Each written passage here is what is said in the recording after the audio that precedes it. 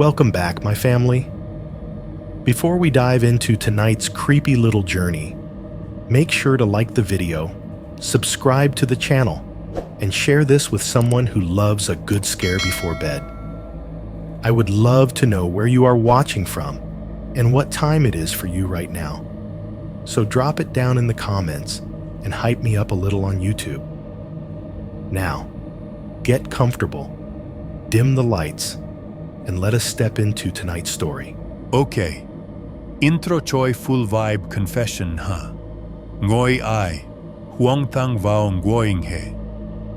Dung luon huk lam kau neo o kwoi joan. If you are hearing this right now, you are already doing the one thing I spent most of my life trying not to do. You are listening. Maybe you have this playing in your car while you drive home in the dark. One hand on the wheel, one hand flicking between lanes. Maybe it is on your TV in a small apartment. Lights off, phone face down on the coffee table. Maybe you are in bed with the screen inches from your face. Everyone else in the house asleep. Hallway light off to save the bill. Wherever you are, I need you to pay attention to the sounds around you for just a second. Listen past my voice. Listen past the music under this. Underneath all of it, you should hear the same things I hear every night. The low hum of a refrigerator. The soft click of a heater turning itself off. The distant hiss of whatever passes for a highway where you live. Those are normal sounds. You have heard them so often that your brain has learned to ignore them. That is how it starts. My name is Mark. I am 42 years old, and for most of my life, people told me my family just had a drinking problem. That is how the doctors wrote it down. That is what the neighbors whispered about on Sundays. But none of those words explain why so many men in my family died on floors that did not belong to them. None of that explains why I can tell you, down to the second, what the last 3 footsteps in my father's life sounded like. I grew up in a house where you could tell how bad the night was going to be by the way the front door opened. If it slammed, you had a chance. Slam meant anger, meant shouting, meant another argument in the kitchen you could drown out with the television. The nights that scared me were the quiet ones. The nights when the door eased open like a breath being held, when the cold air rolled down the hallway and the only warning you got was the smell. A sweet, rotten smell, like spilled soda and something old underneath it. Then came the steps, slow, uneven, as if the person attached to them was learning how to walk all over again. I was 8 years old the first time I watched a man who looked like my father move through our house like he did not belong in his own skin. 3 steps down the hall. A dry little hiccup in his chest. 3 more steps. By the time anyone called it a medical complication, he was already on the kitchen floor, eyes open, looking at nothing. Years later, in a completely different city, working a night shift in a gas station hundreds of miles away, I heard those exact footsteps behind a locked door that should have been empty. A few years after that, the security camera in my apartment building showed me something worse. A man at the front entrance wearing my jacket, with my scar on the back of his neck, walking exactly like my father did the night he died. I am not telling you this to make you feel sorry for me. I am telling you this because once you know the rhythm, once you let it into your head, it becomes very hard to unhear it. By the end of this story, you might start hearing it too. 3 slow steps in the dark. A dry little hiccup after every second one. If that happens in your house after this video, I need you not to turn around right away.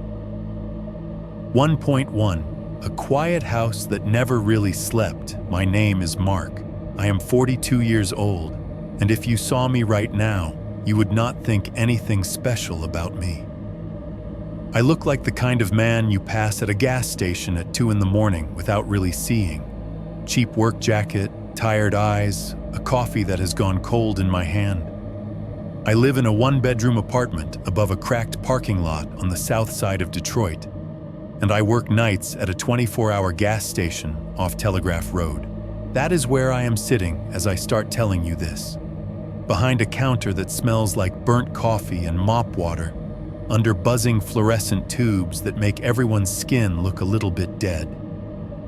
Outside, the pumps glow in that pale, cold way LED lights have when they have nowhere better to be. A semi rolls past on the freeway, and the whole building vibrates just enough to rattle the candy bars.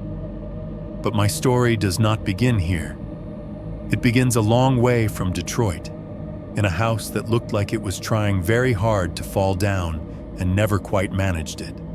It begins in Wisconsin, outside a small town near Green Bay, on a quiet stretch of road where people drove too fast because there was nothing to look at and nowhere they really wanted to go.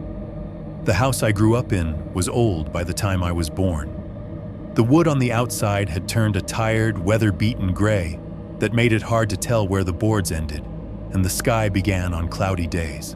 The roof was sheet metal, dull and rust-bitten, and when it rained, the noise was so loud you had to shout to be heard in the kitchen. Our driveway was not really a driveway, just a strip of gravel that had sunk into the dirt over the years, so the stones only showed through where the tires had chewed them back up. Out behind the house, there was a patch of grass that never decided if it wanted to live or die, so it stayed stuck in the middle, brown, flattened, and patchy, with dandelions that came up every spring like they had not gotten the message. The garage was a separate structure, leaning away from the house like it was embarrassed to be related to it. Inside, the air was always thick with the smell of oil, rubber, gasoline, and old sweat. There were coffee cans full of nails, shelves sagging under the weight of parts from machines that did not exist anymore, and dirty rags in every corner. When I was a kid, I thought the garage smelled like what being a man must smell like. Later, I learned it was what men smelled like when they were too tired to shower. Our house never really slept, not the way other houses did. Even when every light was off and every person in it was supposed to be in bed, there were still sounds, small and repetitive, the kind that climb into the back of your mind and build a nest there. At night, the heater would kick on with a hollow thump from the basement, followed by the sigh of hot air crawling through the vents, the metal expanding with little ticks and pings. When it shut off, the silence afterwards felt thick, like a blanket pressed over your face. The refrigerator in the kitchen had a motor that grumbled and rattled in its own strange rhythm, on, off, on again, like an old man clearing his throat in his sleep. If a truck passed on County Road M out front, the sound of its tires on the asphalt came into the house as a long, distant hiss, followed by a brief shiver in the glass of the living room windows. There was a clock on the wall above the TV, a cheap plastic thing with a picture of a Packers helmet behind the hands. It ticked louder than any clock had a right to. At night, lying in bed, I could hear it in the hallway, a dry little click every second, steady and uncaring, keeping time in a house that was always about 3 months behind on its bills.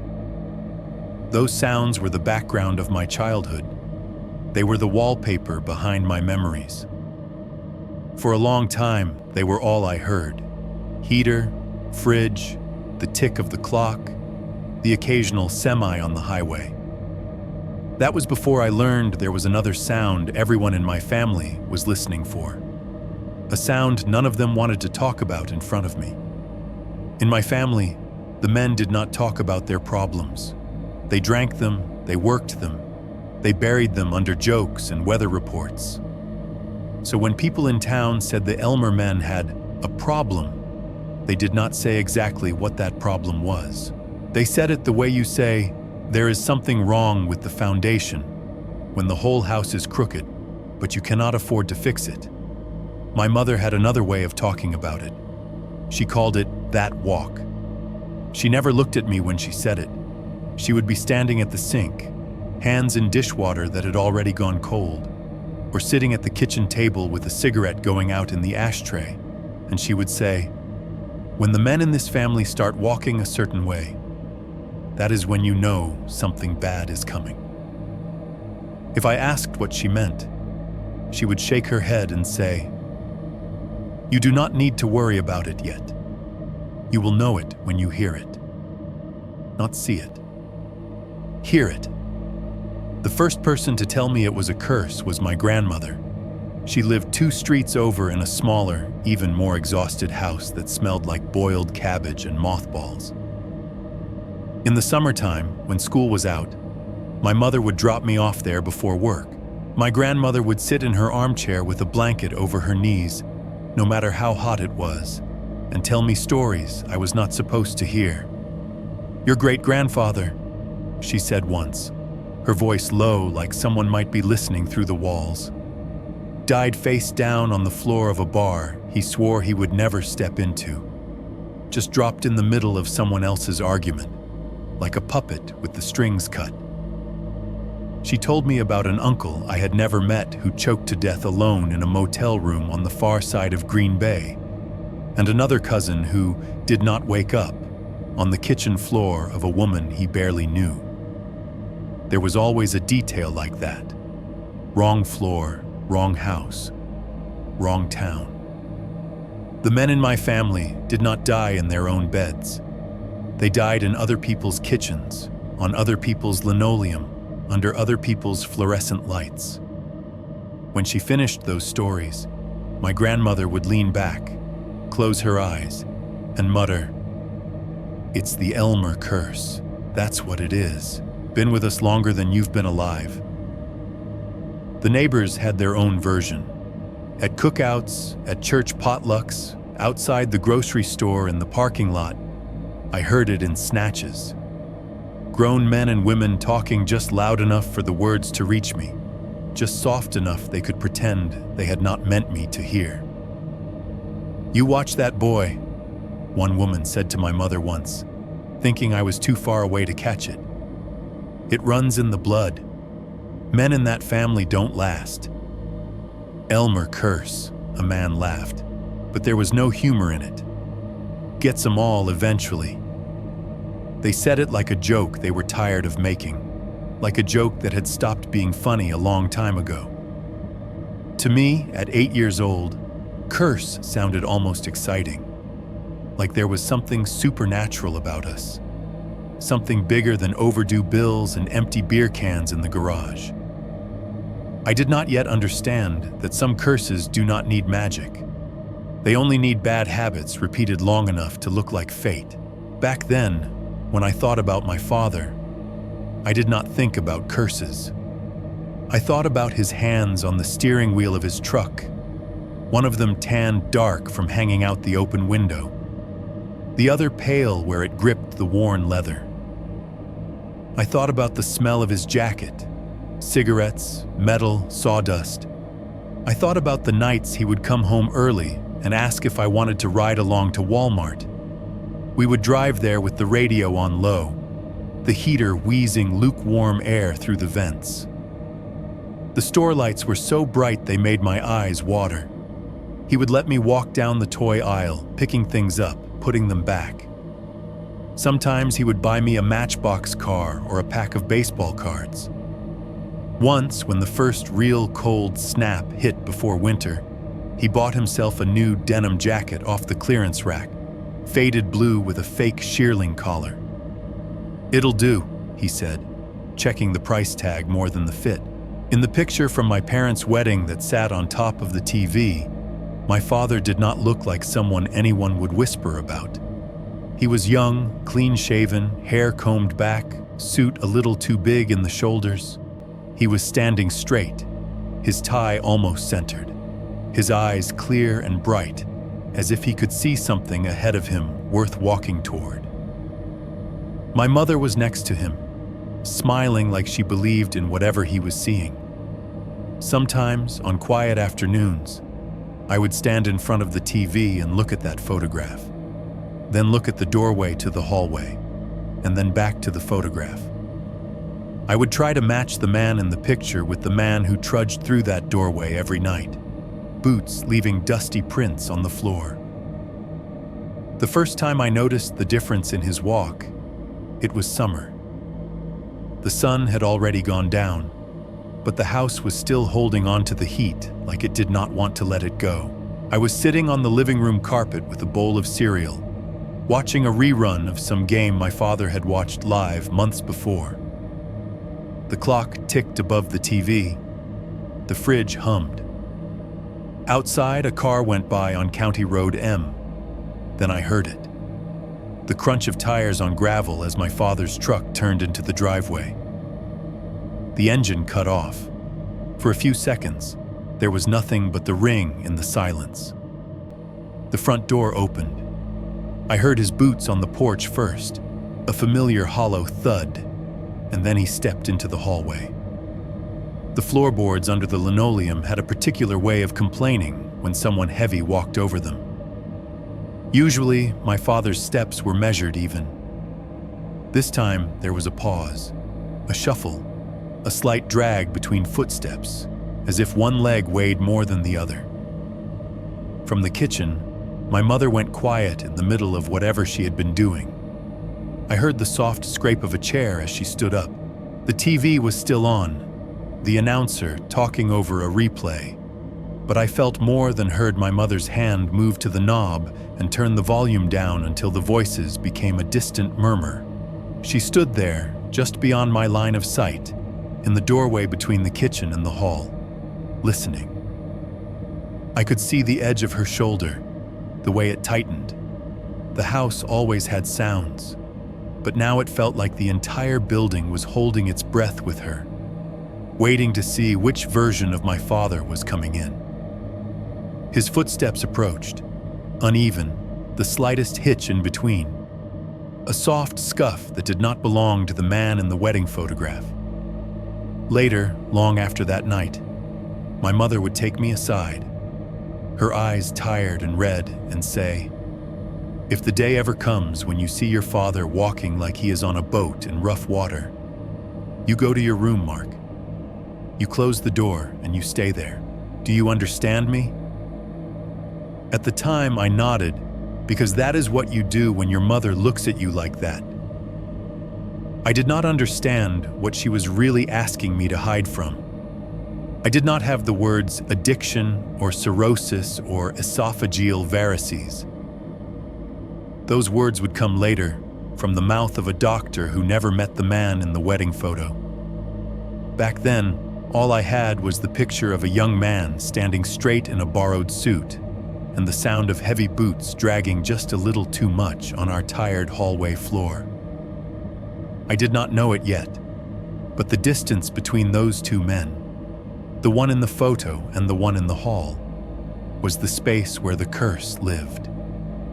1.2. How a curse sounds when you are 8. The year my father died, Christmas came anyway. I was 8.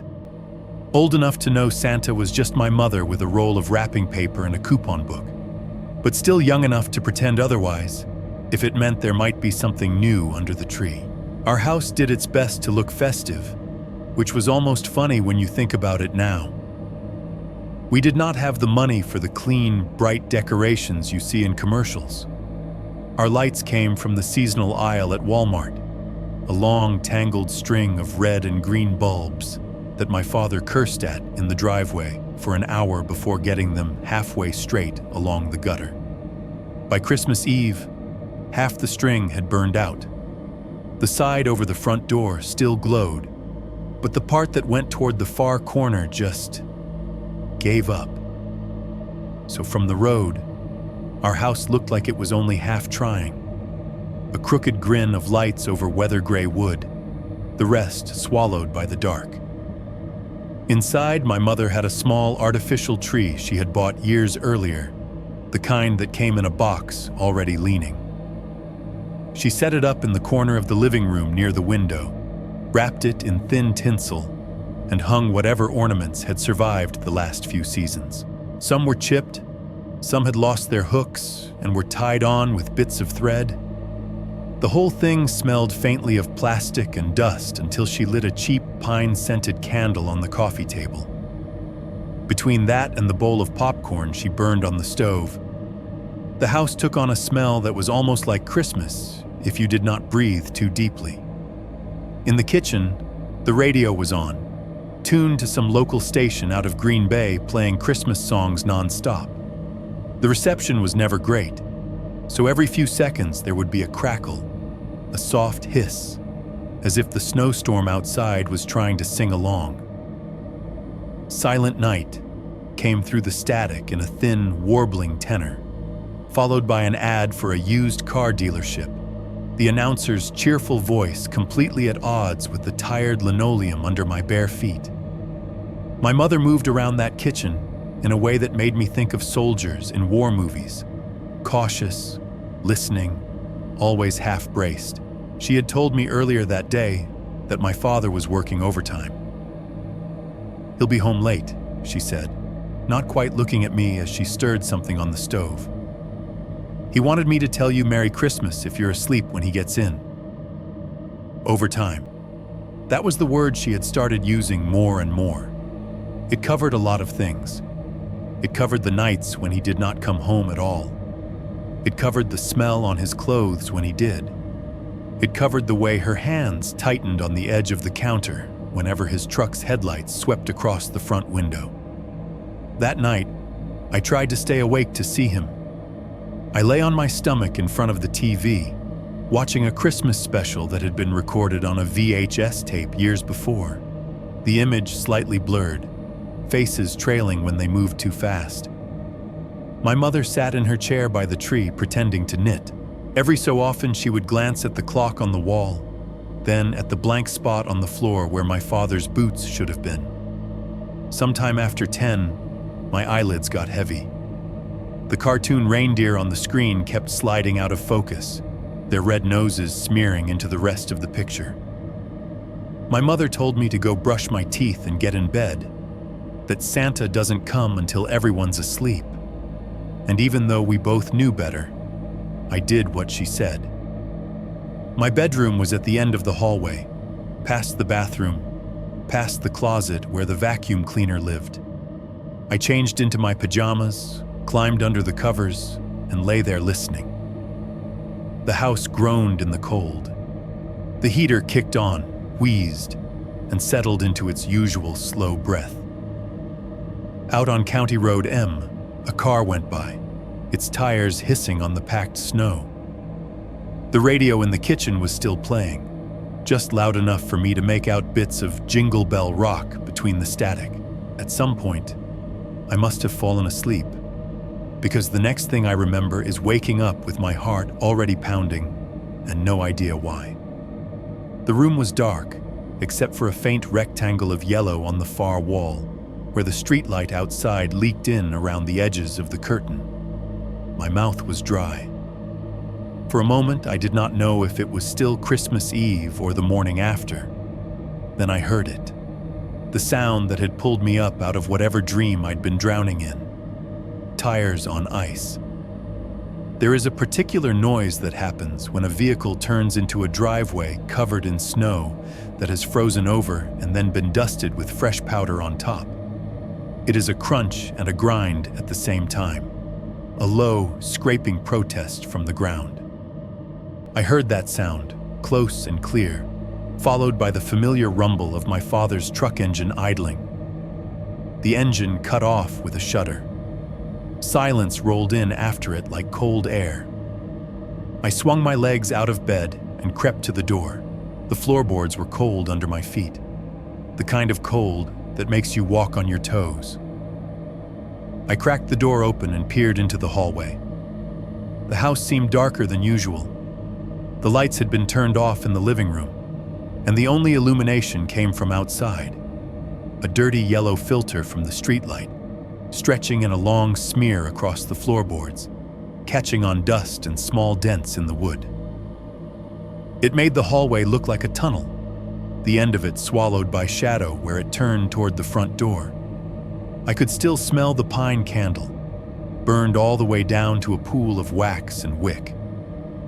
Mixed with it was the scent of popcorn, that slightly bitter, scorched kernel smell that clung to the stovetop whenever my mother forgot it for a minute too long. It was familiar, homey in a cheap kind of way. Underneath those smells, something else began to creep in. The lock on the front door clicked, not loud, just a tiny metallic sound that cut through the house like the tick of a clock. The hinges followed a second later with a long, complaining creak, and a draft of air rushed down the hallway.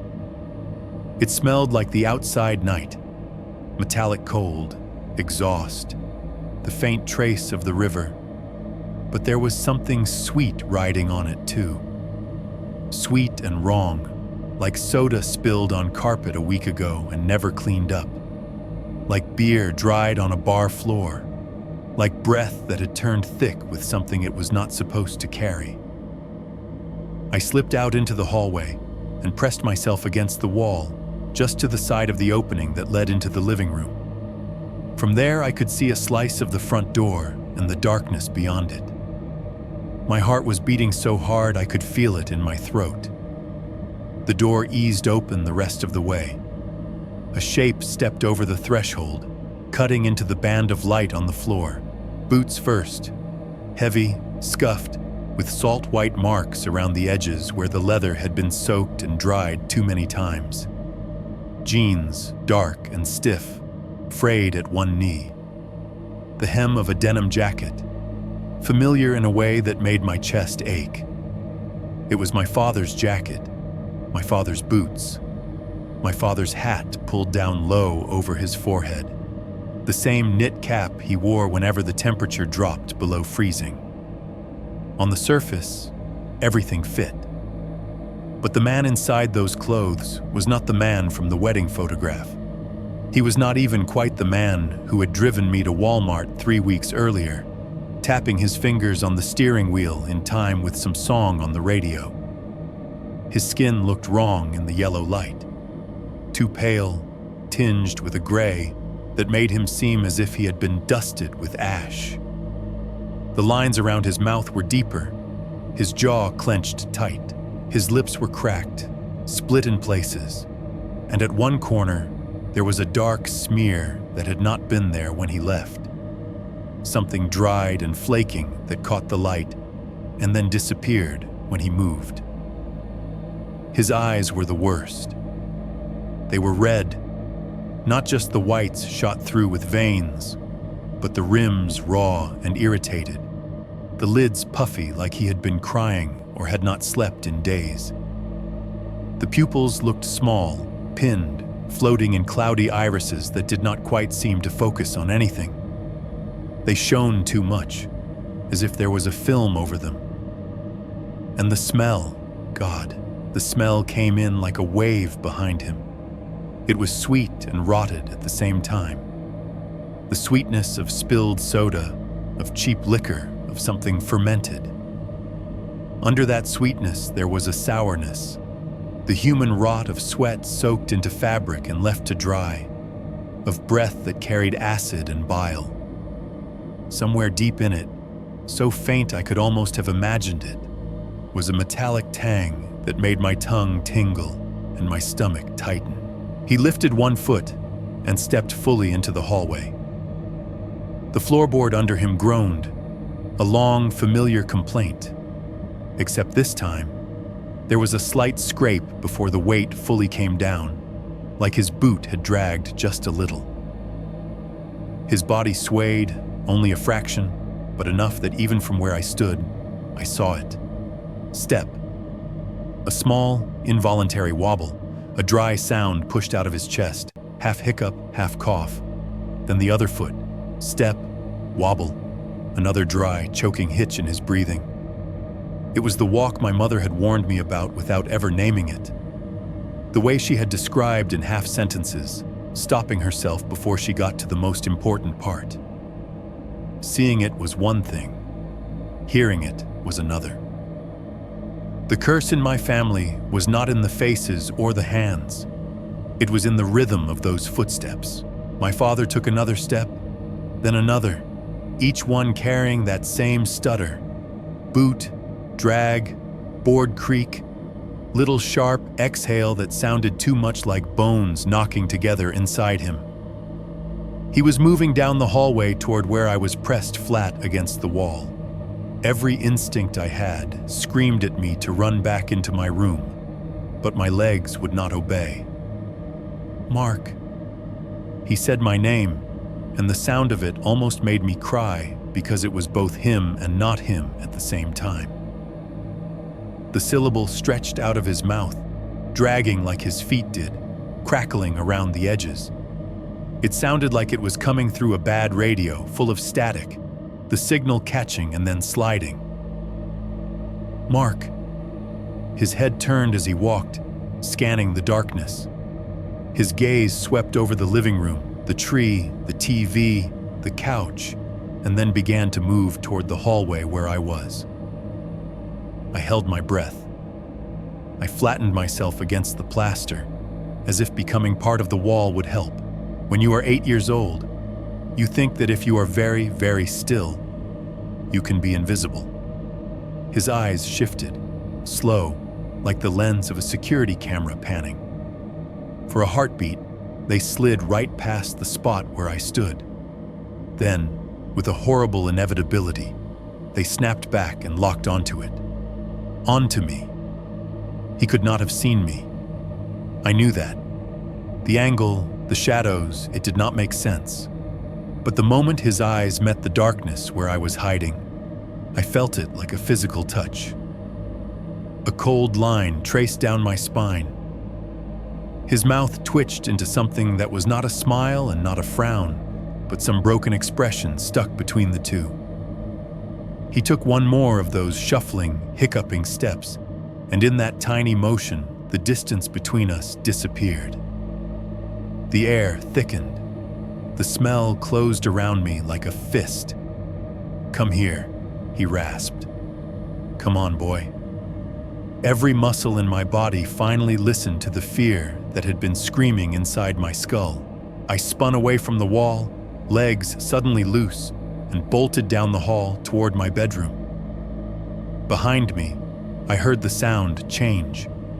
His walk, slow and dragging a moment before, exploded into a lunge.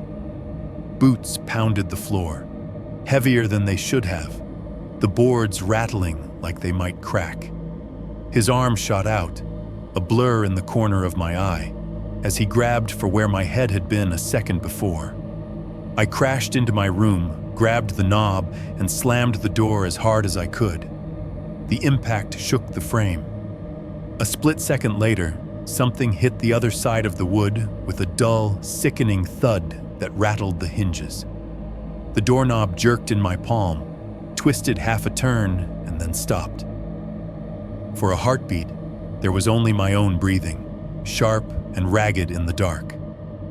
Then came the scratching. Not long, not dramatic, just a short, rough scrape of something. Knuckles, fingernails, a ring, dragging down the painted wood, right at the level of my face. It started near the lock and ended halfway down, leaving behind a sound that dug straight into my teeth. And then nothing. The house, which had been full of footsteps and breath and terrible smells a moment before, fell into a silence so complete that even the tick of the clock and the hum of the refrigerator seemed to have stopped. I pressed my forehead against the back of the door, my hand still clamped around the knob, and listened to that silence beat against my ears somewhere out in the dark. The radio in the kitchen fought its way back through the static and began to play Silent Night. 1.3 How My Father Died in Our Kitchen. For a few seconds after the thud against my bedroom door and that short, tearing scratch, I could not move. My hand was still welded to the knob, my ear pressed against the cheap, hollow core wood, waiting for the next sound. A voice, another impact. anything. What came instead was my mother. Not her words at first, just the sound of her screaming. It started as a sharp, high noise that did not sound like language at all, like someone had split the air with a knife. Then her voice found a shape. My father's name, mangled on the way out of her throat. Elmer! Something heavy hit the floor out there in the house. Then something else, smaller, skittered and shattered. A glass, a plate. I did not know. The kitchen had always sounded full, but now every noise was amplified. The scrape of a chair knocked sideways, the hollow pounding of my mother's footsteps on the linoleum, the clatter of a spoon bouncing off the counter. Elmer, get up! Elmer! She did not sound like my mother when she shouted his name. She sounded like someone trying to call a person back from very far away. I let go of the doorknob without realizing I was doing it. My fingers tingled where they'd been gripping the cold metal. The house rocked slightly with the movement in the other room, the way it did when a strong wind hit one side. The pine scent from the candle felt sickly now, too sweet, like it was trying to cover something up and failing. I opened my door. The hallway on the other side looked as empty as if nothing had happened. The band of yellow light from the street lamp still stretched across the floor, showing a scatter of dust and the scuffed path of our usual steps. My bedroom door bore a new mark, a thin, fresh line in the paint about as long as my forearm, pale wood showing through where something had scraped away the top layer. I did not want to touch it, so I didn't. The smell hit me harder in the hall than it had in my room. The sweet, spoiled odor that had come in with my father was thicker now, heavier, clinging to the back of my tongue. Under it, a new note had bloomed. A sharp, metallic tang that I would later learn to associate with blood. Beneath that, fainter but there, was the stinging, chemical smell of cleaner, like someone had knocked a bottle of it over but not yet wiped it up. My mother screamed again. This time the word was simpler, shorter. Help! I walked toward the kitchen because no one had told me not to yet. I walked on the edges of my feet, like the boards might reach up and grab me if I set my heel down too hard. As I passed the living room, I saw the Christmas tree still blinking its uneven pattern, half of the Walmart lights dead, the radio in the kitchen still playing a hymn that sounded wrong with my mother's voice tearing through it. The kitchen doorway framed everything like a photograph I did not want to see and could never get rid of. My father was on the floor.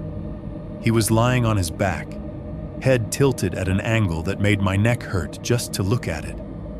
The back of his skull resting against the leg of the table. One arm was flung out to the side, fingers curled in like he had been reaching for something and missed. His boots, the ones that had just pounded down the hallway, were splayed slightly apart.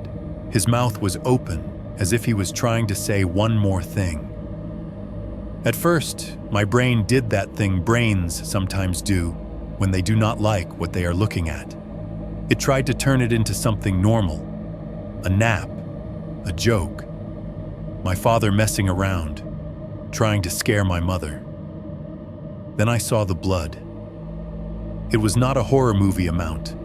There were no guts, no dramatic sprays painted up the walls. It was worse than that in a way. Small, contained, very real. A dark smear on the edge of the table leg where his head had hit. A single thick line that had trickled down from there to the floor and dried into a tacky, almost black streak. Near his mouth, pooled in front of his face, was a broad reddish-brown stain that had already started to soak into the old linoleum, turning the fake tile pattern muddy. There was something in that puddle besides blood. Not solid enough to be food, not clear enough to be just spit or water. It was the color of rust and old coffee, and it smelled like the worst part of the house had been scraped up and poured into one place. My mother was on her knees in that mess, not caring that it soaked through her jeans. Her hair had come out of its clip and hung crooked around her face. She had one hand on my father's chest, fingers pressed so hard into his work shirt that the fabric bunched up. The other hand fluttered uselessly at his cheek, patting, shaking, trying to coax movement out of him that would not come. "Elmer, look at me," she was saying over and over. "Come on, you look at me." His eyes were open, but they were not looking at anything. Not at her, not at me, not at the ceiling where the paint was peeling away in curls. They had that same cloudy shine I'd seen in the hallway, but now whatever had been trying to move behind them was gone. "Mom?" I heard my own voice, small and thin behind me. It did not sound like it belonged in this room. She jerked her head up, and for a second I thought she was going to tell me to get some towels or call someone. Instead, she saw me and something else fell apart in her face. Her mouth pressed into a flat line, and her eyes went glassy in a different way. "Go back to your room, Mark," she said, and her voice came out flat, almost calm, like she had already burned through all her panic. "Go, now." "But, now!" The radio on the counter fizzed and popped as if the station had suddenly moved 100 miles away. Some DJ's overly cheerful ad for a holiday sale tried to cut in between the hymn and my mother's words. A tinny voice chattering about low, low prices, while my father's body lay cooling on the floor. The heater in the next room shut off with a click, and the silence that followed it swelled up, swallowing everything but the sound of my mother's ragged breathing. I backed away into the hallway. My legs felt like they did not belong to me, like I was piloting them from a long way off. I remember the grain of the wallpaper at eye level, the way the tiny printed flowers blurred in and out as I moved. The rest of that night is a series of flashes, like still images lit up by the red and blue outside. At some point, there were sirens, distant and then close, bouncing off the snowbanks and the flat faces of the neighboring houses. Red and blue lights pulsed through the thin curtains, painting the living room in sickly, alternating colors. When the front door opened again, cold air pushed that smell farther down the hallway, metallic and sour over the sweetness that had already saturated the house. Men in uniforms came in, heavy boots thumping on the floor, radios crackling at their shoulders. One of them nearly slipped in the kitchen, his foot skidding in something on the linoleum, and he swore under his breath before catching himself. They spoke to my mother in low, practiced voices. They checked my father's pulse, even though anyone with eyes could see there was nothing left to feel. I sat on the couch, a blanket around my shoulders that I do not remember anyone putting there. From where I was, I could not see directly into the kitchen anymore. But every time someone moved in and out, the image of him on the floor snapped back into focus in my head like a slide coming into place. Later, at the hospital, there was a doctor. He had glasses that kept sliding down his nose, and a chart he flipped through like it was going to tell him something new if he just turned one more page. He spoke in a low, careful tone that suggested he had given this speech before. "Rupture of esophageal varices," he said, and the words sounded like they belonged in a different language. "A complication from advanced liver disease." My mother stared at him like he was reading off the weather report. "It appears he fell," the doctor added. "The head trauma contributed, but the underlying condition is the main cause. There's no sign of foul play. It was an accident. Accident, complication, underlying condition." At 8 years old, those words slid right off me. They did not stick.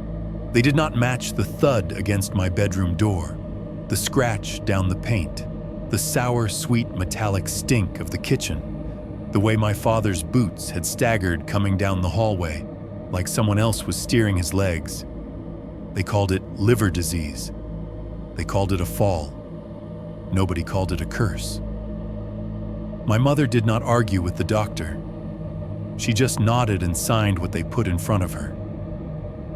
On the drive home, she kept both hands on the steering wheel, knuckles white, eyes on the road. When the first neighbor came by with a casserole and a face full of condolences, my mother met her at the door, blocking the view inside with her body. "He got sick," she said. "That's all. He got sick real fast." When I tried to tell her about the hallway, about how he had moved, about how he had looked at me and grabbed for where I had been standing, she cut me off so sharply the words died in my throat. "You didn't see anything," she said. "You were in your room. You were asleep. Do you understand me, Mark?" I did not. But I nodded anyway, because the alternative was to watch her break in, a way I did not know how to fix. At the funeral, they dressed my father in a suit that was not his, smoothing his hair back, closing his eyes so no one had to see the film on them. The church smelled like old wood and perfume and the faint, dusty tang of the organ pipes. When the music started, the sound filled the high ceiling and echoed back down over our bowed heads. Behind me, in one of the pews, two of my relatives whispered to each other during the hymn. "Terrible thing," one murmured.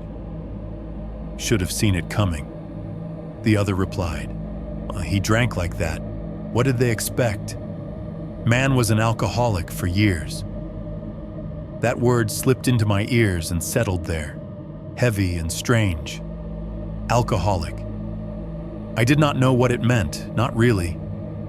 All I knew was that they said it like a diagnosis and a curse at the same time, like something that explained everything and nothing. Later, at the cemetery, the snow squeaked under our boots as we followed the casket. The wind coming off the fields cut through my jacket, finding every gap, every weak spot.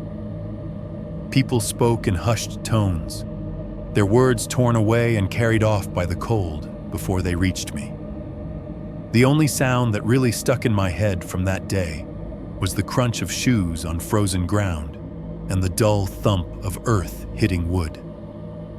That night, after everyone left, and the house was as empty as it had ever been, my mother went to bed without saying goodnight. She closed her door. The heater clicked on, then off. The refrigerator hummed and quieted. The radio in the kitchen was finally silent. I lay in my room staring at the ceiling, listening hard because I did not know what else to do. At first, it was just the familiar things, the tick of the clock in the hall, the distant whisper of a car passing on County Road M. But as the house cooled and settled, as the noises thinned out, I heard something else. It was so soft I thought I imagined it. One step, a slow creak of wood, somewhere between my room and the living room. Another step, slightly closer. The same board complaining in the same way it had every night when my father came home. A pause, and in that pause, a tiny, dry sound, a hitch in breath, a ghost of that hiccuping cough that had marked his walk on the last night I'd seen him standing. Then one more dragging step, as if whoever or whatever was making it was not quite used to carrying its own weight. The grown-ups would tell me he died because of something inside his body breaking after years of drinking. They would point to charts and test results and big words. They would call it a tragedy and an accident and a warning. Lying there in the dark, listening to the floor whisper under invisible feet in a house that only had 2 living people in it now. I did not have any of those explanations.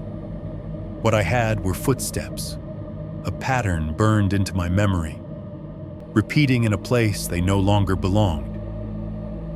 To them, My father's death was a complication of liver disease. To me, 8 years old and wide awake in that too-quiet house, it was the first night I understood that whatever haunted the men in my family had finally come inside and started collecting what it was owed. 2.1. What the house sounded like without him. After my father died, the house did not suddenly become quiet. That would have been easier in a way. Silence you can recognize. Silence you can label in your head and sit with like an unwelcome guest. What we got instead was something stranger. The same sounds as before, but with one of the main instruments missing. Like someone had taken a song I knew by heart and ripped out the drums. There was no more rumble of his truck turning off the road and into the driveway at the end of the day. No headlights sweeping across the living room ceiling, turning the faded paint into a bright, shaking rectangle for a few seconds. No slam of the door when he came in angry. No careful, slow click when he came in trying not to wake anyone up. The refrigerator still hummed. The heater still kicked on and off. The clock still ticked above the TV with that same dry, mechanical stubbornness. But the space where his sounds had been, the heavy boots in the hall, the rattle of his belt when he took it off, the low muttering as he looked into the fridge at midnight, remained empty. The first few days after the funeral, my mother cried, not the way people do in movies, loud and dramatic with tears rolling down in neat tracks. Hers were thinner, meaner tears. They came in short bursts that caught her off guard while she was doing dishes or folding laundry. Her shoulders would jerk, her breath would hitch, and then she would press the heel of her hand into one eye, like she was trying to push the water back in. Once I found her standing in the hallway outside their bedroom, with one of his shirts pressed over her face, fingers dug into the fabric so hard her knuckles had gone white. She did not hear me or pretended not to, and I backed away before she had to choose between dropping the shirt and explaining herself. Then one day, the crying just stopped. She moved around the house like a ghost with a to-do list. She washed his clothes and put them in boxes. She took his boots off the mat by the door and put them in the back of the closet, behind an old vacuum cleaner and a bucket full of brittle yellow cleaning rags. She scraped the blood stain in the kitchen with a sponge until the linoleum turned a lighter color there than anywhere else on the floor. She did all of this without speaking much, as if words cost extra now and we could not afford them. The TV turned on and stayed on. Before, it had only come to life for specific things. A game my father wanted to watch, the evening news, a show my mother half followed while making dinner. After he died, the TV became a kind of background noise generator. My mother would switch it on in the morning and leave it running until she went to bed. Volume turned up just enough that you could hear the voices in every room but not quite make out all the words. It was mostly local stuff, morning shows with plastic-smiled hosts, daytime court programs, commercials for car dealerships and payday loan places. At night, they ran reruns of old NFL games, not the ones anybody cared about, just random matchups from seasons that had barely mattered. The crowd roared on a loop, a fake crowd for a game that was already over. Sometimes, late at night, when the house was otherwise still, I would lie in my bed and listen to the murmur of the commentators bleed through the walls. A pass, a fumble, a penalty. Their voices rose and fell like they were narrating something important. In our house, nothing was being narrated. Things just were. It took a little longer for the bottles to show up. At first, my mother drank the acceptable things, coffee in the morning, tea at night. Then her coffee started smelling sharper. She began keeping the mug with her everywhere, even into the bathroom when she brushed her teeth. The mug was an old Christmas one. with a snowman whose nose had been scratched off by too many trips through the sink. One afternoon, not long after school started up again, I came home and saw something new on the counter. It was a clear glass bottle with a label I didn't recognize. Half empty, the liquid inside the color of weak tea. There was no fancy logo, no script letters, just block text and a price sticker from the cheap liquor store near the edge of town. My mother poured from it into her coffee mug instead of a glass. "It helps me sleep," she said when she caught me looking. Her voice had that brittle edge that meant she would break or snap if I pushed. I can't keep my mind quiet otherwise. I thought about the way my father had walked down the hallway on his last night and wondered what he had been telling himself all those times he opened the fridge at 2 a.m. That it helped him sleep too, maybe. That it was only for a little while. Outside our house, the world kept moving like it always did. But it seemed to lean in more now when we went out. At Dollar General, my mother pushing the cart, I could feel eyes on us from the next aisle over, hear the hiss of voices through the shelves. "Poor thing," someone murmured, meaning my mother. "Men in that family," another replied quietly. "They all go the same way." At church, in the weeks when my mother still made us go, people came up with the same phrases wrapped in slightly different paper. "He's in a better place. Let us know if you need anything. You stay strong for your mama now." Then, when they thought we were out of earshot, "It's that curse. Got his daddy too, if you remember. Should have seen it coming. They drink like that. What do they expect?" I kept hearing that word, curse. I heard it more often than alcohol, more often than liver, more often than sick. It floated over potluck tables and through parking lots. A story people told each other so they did not have to look too closely at why they were really scared. In all those conversations, nobody ever talked about the sound. The first time my mother left me alone in the house after he died, it was because of money. Grief does not stop the bills from showing up, and there are no payment plans for funerals. She picked up a night shift at a small packing plant off the highway, the kind of place where they put things in boxes so other people can open them and never think about who sealed them up in the first place. "I'll be back before you go to school," she said, standing in the doorway with her coat half buttoned. The TV was on behind her, some late-night host laughing at his own joke. "You lock the door after me. You don't open it for anyone. You hear me, Mark?" "Yes, ma'am." She hesitated, looking past me down the hallway toward the kitchen, and for a second something like panic flickered across her face. Then she smoothed it out with an effort, kissed the top of my head, and left. The cold air slipped in around her as the door opened and closed, carrying the smell of exhaust and wet asphalt. I locked the deadbolt and stood there for a moment, listening to the house react to being alone with me. The heater was on, blowing warm dust out of the vents. The refrigerator motor was in its on cycle, a steady, grinding hum.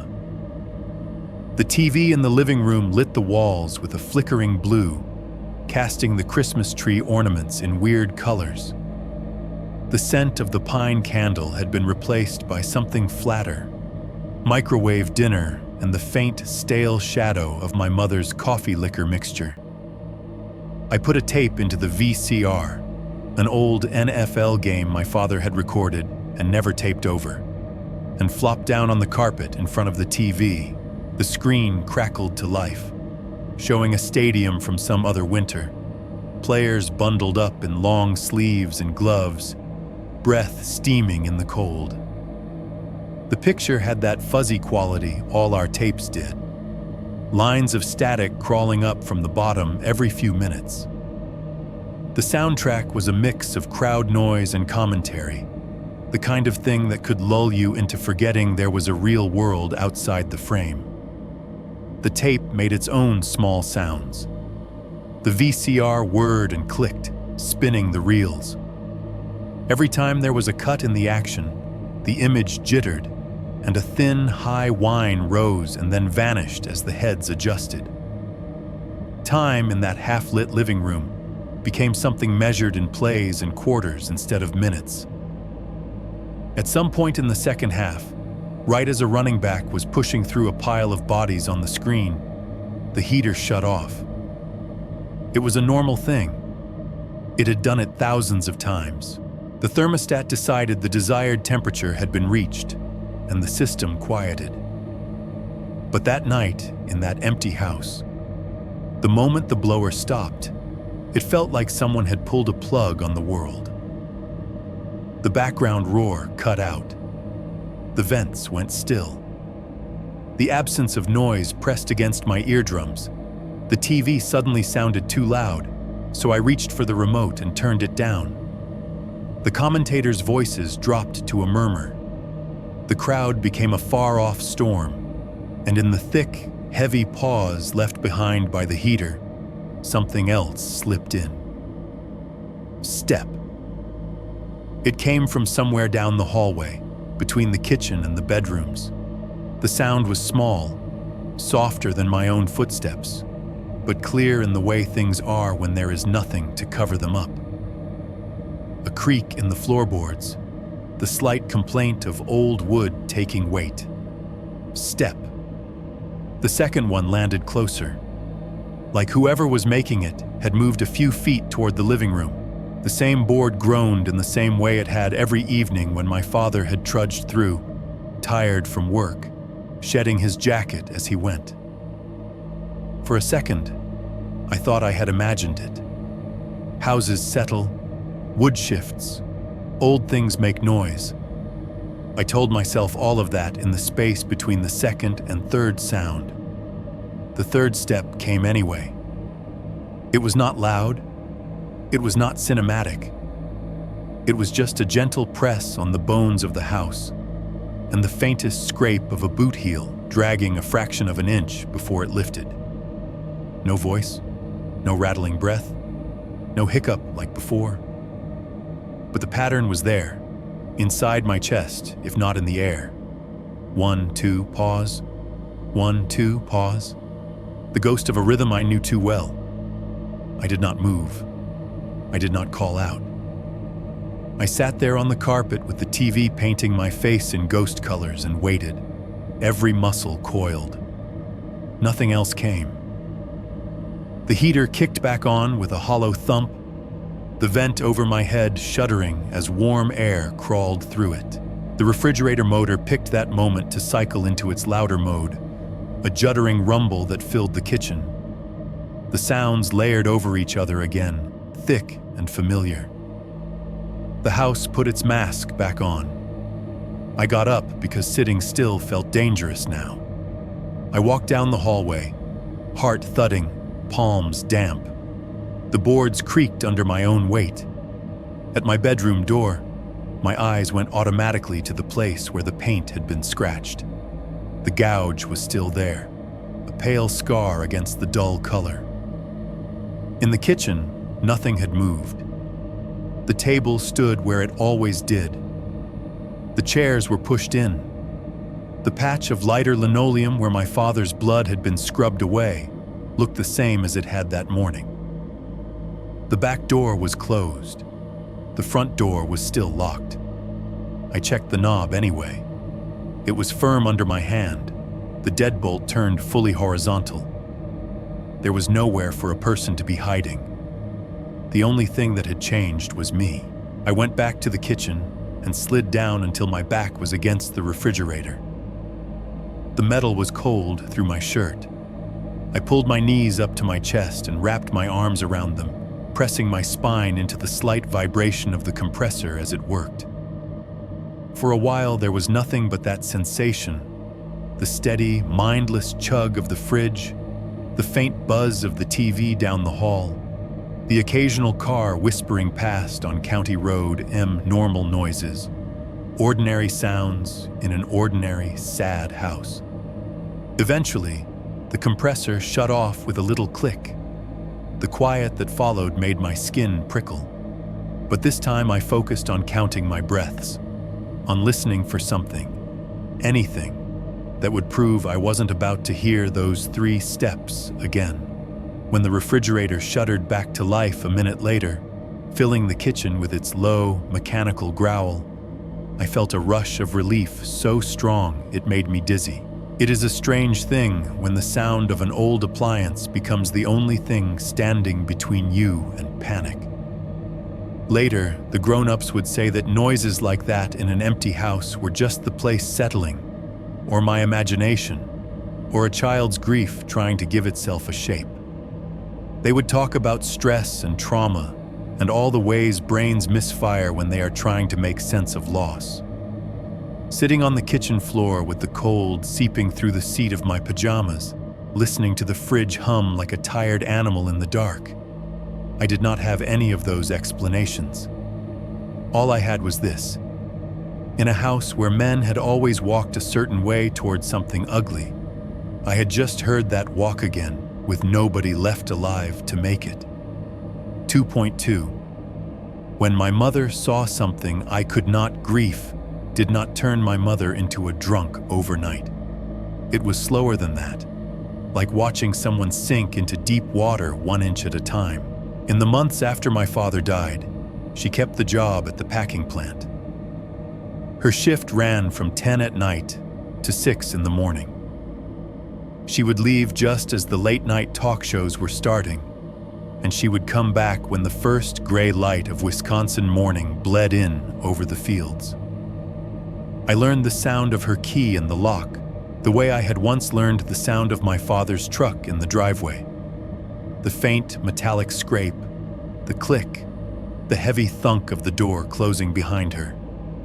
At 6 a.m., the house always smelled like 2 places at once, inside and outside pressed together in a way they were never meant to be. The outside brought in wet cold, exhaust, and the sharp, plasticky tang of whatever chemicals they used at the plant.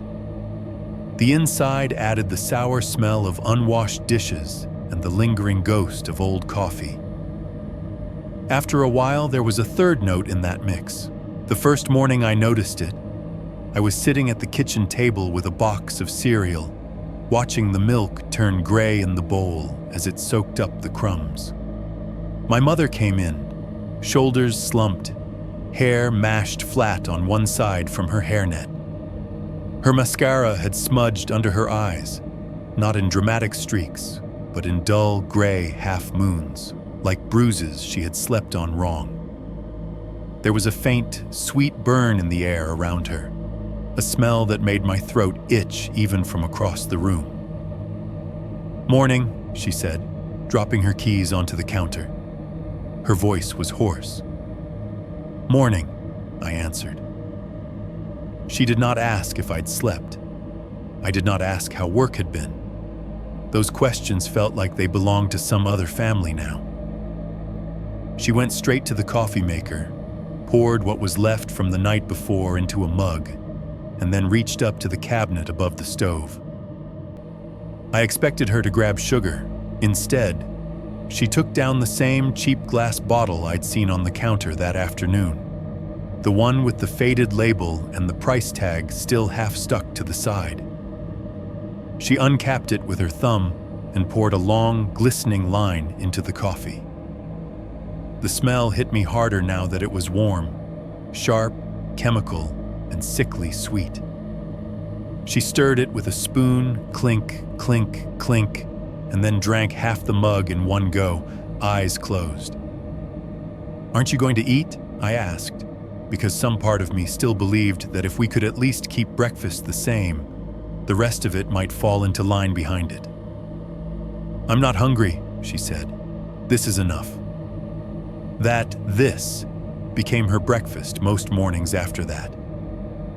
Coffee and something from a bottle, as she put it when I looked at her too long. Her hands shook a little less after the first mug, and she started talking in full sentences again. It was easy at first to pretend it was medicine, something prescribed, something controlled. The problem with just to calm my nerves is that nerves do not stay calm. They adapt. They demand more. I began to notice empty bottles in the trash more often. Clear ones, brown ones, a green one once that made the whole bin smell like a bad Christmas. She tried to hide them at first, pushing them under newspapers and junk mail. But glass has a way of making its presence known even when you cannot see it. When you took the bag out to the can in the garage, the sound of the bottles clinking together was as distinct as any footstep in the hall. One afternoon, she called me into the garage with a look I recognized from before my father died.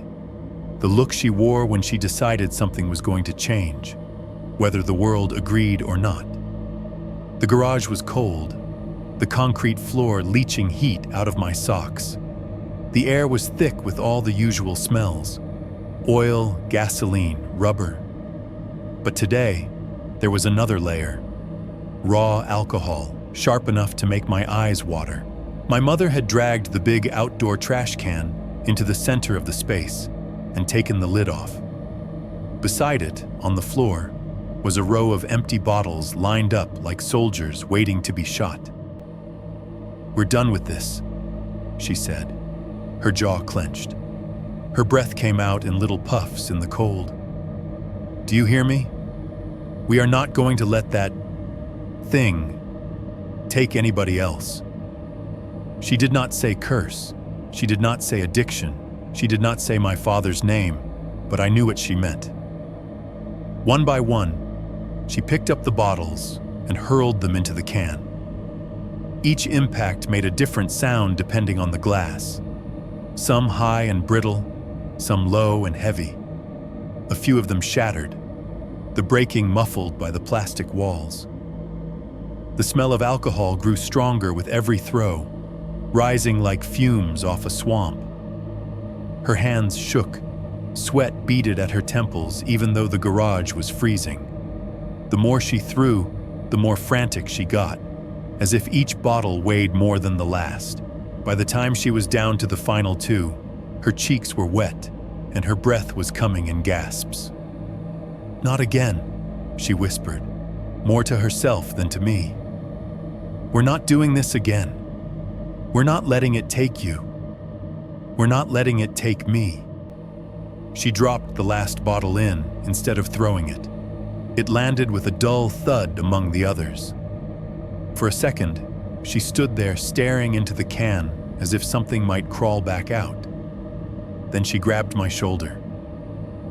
"If I ever ask you to go buy me another one," she said, her fingers digging through my shirt, "you say no. You understand? No matter what I say, no matter what I do, you say no, Mark." I nodded, not trusting my voice. It felt like a test I was being set up to fail. The first night passed. She came home from work, made coffee without reaching for the cabinet. The second night, she was shaking harder than usual, but she made it through with tea and the TV turned up too loud. The third night was when everything slipped. Sleep came in pieces for me by then. I would drift off, jerk awake, listen, drift again. That night, I woke up to the sound of movement in the house. Not sudden, panicked movement like the night my father died. Slower, wandering. The sound of bare feet on linoleum, heel toe, pausing and starting again. I lay in bed and stared at the ceiling. My alarm clock glowed red numbers into the dark. 2:13 a.m. "Mom?" I called, my voice barely above a whisper. No answer. The footsteps went on. Down the hall, into the kitchen, back again. Uneven, as if she were changing her mind about where she wanted to go with every third step. After a few minutes, the pad of feet on linoleum shifted. They came closer, onto the hallway boards, which had a different voice entirely. Old wood that croaked under weight. The sounds moved toward my room and then stopped just outside the door. I held my breath. The knob turned slowly. The door eased open with a soft sigh of wood over worn carpet. In the spill of moonlight from my window, my mother's silhouette filled the doorway. She was wearing her work pants and a t-shirt, no coat, no shoes. Her hair was down, tangled. The moonlight caught in her eyes and made them look almost white. They were open too wide, pupils blown, and she did not blink. "Mom?" I tried again. She didn't respond to my voice. Her head tilted slightly, like she was listening to something else entirely. "You hear it?" she whispered. Her voice did not sound like my mother's. It sounded thin and frayed, stretched over too many hours of not sleeping and too many nights of trying not to reach for the bottle. "Hear what?" I asked, though I already had a pretty good guess.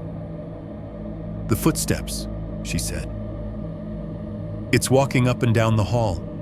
It's been doing it all night," I thought. Her mouth twisted into something that might have been a smile on someone else. "I thought maybe it would stop if I stayed awake, but it just keeps going." She took a step into the room. The boards under her feet gave a soft creak.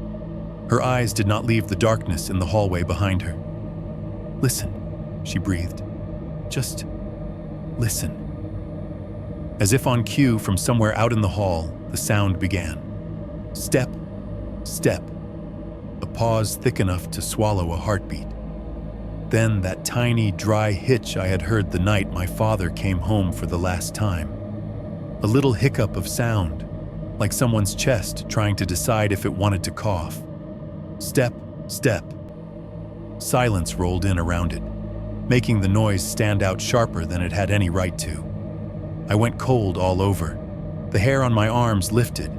It was exactly the same rhythm, the same distance between each impact, the same weight in the floor. The house knew it, and so did I. My mother's head jerked, eyes tracking something I couldn't see as it passed the doorway behind her, moving down the hall. Her fingers flexed at her sides. "It keeps doing that," she whispered. "Up and down, up and down. It won't stop." A shadow flickered across the narrow strip of light, where my door was cracked open to the hallway. It was nothing more than a darker blur moving through the dark, but the speed of it, the way it licked over the door frame and was gone, made my heart hammer against my ribs. For a split second, I had the sensation that something, had walked right past the door, close enough to brush their shoulder along the wall. I jerked back in bed, my own breath catching in my throat. My blanket rasped against the sheets loud enough to make my mother's gaze snap to me at last, as if she had just remembered I was there. Her eyes focused slowly, like it hurt. "You heard it," she said. It wasn't a question. Yeah, I admitted, because lying felt more dangerous than the truth in that moment. She let out a soft, broken laugh that turned into something like a sob halfway through. "I knew I wasn't crazy," she said. "Or, not just crazy." She took one more step into the room and then stopped, swaying slightly. Sweat glistened at her hairline even though the house was cold. Her t-shirt clung damply to her collarbone. "I can't sleep," she murmured. "Every time I close my eyes, I hear it start again. It's like it's pacing, waiting." "For what?" I asked before I could stop myself. Her gaze slid past me over my head, to the window. The curtain was glowing faintly with moonlight, a pale rectangle on the wall. "For the door to open," she said. "For someone to let it in." Her shoulders slumped. For a moment, she looked older than my grandmother, all the years collapsing on top of her at once. She lifted one trembling hand and pressed it to her temple. "I think I need help," she said. "Real help, not from a bottle." Then her knees buckled. I was out of bed and at her side before I even thought about it. grabbing her under the arms as she sagged against the doorframe. She was hot to the touch and clammy, her skin slick under my fingers. Up close, I could see tiny tremors running through her muscles like static. Her eyes tried to focus on my face and failed. "Mom?" My voice broke on the word. "I see things when I close my eyes," she mumbled. "Shadows, faces, your father in other people's kitchens. I hear the steps. I hear it calling you." She tried to say more, but the words tangled together and turned into a low, incoherent mumble. Somehow, I got her back to her bed. She lay there shaking, staring at the ceiling, whispering about footsteps and someone standing in the corner of the room, just out of the light. I called 911 because there was no one else to call. The paramedics came with their calm voices and their practiced hands. They checked her pulse, her vitals, asked me questions I only half heard. One of them used a phrase I'd never heard before. "Could be delirium tremens," he said quietly to the other guy. "Oh, she says she quit cold turkey a few days ago." The other man nodded. "Hallucinations, tremors, fits the picture." They loaded her onto a stretcher and wheeled her out into the cold, their boots thudding on the floor in a pattern that was mercifully normal. The door shut behind them. The house was empty again. I rode with an aunt to the hospital later that morning. The waiting room was bright and colorless, all beige chairs and off-white walls. A TV mounted in one corner played some daytime talk show at low volume, the hosts' voices aggressive and fake cheerful as they debated something trivial. Every few minutes, a speaker would crackle overhead and a voice would read out a name and a room number. I sat there with my wet shoes leaving little salt dust marks on the tile and my coat bundled in my lap, staring at the floor. A woman across from me flipped through a magazine without looking at the pages. Somewhere down the hallway, a phone rang and rang before someone picked it up. "Delirium tremens," my aunt repeated under her breath, as if trying the words on for size. "It's the alcohol. Makes them see things, hear things. It's not real. Hallucinations, withdrawals, DTS, all new vocabulary I was apparently going to have to learn." I thought about my mother standing in my doorway, eyes wide and wet, whispering about footsteps. I thought about the sound that had come from the hallway at exactly the moment she'd asked if I heard it too. 3 slow, deliberate steps and that little dry hitch, as familiar to me now as my own heartbeat. If it was all in her head, if it was just the chemicals in her brain rewiring themselves in protest, then how was it that I heard it too? The TV hosts on the screen laughed at something that was not funny. The overhead speaker called another patient name. The day moved forward in that weird hospital way, time stretching and folding back on itself, sitting there with my shoes still wet from the snow and the smell of antiseptic in my nose. I realized that whatever the adults decided to call what was happening to my mother, their words were not big enough to cover everything walking through our house. 2.3. The men who all walked the same way. When my mother went into rehab, nobody used that word around me. They said a program or a place where they're going to help her sleep without the bottle, as if insomnia was the main problem and not the way she had started seeing things in hallways and hearing footsteps that might not have belonged to anyone. I was told it would be a little while and that I would stay with family until she came home. Family, in my case, meant people who shared our last name and our habits. For a few months, I lived in the spaces between other people's lives. A pull-out couch at my aunt's cramped house, a mattress on the floor in my grandmother's spare room that smelled like old newspapers. But the longest stretch was at my cousin Rick's place. in a trailer at the edge of a park just outside town. The trailer park was one of those places that looked like it had been dropped there by accident and forgotten. The gravel road between the rows developed potholes in early spring and never really recovered. The trailers themselves were faded, white that had become gray, blue that had bleached into something almost colorless. Skirts around the bottoms sagged, patched with plywood where the original panels had rotted away. Satellite dishes clung to roofs at odd angles, pointing hopefully at the sky.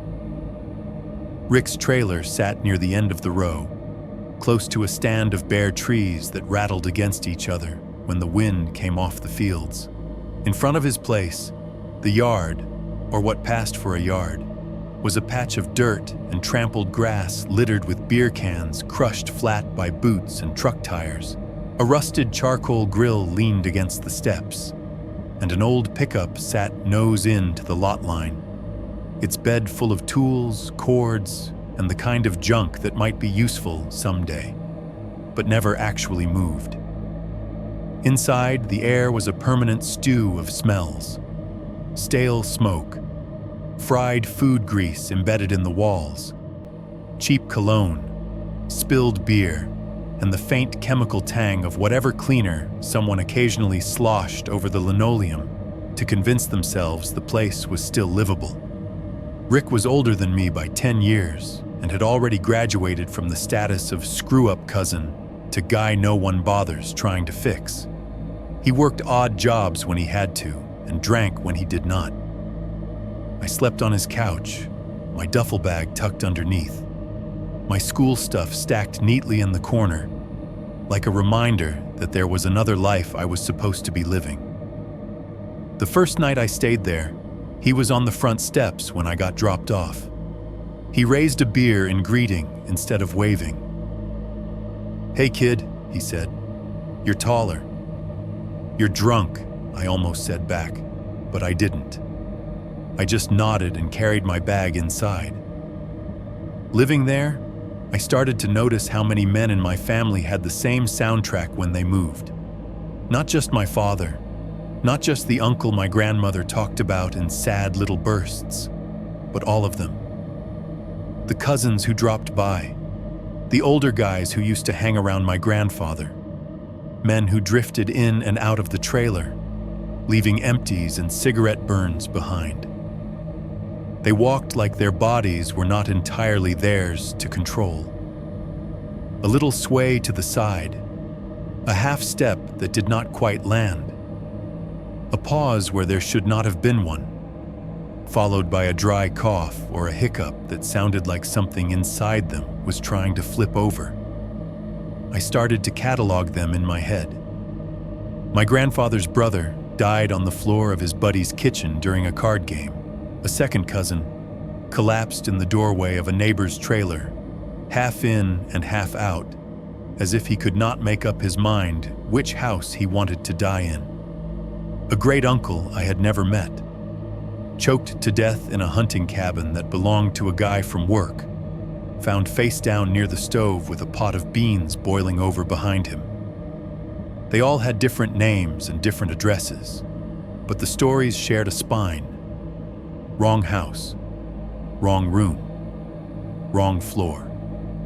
Kitchen tiles that did not belong to them, lights on ceilings they had never paid the electric bill for. It got to the point where I could not walk into anyone's kitchen without looking at the floor and imagining a body there. Some man's legs crooked under the table, an arm flung out toward the fridge he never had a chance to open. One night at Rick's place, the kitchen was very much alive. That almost made it worse. He had friends over, guys I only knew by nicknames that all sounded like they belonged to people in police reports. They sat around the small table, the surface crowded with bottles, ashtrays, and an ash-scarred deck of cards. The radio in the corner played classic rock through a haze of static. Every time someone laughed, the noise bounced off the thin walls, filling the whole trailer. I'd been allowed to stay up as long as I kept out of the way. That meant the couch in the living room, a few feet away from the kitchen, but separated in Rick's mind by the invisible line that divided kids' space from adult space. I lay there under a thin blanket, pretending to watch whatever late-night show was flickering on the TV, while my eyes kept drifting to the doorway. The trailer had one of those cheap, all-in-one home security kits from Best Buy, the kind they sell in a big box with a picture of a smiling family on the front. Rick had installed one camera at the far end of the narrow hallway that led to the bedrooms and bathroom, pointing toward the living room. He liked being able to see who was knocking or wandering around at night without getting up. The feed from the camera played on the TV when you switched the input, a grainy black and white view of the hall and the front door. At some point, between beers and hands of cards, someone had changed the channel over to the camera feed, probably as a joke, and then forgotten to change it back. So while they talked and laughed and argued about who owed who money, the TV in the living room showed me the empty hallway. Front door on the right, bathroom door closed. The two bedroom doors farther back in shadow. A narrow rug ran down the middle, its pattern indistinct in the low resolution. Their voices from the kitchen overlapped in the air, forming a kind of fog made of words. Every so often, a bottle clinked, a lighter snapped, someone coughed. The overhead light in the kitchen was bright. In the camera's view, the spill of it into the hallway was a gray blur. I must have dozed a little, eyes half closed, mind slipping into that fuzzy place where the sounds of other people's conversations become part of your dreams. The VCR below the TV hummed quietly, even though nothing was playing. The trailer shifted occasionally as the wind pushed against its sides. Then the heater kicked off. The blower wound down to silence. The refrigerator in the kitchen cycled off a moment later with a pop and a sigh. For the first time that night, there was a gap in the noise. Just a small one. A seam where the sound dropped low enough for other things to slip through. On the TV, the hallway stayed the same. Gray, empty, harmless. In my ears, there was a new sound. Step. It came from the direction of the bedrooms, a soft pressure on the floor that traveled through the frame of the trailer and into the couch where I lay. In the camera image, the rug did not move, but I could swear I saw a flicker in the shadow near the back. Step. Another one, a little closer to the living room. The sort of step that puts weight down, then hesitates like the foot is not sure it belongs where it has landed. I knew that rhythm. It had been keeping time in my head for years. The third element came on schedule, a small hitch in the audio of the world, that barely there hiccup of breath or cough. I did not hear it directly this time. I felt it, like the air had snagged on something invisible. On the screen, in the low resolution, something moved. It was not a full figure. Cheap cameras like that do not handle low light well. Anything that is not directly under a lamp turns into blocks of gray. But there was a shape in the hallway now that had not been there before. An area of darker static that stretched from the rug almost to the height of a person's shoulders. It wavered slightly, then advanced. One slow, shuffling step at a time. The kitchen behind me was still alive with its own reality. Rick cracked a joke. The guys laughed. Someone slammed a bottle down on the table hard enough to make the salt shaker jump. I could hear cards sliding on laminate, chairs scraping, a burp followed by an apology. None of them got up. I know because I could see the edge of the kitchen doorway from where I lay, and no one crossed it. All the men who belonged to those voices stayed in their seats, their shadows pinned in place on the linoleum by the overhead light. On the TV in the hallway, the not quite a shape moved again, a dragging, lurching motion that matched the sound under my back. Step, step, pause. I stared, my throat dry, my body suddenly heavy as if something had laid a hand across my chest. The camera did not focus on the presence. It only registered it as interference. Lines of static crawled up through the image, faint at first, then stronger, as if whatever was walking there did not like being looked at through a lens. The shadow reached the area where the light from the kitchen spilled onto the hallway floor.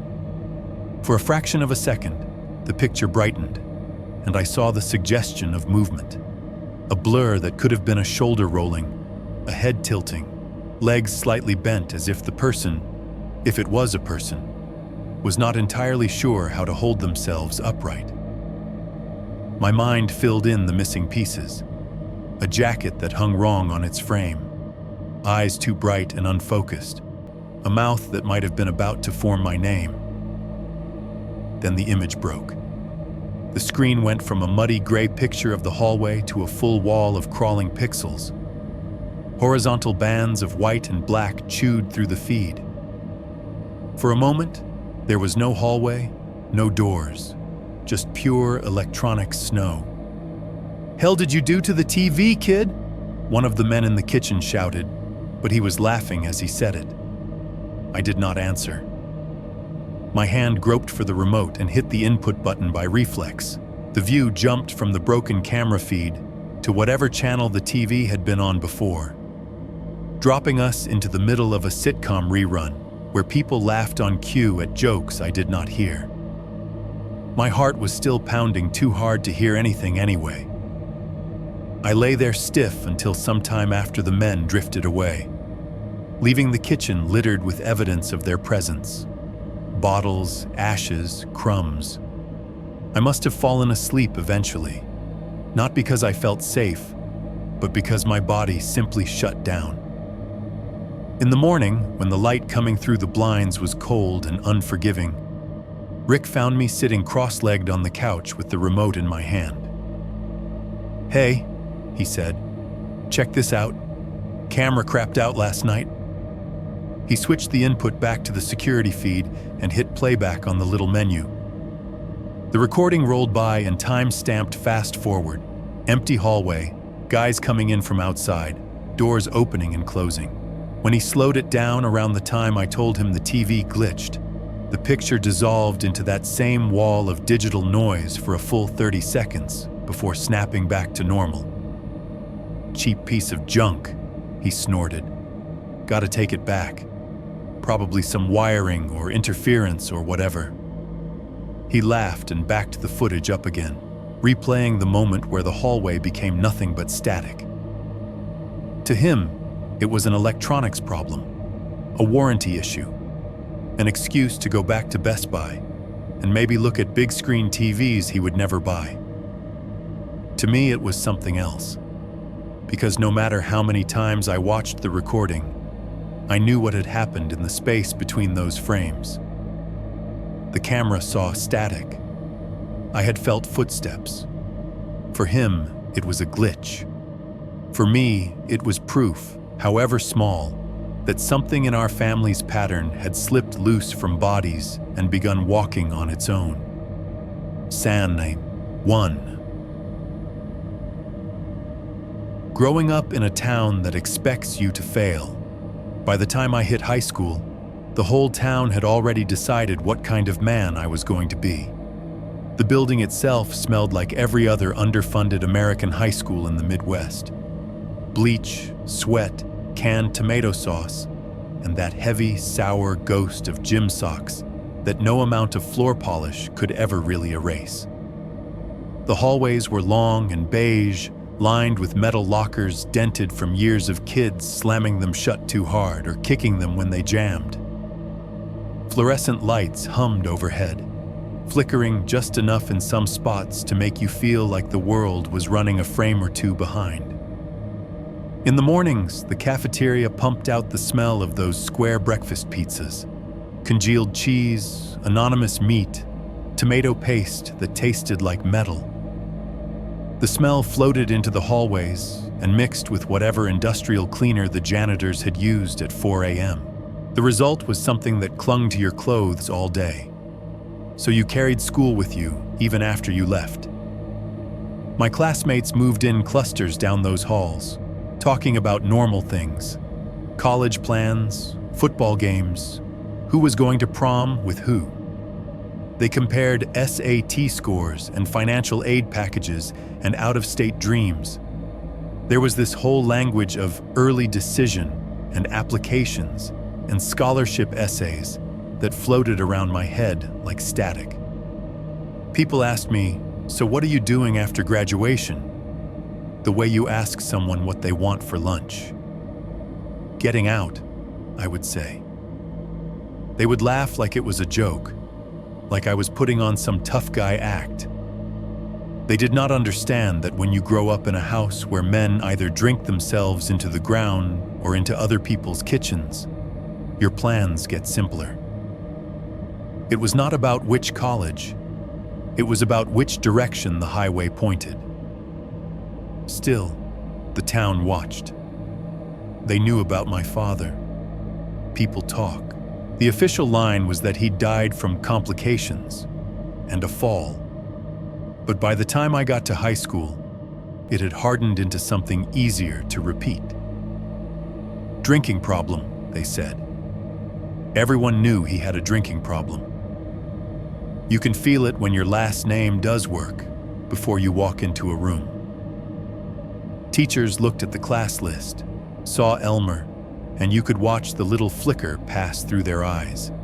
Some disguised it better than others. Kids my age were less careful. "Hey, little Elmer," one of the older boys called down the hall once, when I was a freshman trying to keep my head down. He said it in a friendly tone, like he thought he was being clever. The group around him laughed, not because it was funny, but because it was easier than not laughing. The name stuck, the way those things do. It followed me to my locker, to the cafeteria, onto the bus. Every time I heard it, I saw a kitchen floor, a body on linoleum that wasn't ours, the smear of darker tile where my father had hit his head. Being called little anything felt like a promise I did not want. The guidance counselor, Mr. Keller, tried to be subtle. His office smelled like old carpet and the lemon-scented furniture polish they used on the fake wood desk. He wore ties with little cartoon characters on them to seem approachable. "So, Mark," he said once, peering at my file through rounded glasses, "have you thought about long-term plans?" "Work," I said. "Whatever pays." He nodded, steepling his fingers like they taught him in some class. "That's understandable, given everything. I do want you to be aware of certain trends, though." "Trends," I repeated. I knew where this was going, but I made him say it anyway. He cleared his throat. "Statistically speaking, children of parents who struggle with substance use are at a higher risk of similar challenges. It's not destiny," he added quickly, like the word tasted bad. "But it is something to be mindful of."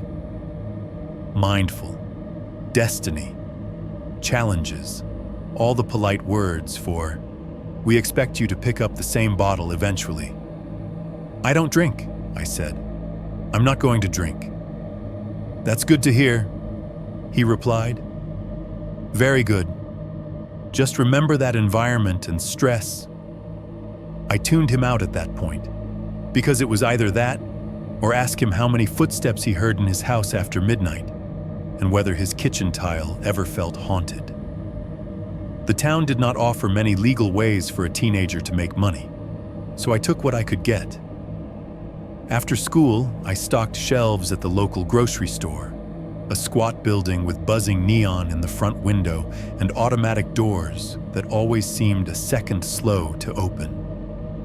The grocery store had its own soundtrack, the soft beeping at the checkout lanes, the robotic voice repeating, "Please scan your next item," the occasional squeal of a cart with a bad wheel, the overhead music playing the same 6 classic rock songs in rotation until you could recite them in your sleep.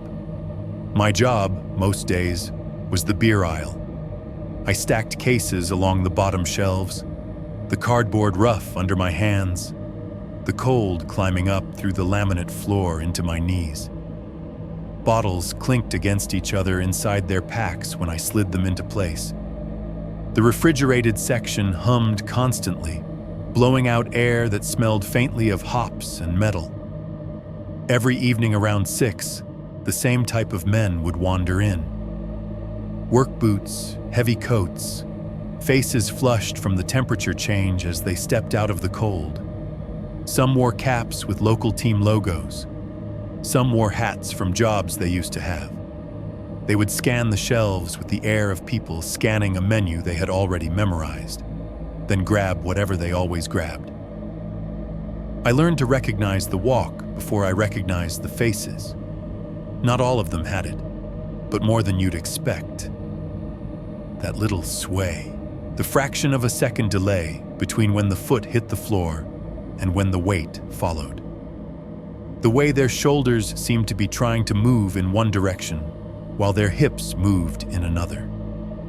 Sometimes they came in steady and left a little looser, the case under their arm like a piece of equipment they were required to carry. Sometimes they arrived already far gone, leaning hard on the cart handle, eyes glassy, steps just this side of dangerous. I started seeing my father in all of them. Not his features, but his trajectory. From the grocery store, I went to the diner on the edge of town when I could get shifts there. It was the kind of place truckers stopped at for coffee and pie, with chrome-edged tables and red vinyl booths that stuck to the backs of your legs in the summer. The air always smelled like bacon grease and burnt toast, no matter what time of day it was. My job was coffee. Refill the cups as long as people sat there. Keep the pots fresh, smile a little if they made a joke.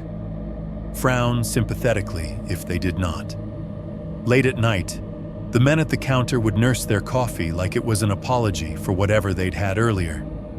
Some of them added sugar, cream, anything to make the taste less harsh. Some took it black as punishment.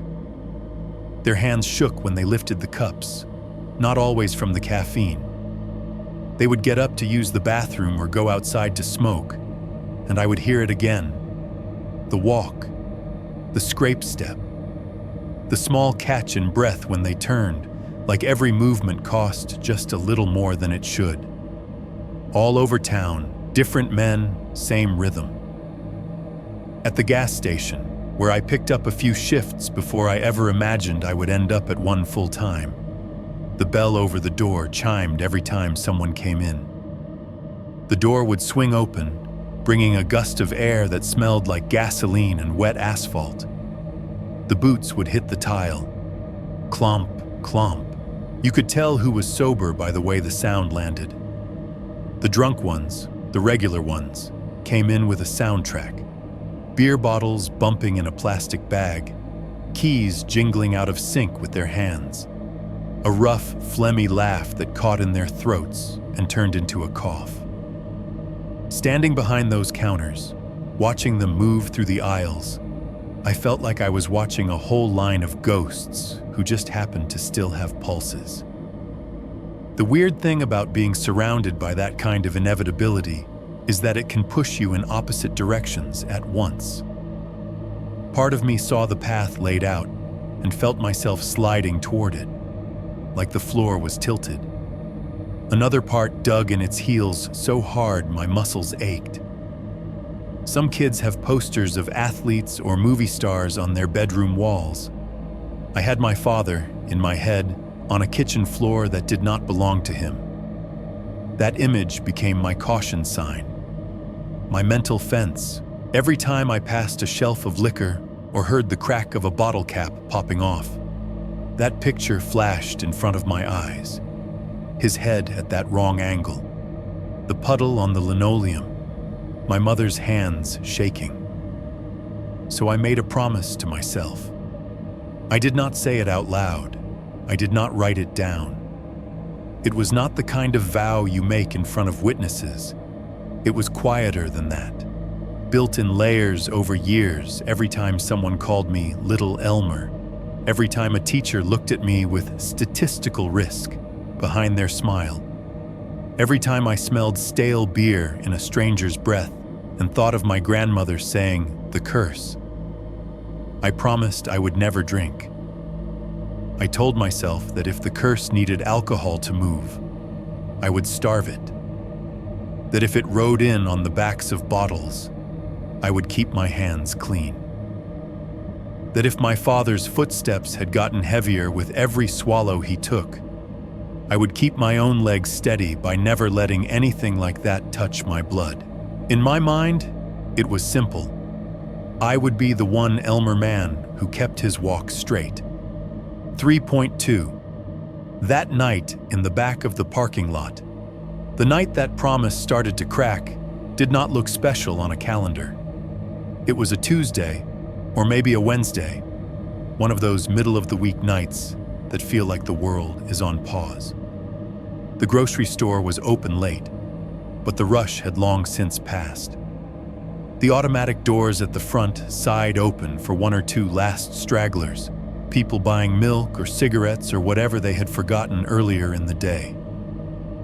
The overhead lights made everything inside look too bright and too tired at the same time. I was 16, working the closing shift. My job at that hour was simple. Break down the cardboard, face the aisles so everything looked neat for the morning, and take the trash out back. The manager, a guy named Pete who always smelled like stale coffee and menthols, handed me the black plastic bag from the small can behind the courtesy counter. "Dumpsters," he said. "Then you can clock out." The bag was heavy, swinging at my side as I pushed through the gray metal back door. The door let out a compressed wheeze as the hydraulic arm pulled it almost shut behind me. It was the kind of door that never fully closed unless you yanked it, so it always sat there a fraction ajar, leaking a rectangle of fluorescent light onto the cracked pavement. Outside, the world shifted into another register.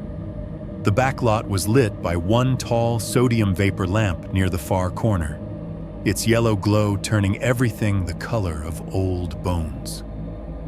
The light hummed faintly, and the halo around it buzzed with sleepy insects that had no business being alive in that kind of cold. The air bit at my face and crawled down the neck of my jacket, fingers of winter sneaking past the zipper. Beyond the lot, the freeway whispered. A steady, distant rush of tires on asphalt. Every so often, a semi hit a rough patch, and the sound climbed up into a low moan that carried over the empty fields. Somewhere closer, in town, a police siren burst to life.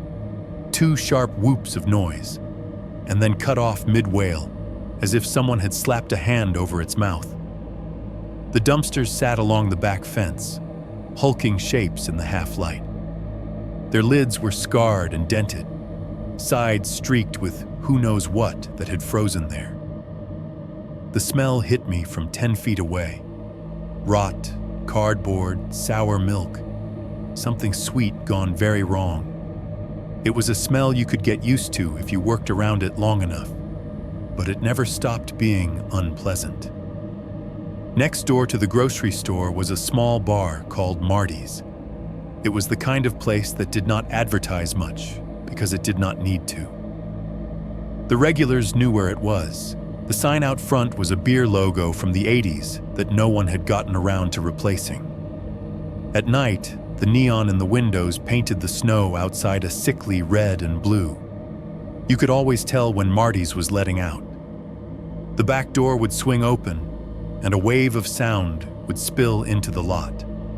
Laughter that tried too hard, voices slurring over jukebox songs, chairs scraping on sticky floors. Then the door would shut again, leaving the remnants of that noise swirling around outside like smoke. I was halfway to the dumpster when I heard it. The bar door banged open, bounced off the stopper, and stayed wide.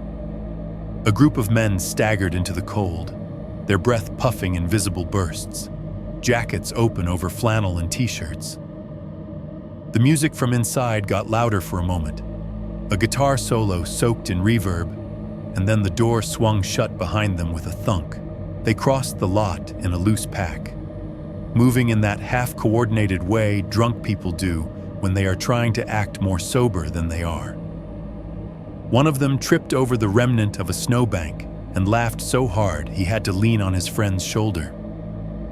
Another lit a cigarette with shaking hands, the flame of the lighter bright and unsteady. They were headed toward the front of the store, toward the main lot where their trucks and cars were parked, but one of them peeled off.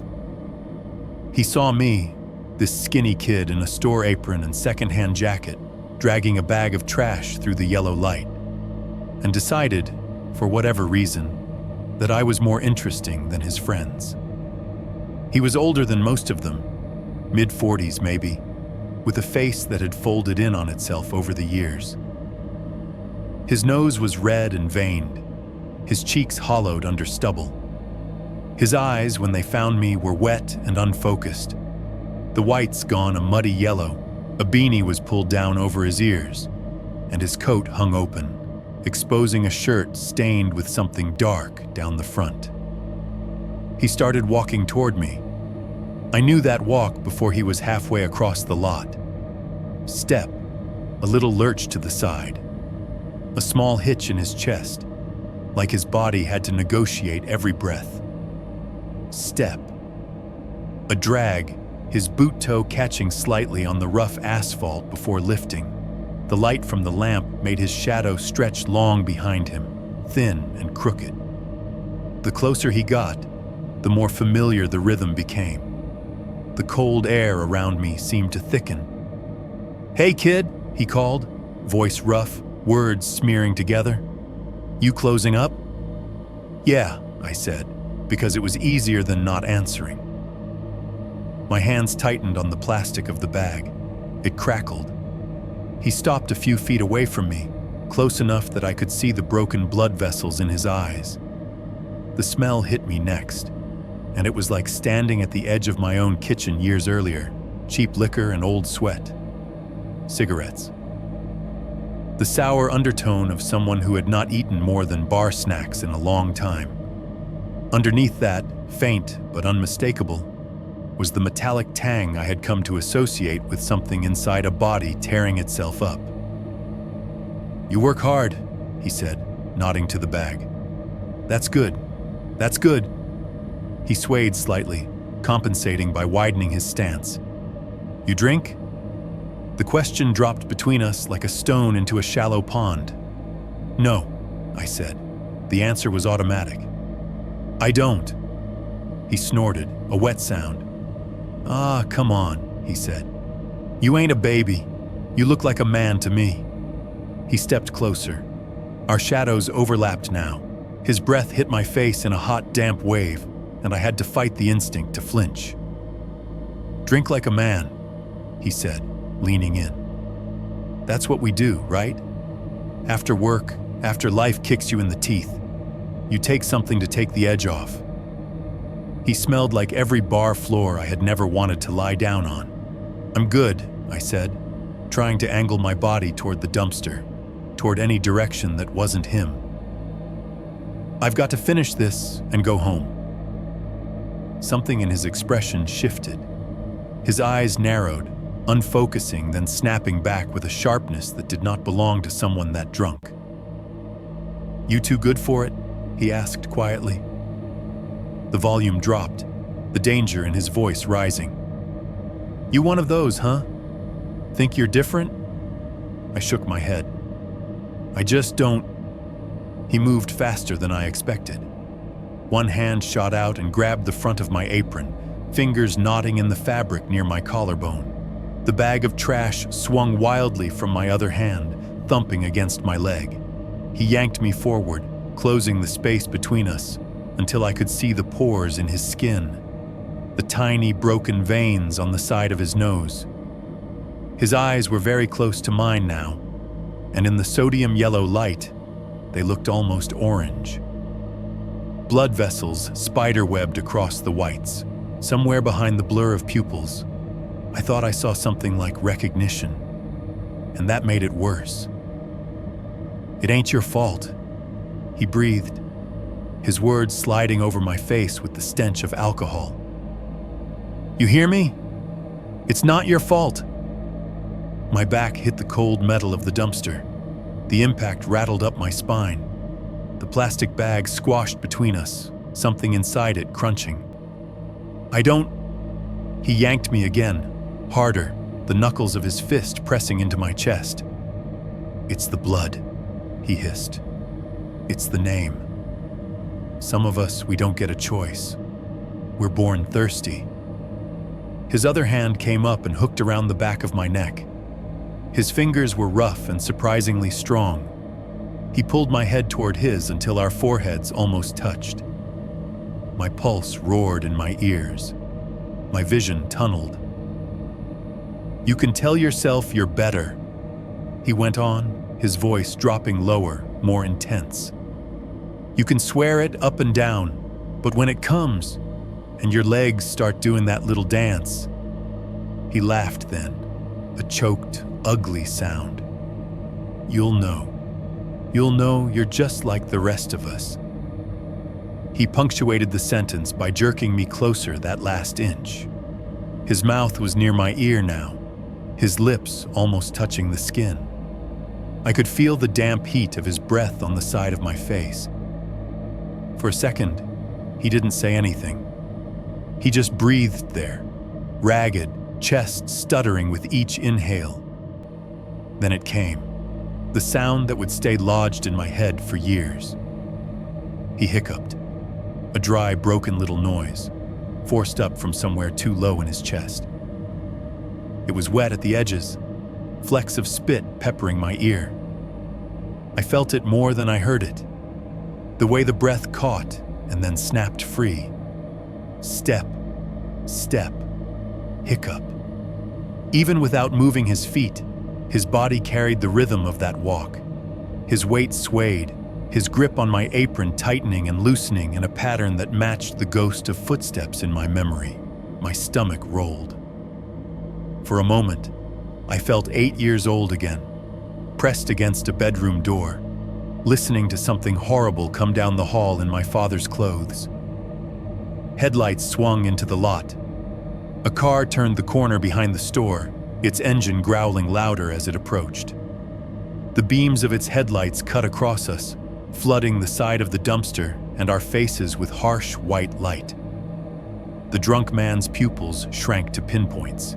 He flinched like the light burned. "Hey!" someone shouted from the driver's seat, the word muffled through glass. Maybe they thought a fight was happening.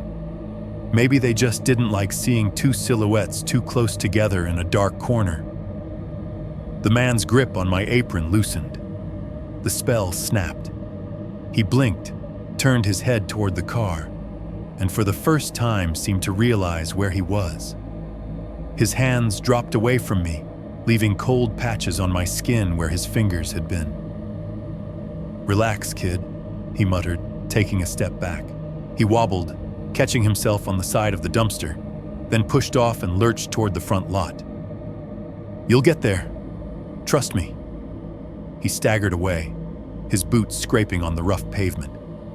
Step, drag, step, drag. The sound followed him, the old rhythm marching him back toward Marty's neon glow or whatever vehicle he had arrived in. I watched until he disappeared around the corner of the building, swallowed by the light from the street. The car that had pulled in idled for a second, brake lights glowing red. The driver squinted out at me, decided whatever had just happened was no longer his business, and rolled slowly forward toward the employee entrance. I stood there in the yellow halo of the parking lot lamp, my back still pressed to the cold metal of the dumpster. My fingers clenched so tight around the trash bag handles that the plastic cut into my skin. My heart hammered in my chest. My neck felt damp where the man's breath had hit it. My ears seemed to buzz, the echo of that wet, broken hiccup reverberating in the cartilage. It struck me then, not in a dramatic flash, but in a slow, sinking way. It was not just my family watching me. It was the whole damn town. The guys at the bar, the teachers, even strangers stumbling around in backlots. They all seemed so sure they knew where I was headed. They were all doing their part to remind me, "You're born into this. It's in the blood. You'll drink like a man. You'll walk like he did." My hands were still shaking as I heaved the trash into the dumpster. The lid slammed shut with a hollow bang that echoed off the fence. For a second, the sound almost covered the phantom of boots on linoleum in my memory. Almost. By the time I walked back inside, the front of my shirt was wrinkled and damp where the man's fist had gripped it. Pete glanced up from his clipboard, frowned at my appearance, and then shrugged. As if whatever had happened out back was just another thing that happened to kids like me. I clocked out with unsteady fingers and stepped into the bright front of the store. The automatic doors sighing open for me as if I were any other customer. Under the fluorescence, with the hum of the freezers in my ears and the clean smell of produce in my nose, it was easy to pretend for a moment that nothing had changed. But as I crossed the tiles toward the exit, I could still feel his words lodged under my skin like splinters. "Not your fault. Just the blood." And with every step I took, I couldn't shake the feeling that somewhere, inside my own body, or just behind me in the dark, something was waiting for my walk to fall in line with the pattern everyone else seemed to think was already written. Sand. 3. The first time I felt it in my own legs. The first time I drank, it did not happen in a bar or at some big party. It happened by a small, ugly lake at the edge of town that only looks romantic to people who have never seen anything better. By then, my mother was back from rehab and pretending everything was fine by making it clear it was not. She had stayed sober for a while, long enough for everyone to nod approvingly in the church parking lot and say things like, "She looks good, and maybe this time it'll stick." Then, little by little, the old patterns crept back in. Coffee mugs that smelled wrong, late-night phone calls I was not supposed to hear, her voice rising and cracking over nothing. The night it happened, we were screaming at each other in the kitchen. I do not even remember what lit the fuse, a missed bill, a bad grade, something small that landed on top of a pile of bigger things and finally made it shift. She was standing by the sink, one hand wrapped around the handle of a mug she had no intention of washing, and I was near the table, my backpack still slumped in the chair. "You think you're better than us," she said, her words slurring at the edges. She was not drunk, not yet, but there was enough in her system to round the corners off her consonants. "You walk around this house like you're not one of us, like you don't have the same blood." "I'm trying not to be like him," I said, and the second the words were out of my mouth, I wished I could swallow them back down. Her face changed. Whatever softness had been there cracked right down the middle. "Like him?" she repeated. "You don't know anything about him. You're just a kid with a memory of one bad night." I thought about the smell, the sound of his head hitting the table, the way the footsteps had not stopped after he did, and bit my tongue hard enough to taste iron. "I'm going out," I said instead, grabbing my jacket off the back of the chair. "You got school," she snapped. "You got work. You can't just—" "At least I'm not drinking," I threw over my shoulder, because if I was already going to hell, I might as well light a match. The mug hit the sink hard enough to crack. I did not stay for the rest. Outside, the air was damp and cool, hugging the ground in a way that promised rain later. The sky was that washed-out color it gets when the sun is already gone, but the dark has not really committed yet. Streetlights buzzed to life one by one as I walked, cones of sickly light hitting the pavement at intervals. I met up with some kids from school, people I knew well enough to stand next to, not well enough to call friends in the way that mattered. A guy named Travis had a car and a duffel bag that clinked when he tossed it into the trunk. Someone else had a lighter and a folding knife and a pack of cigarettes stolen from an older brother. So, lake? Travis said, already knowing the answer. The lake was not far, just outside town where the houses stopped and the fields started. It was small enough that you could see across it to the other side, where a line of trees huddled together like they were ashamed to be there. The water, in daylight, was the color of weak tea. At night, it was just a flat, black sheet reflecting the few lights that managed to reach it.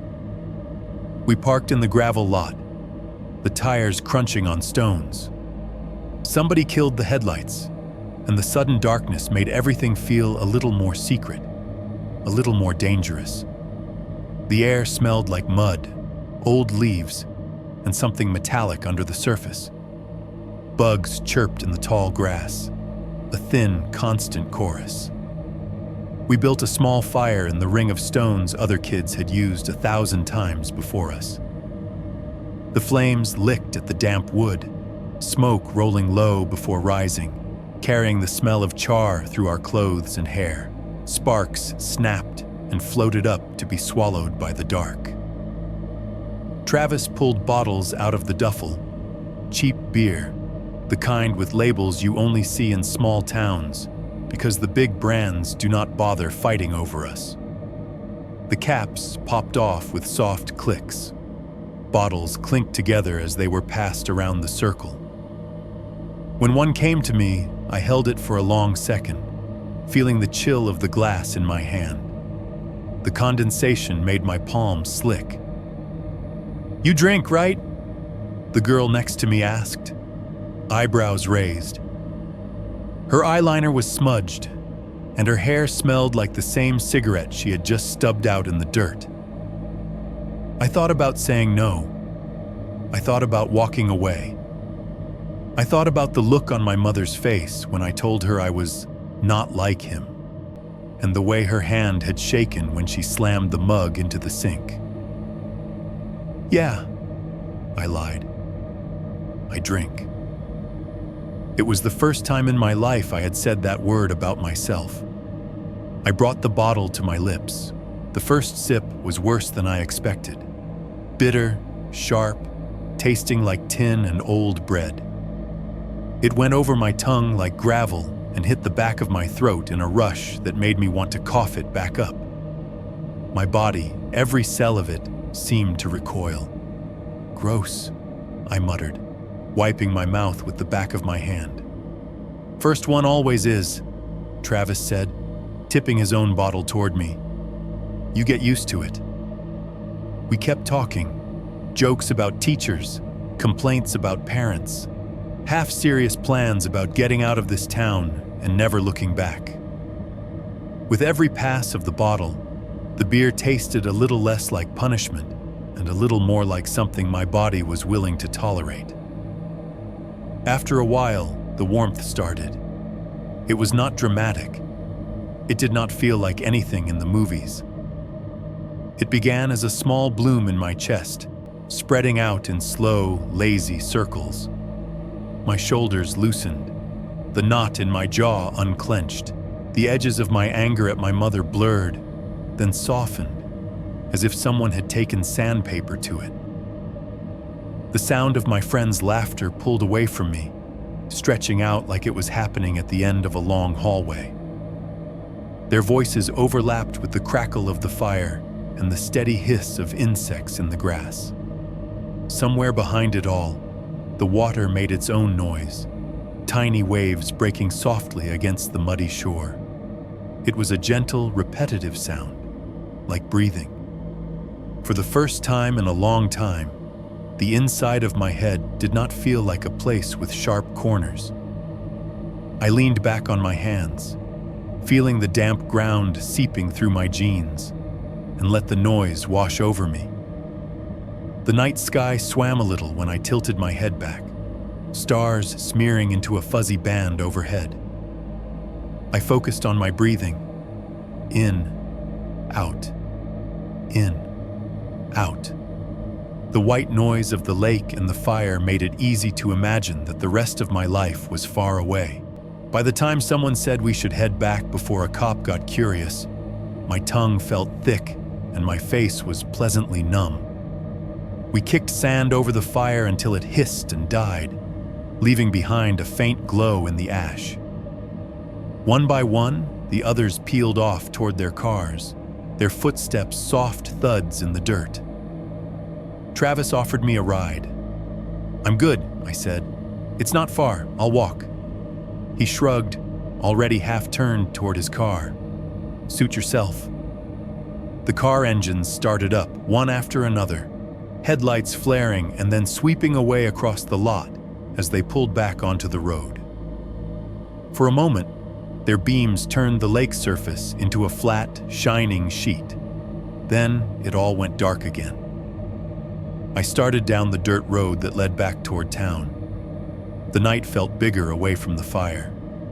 The sky pressed down harder. The smell of smoke clung to my clothes, mingling with the damp earth and the faint tang of beer that had sloshed over my fingers. My breath puffed in front of me in small clouds. The road was packed dirt with patches of gravel, rutted by pickup trucks and rain. Streetlights were scarce out there, spaced far apart, so that the pockets of light and dark alternated in long stretches. When I passed under a lamp, my shadow fell away from my feet, long and thin. In between, I was just another darker shape moving through the dark. At first, I did not notice anything was wrong. I walked the way I always did, hands jammed in my jacket pockets, head down against the wind.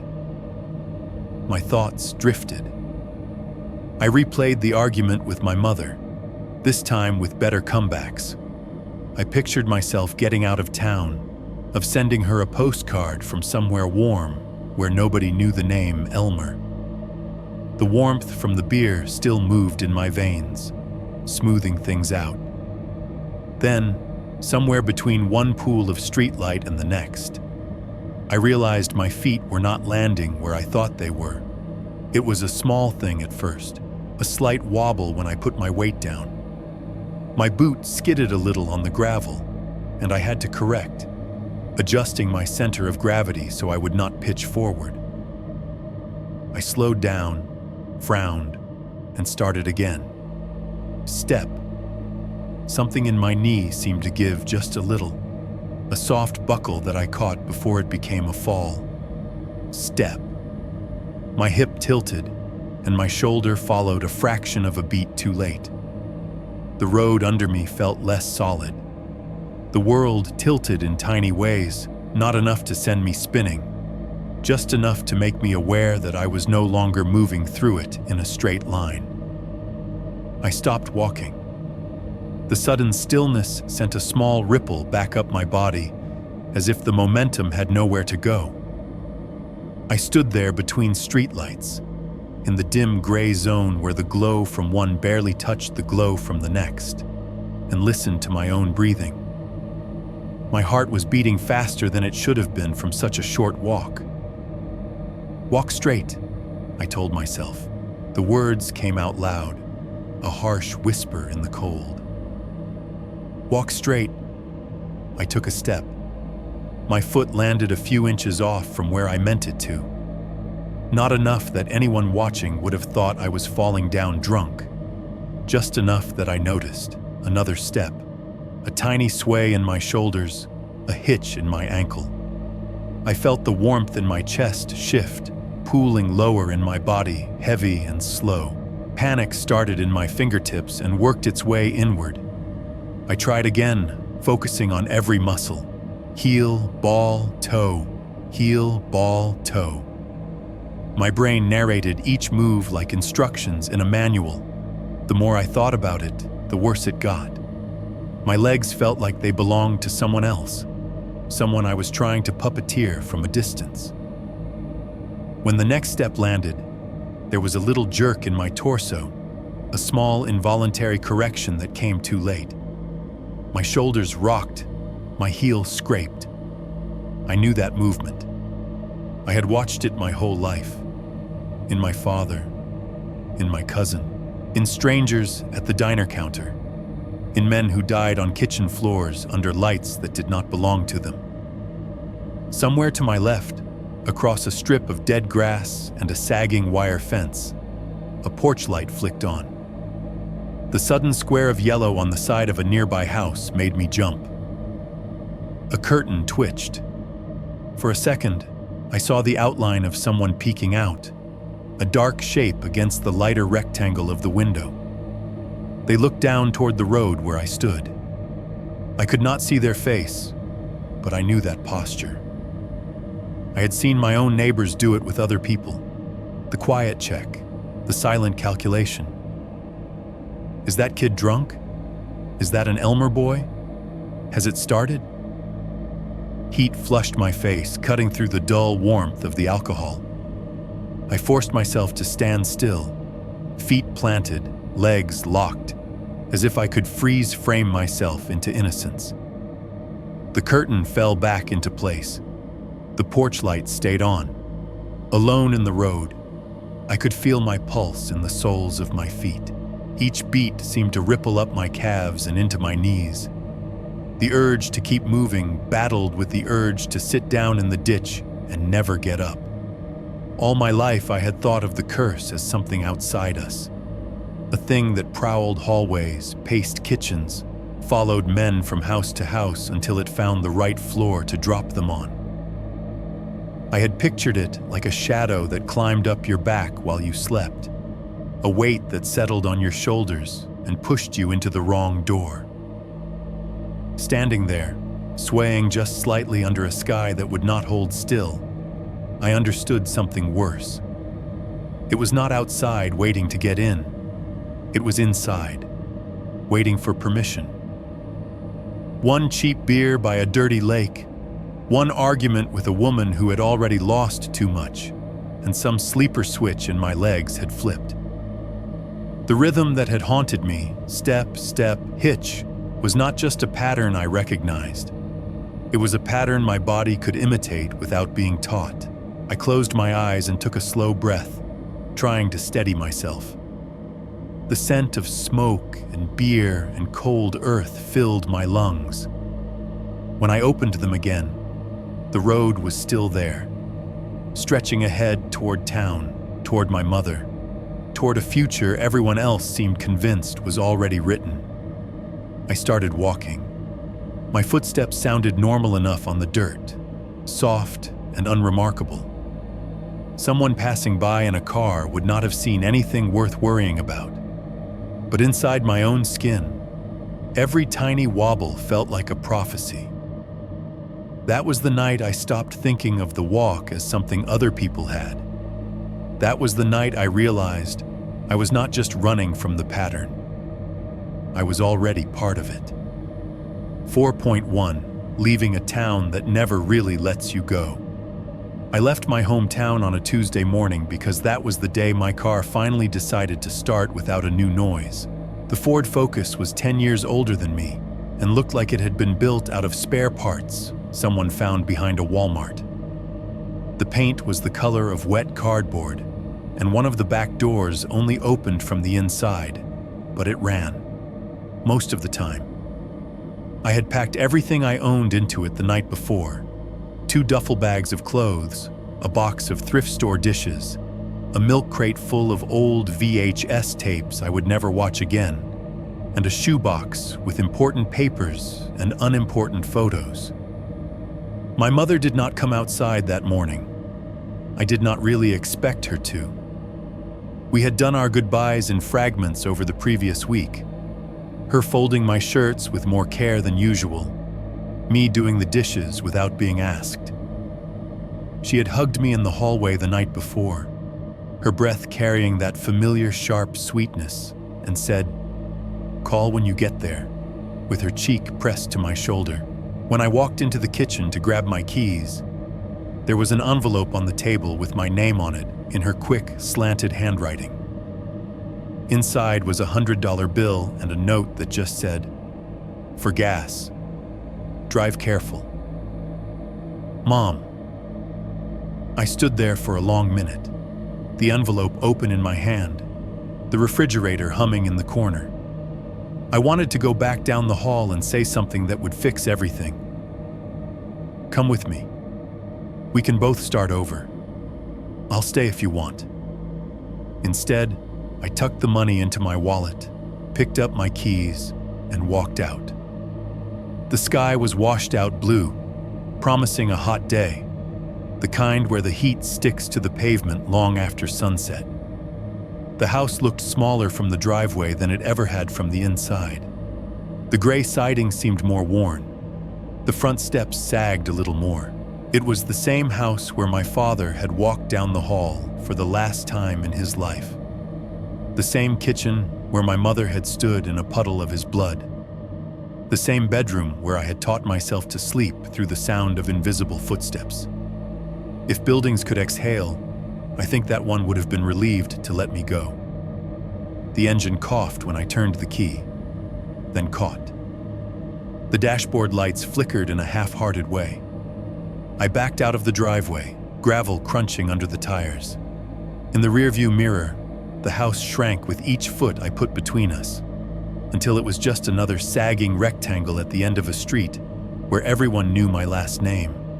By the time I hit the freeway, the town was behind me, but it did not feel like it had loosened its grip. The highway stretched out in front of me in long, straight lines, exit signs ticking by like timestamps. Appleton, Oshkosh, Milwaukee. The green metal glared in the sun, white letters crisp and official. The farther I went, the less the landmarks meant. Gas stations blurred together. Billboards repeated the same 4 ads: injury lawyers, discount mattresses, fast food, and one church that apparently had the money for a 40-foot cross by the roadside.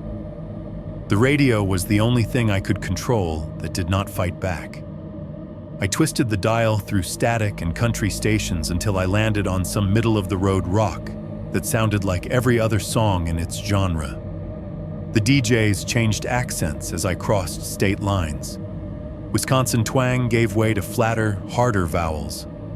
The local news shifts from farm reports and high school football scores to shootings, factory closures, traffic pileups. Somewhere outside of Flint, the clear stations thinned out. I turned the radio off and rolled the window down instead. The wind shoved its hands into the car, tugging my hair, dragging the smell of the freeway with it. Exhaust, hot rubber, something burned on the shoulder miles back that had already been cleaned up but not forgotten. I felt free and guilty in equal measure.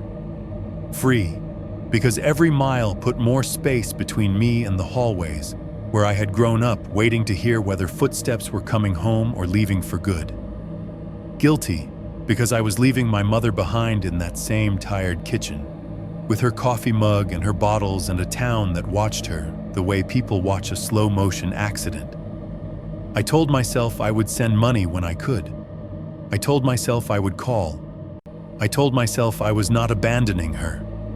I was escaping before I became something she would have to bury. Detroit was not what I had pictured. In my head, it had been all skyscrapers and ruins, either gleaming glass or Instagram-ready decay. The part I ended up in was neither. South Telegraph Road was a long, wide artery of asphalt lined with strip malls, fast food joints, pawn shops, and motels that rented by the week whether they admitted it or not.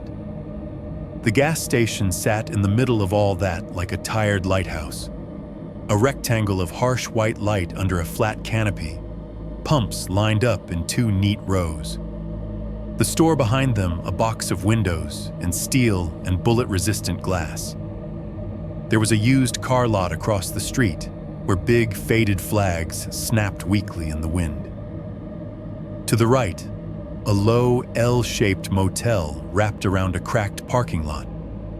Half the doors had curtains drawn tight all day, and there was always at least one person sitting outside on the walkway smoking, watching the traffic like it was television.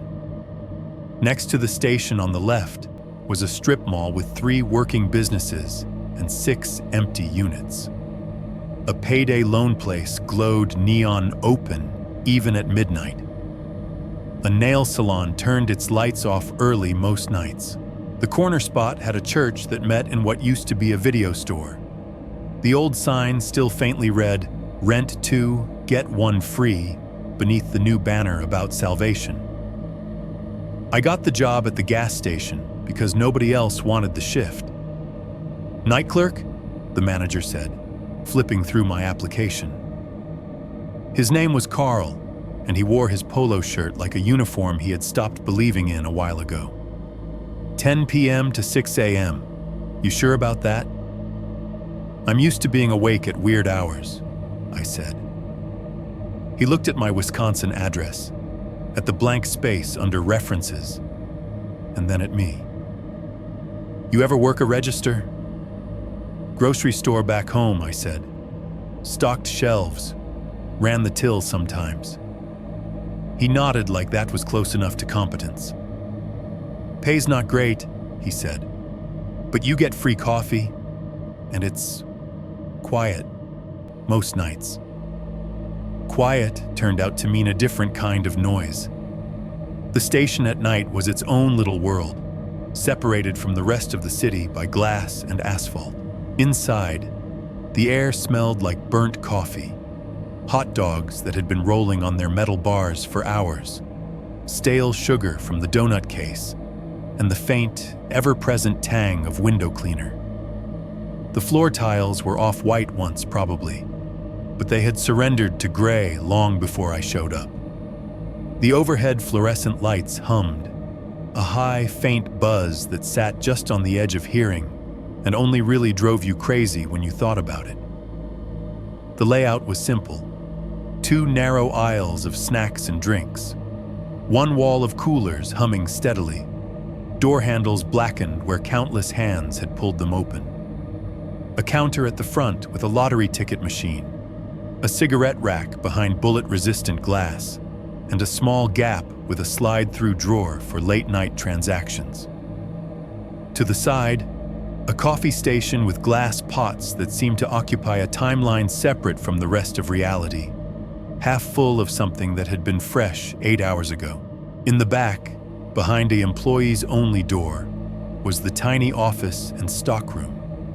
It had a battered gray desk, a crooked metal filing cabinet, and a bank of old monitors stacked on a wire shelf. The cameras were cheap, but there were enough of them. 1 pointed at the pumps, 1 at the front door, 1 at the aisles, 1 at the back door and the dumpster area. The monitors showed all 4 feeds at once in a split screen, each quarter flickering in black and white, edges fuzzed with static. There was a little rotary knob to switch between them if you wanted to see one bigger, but mostly I left them as they were, a 4-pane window into everywhere I was supposed to be paying attention to when I was not wiping down counters or pretending to read a tattered paperback. Every time the front door opened, a cheerful electronic bell went ding loud enough to make me jump at first. The sound chip was trying to be friendly, but the echo of it in the near-empty store at 3 in the morning felt like a warning instead of a greeting. 10 p.m. to midnight was the busiest part of my shift. People coming off late shifts at the factories or hospitals. Truckers topping off before heading out of town. High school kids buying energy drinks and chips and condoms with forced nonchalance. They moved under the bright lights, faces tired, faces wired, faces blank. After midnight, the clientele thinned and got weirder. A guy in a stained uniform shirt buying exactly 2 tall boys and a single pack of ramen. A woman in pajama pants and a parka, barefoot in the snow, paying for gas with a handful of change. A man in an old Lions jacket who came in every Friday at 2:17 a.m. on the dot for a black coffee and a pack of menthols, like something in his internal calendar had been set years ago and never updated. Outside, the pumps shone under the canopy, islands of harsh light in a sea of dark parking lots and unlit stretches of road. Cars glided in and out, engines idling, radios murmuring through closed windows. The smell of gasoline and exhaust drifted in every time the doors slid open. Inside, it was just me and the hum. I moved through that space like an actor on a small, badly lit stage. Make coffee, restock the chip rack, take out the trash, check the expiration dates on the milk, glance up at the monitors, see myself in the corner of one screen, smaller and grainier than I felt. I told myself I had outrun the curse, that whatever walked those halls back home could not find me here, in a city big enough to swallow 1,000 ghosts and never burp. But the thing about working nights at the edge of a freeway is that you start to understand. Some patterns do not care about zip codes. They just need doors, floors, and the sound of one pair of footsteps in an empty building to keep them company. 4.2. The first time someone walked around back. It happened in February. The kind of February that feels like it has been going on for 6 years. By then I had been working nights at the station long enough that my body clock had given up arguing. 10 p.m. to 6 a.m. was just what life was now. Outside, winter had stopped pretending to be pretty. The plow piles at the edges of the lot were not clean snow anymore. They were frozen lumps of gray, streaked with oil, gravel, and the occasional half-buried soda cup. During the day, the top layer melted just enough to turn slick. At night, it froze into rutted ice that grabbed at your shoes if you stepped wrong. The sign out by Telegraph Road showed the gas price in red LED numbers that kept flickering. One segment always a little dimmer than the rest. Sometimes the 4 and the cents place looked more like a shaky 9, depending on how the cold was biting the circuitry. The wind coming off the highway whipped little torn pieces of plastic bags around the base of the sign, making them flap like trapped birds. Inside, the store was a bright box in a world that had gone flat and dark. The heater rattled along, fighting a losing battle against the drafts that squeezed in around the doors. I had the radio on low behind the counter, tuned to a country station that played the same 5 songs on rotation through the night. Trucks, heartbreak, beer, repeat. The sound bled into the hum of the coolers and the soft whine of fluorescent tubes. That particular night was slow even by graveyard standards. 1 or 2 customers every 40 minutes. A nurse in blue scrubs grabbing a coffee on her way to the hospital. A guy in a work truck buying a breakfast sandwich at 3 a.m. Because his day started when everyone else's ended. People moved in and out of the cone of light under the canopy, their faces washed out and tired. When no one was at the counter, I killed time the way I always did. Wiping surfaces that were already clean, pretending to rearrange the same row of gum, and watching the monitors. The screens were stacked on a metal shelf in the back office, but I'd convinced Carl to mount a small one near the register too. For safety, I'd said, which was not a lie. From that little screen, I could see the 4 camera feeds at once. Front door, aisles, pumps, and the back lot by the dumpsters. Most nights, the back camera showed a whole lot of nothing. A strip of asphalt, the 2 big green dumpsters hulking against the chain link fence. The back of the building with its metal employee door and a fizzled-out security light that only decided to work when it was above freezing, which it almost never was. Sometimes you'd see a raccoon dash through, eyes reflecting the infrared. More often, it was just empty space and a whole lot of wind. The wind had a way of getting recorded, even though it was invisible. It pushed stray bags across the lot, tugged at loose bits of cardboard that had escaped the trash. On the monitor, those things flashed across the screen as pale blurs, here and gone in a frame or 2. I had made myself stop flinching at every flicker. When you spend your childhood watching for shapes in hallways, you either learn to ignore them or go crazy. It was a little after 2 in the morning when I saw him. I had just finished wiping down the coffee station. The air was thick with the smell of burnt grounds and powdered creamer. The bell on the front door hadn't chimed in 20 minutes. I drifted back to the register, glanced at the pump readout, zeros all the way down, and then let my eyes slide to the monitor out of habit. Front door, empty. Aisles, empty.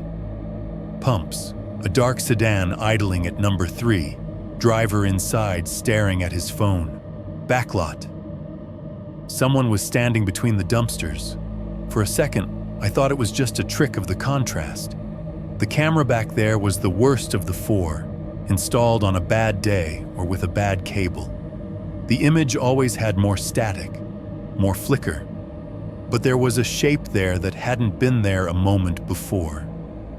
A man-sized patch of gray, darker than the fence behind it, narrower than the dumpster on either side. He wasn't moving, just standing in that narrow corridor of shadow like he'd grown there. I turned the little knob under the monitor to switch to the back feed full screen. The picture bloomed, losing some clarity in the zoom but gaining weight all the same. He was facing the building, shoulders angled slightly toward the employee door. The wind was gusting. I could see a plastic bag snagged in the fence whipping around behind him, but his jacket barely stirred. Denim, or something like it. Faded, the color washed out in the black and white to a mid-tone that matched the snowbanks. He looked middle-aged from what I could tell, broad in the chest, but not in a healthy way. More like the kind of heaviness that comes from cheap food and long nights. His head was slightly down, like he was looking at the ground between his feet. Something in my stomach turned over. I leaned closer to the screen without meaning to. He took a step. Even in that grainy image, I knew that step. The camera's frame rate wasn't great, so motion blurred a little, but the rhythm came through anyway. Foot forward, a slight stagger in the follow-through, weight taking a fraction of a second too long to catch up. His torso rocked to the side more than it needed to. The movement had a delay built into it, like someone had tried to overdub a new walk over an old one and the timing was off. Another step, the same hitch, the same tiny stutter in the shoulders. I could not hear him. The cameras didn't carry sound, but my brain filled it in anyway. Step, step. The ghost of a dry, broken hiccup in the dead space between. The back door was closed. Thick metal, bar handle on the outside, key lock below. Even with the heaters rumbling, I suddenly became aware of the air around me. The temperature, the smell. Coffee, rubber, a faint trace of gasoline on my hands from handling the pump receipts. Overlaying it, phantoms, pine candle, old blood, cheap booze, the smells from other nights, other doors. He edged closer to the building. I glanced at the store's back wall as if I could see through it. Just inches of drywall, insulation, and steel separated me from that patch of asphalt where he stood. The knowledge scraped at my nerves. Training said that if you saw someone near the dumpsters after hours, you should go out and check. Make sure nobody was dumping illegal stuff, starting a fire, sleeping back there, trying to break in. Be visible, assertive, represent the company. I did not move. Every cell in my body voted against opening doors. On the screen, he stopped again, halfway between the dumpsters and the back door. The cheap camera fought with the low light, turning him into a silhouette with smeared features. But the outline of him was clear enough. The denim jacket, the angle of his head, the slight forward hunch of someone whose spine had gotten used to bending toward bar tops and counters. My mind did a stupid thing then. It put my father's face on that body. The last version of him I'd seen standing, that gray-skinned, glassy-eyed figure in the yellow glow of our hallway back home. I shook my head, hard, and the image broke apart, leaving only the faceless man on the monitor. He started walking again. Step, lurch, step, lurch. He closed the distance to the back door in 4 movements, each one a little wrong. When he reached the metal, he turned slightly, bringing one shoulder forward like he was bracing himself. His hand lifted toward the handle. I could feel my pulse in my throat. The camera over the back door inside the store, positioned to catch employees going out to smoke or take trash, showed just a blank rectangle of gray metal in its slice of the world. On the quarter-screen monitor by the register, I could see it in the upper right corner. Nothing, then the smallest vibration as the door shifted against its frame. He was right there on the other side. The knob on the inside, just a metal lever, simple and dull, twitched. Not much, just a tiny movement, the way a handle shifts when someone tests it gently from the outside. Enough for the latch to give a tiny scrape in its housing. The sound of it was small, but the building carried it. A faint metallic click that threaded through the hum of the coolers and the whisper of the heater vents and found its way to my ears. I jumped anyway. For a second, I just stared at that handle, half expecting it to turn all the way, the door to swing inward, and some stranger to step into the back hallway where our mop and cleaning supplies lived. Nothing else happened. The metal settled back, humming a little in the aftermath of its own motion. The back hallway remained empty, no shadow under the door, no voice calling out. I swallowed. My throat felt dry. Someone's at the back, I said to myself, because saying it out loud made it feel like a thing I could respond to instead of a thing that was happening to me. Go check. That's what I was supposed to do. But there was a different training in me, older than any employee manual. It said, when you hear that walk, you close doors. You do not open them. You do not step out into dark spaces where something might be waiting just off to the side. I stayed planted behind the counter like my shoes had been nailed to the floor. 30 seconds. A minute. 2. The handle did not move again. Eventually, I reached out and nudged the monitor knob, switching the back camera feed back to the split view. In the quarter-screen box labeled rear, the lot behind the store was empty. 2 dumpsters, chain-link fence, plow piles frozen solid, no figure between them, no shadow that did not belong to anything. My skin crawled. I twisted the knob again, bringing the back feed up full. Empty, he was simply gone. No retreating back, no disappearing around the corner. 1 frame. He had been there. In the next, there was nothing but flat gray and the slight sway of the plastic caught in the fence. When my shift ended near dawn, the sky outside the station was the color of a bruise. Carl shuffled in with a styrofoam cup of coffee, nodding at me, oblivious to the way my hands shook as I signed the log. I did not mention the man by the dumpsters. I told myself I had imagined it, that the camera had glitched, that I was tired. But I did not go home right away. Instead, I went into the back, closed the office door, and sat down in front of the stack of old monitors. The DVR that recorded all the feeds hummed quietly, its little green light steady. I scrolled through the night's footage until I found the timestamp, 2:17:43 a.m., and hit play. The backlot appeared, as it had the first time. The dumpsters, the fence, the empty asphalt. After a moment, the gray smudge of a man flickered into being between the containers. He stepped forward, jerky in the low frame rate. I watched myself behind the counter on another feed, leaning in toward the monitor. On the recording, just like in real time, he moved toward the door. Then, right as he neared the edge of the camera's field of view, the image broke. Static bloomed across the screen, filling it with crawling black and white snow. It lasted for 3, maybe 4 seconds, just long enough for the DVR's time counter to tick over a handful of frames, then cleared. When the picture came back, the lot was empty. No man, no movement, aside from a bit of trash skittering along the fence. I rewound it twice, 3 times, watching the same thing unfold. Man, walk, static, nothing. Cheap cameras, I told myself. Bad cable, interference.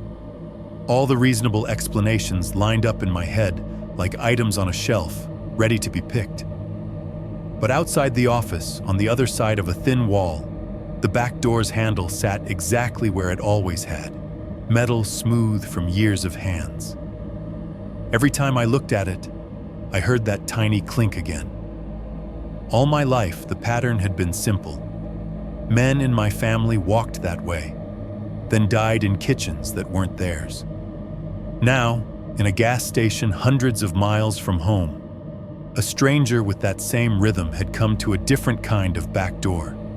And the camera, the one machine that should have given me a clean record, had simply refused to show me the moment that mattered most. 4, 3, every customer started to sound the same. After the night with the man at the back door, sleep stopped being something that happened by accident. Before that, I could crash after a shift, crawl into whatever bed I was renting that month, pull the blinds, let the freeway noise turn into background static, and drift off. My body would fold itself down, whether my mind was ready or not. After that night, every time I closed my eyes, I saw that stretch of asphalt behind the station, 2 dumpsters, chain-link fence, a man-shaped blur taking those 4 crooked steps toward the door. Then, static. I would hear the tiny scrape of the handle moving, over and over again, click, click, click. A sound small enough to disappear in any other building, but not in a gas station at 2 in the morning when the world is mostly machines and you. The first time I poured myself a drink after work, I told myself it was different, that I was not like the men I had watched my whole life, that this was just to calm down. It started small. A cheap bottle from the corner store near my apartment. Nothing top shelf. Something anonymous in a plastic jug that wouldn't break if I dropped it. I left it on the counter for a day before I opened it, walking past it like it was a live wire. The morning I finally cracked the seal, the sun was just starting to burn through the gray over Telegraph. I had driven home on autopilot, the sky shifting from navy to dirty blue in my windshield. My hands still smelled like gas and coffee. My head still buzzed with neon. The apartment was quiet in the way only daytime apartments get. Little sounds from other lives seeped through the walls. Someone's TV, a baby crying, the faint thump of footsteps overhead. My own place smelled like freezer burn and dust.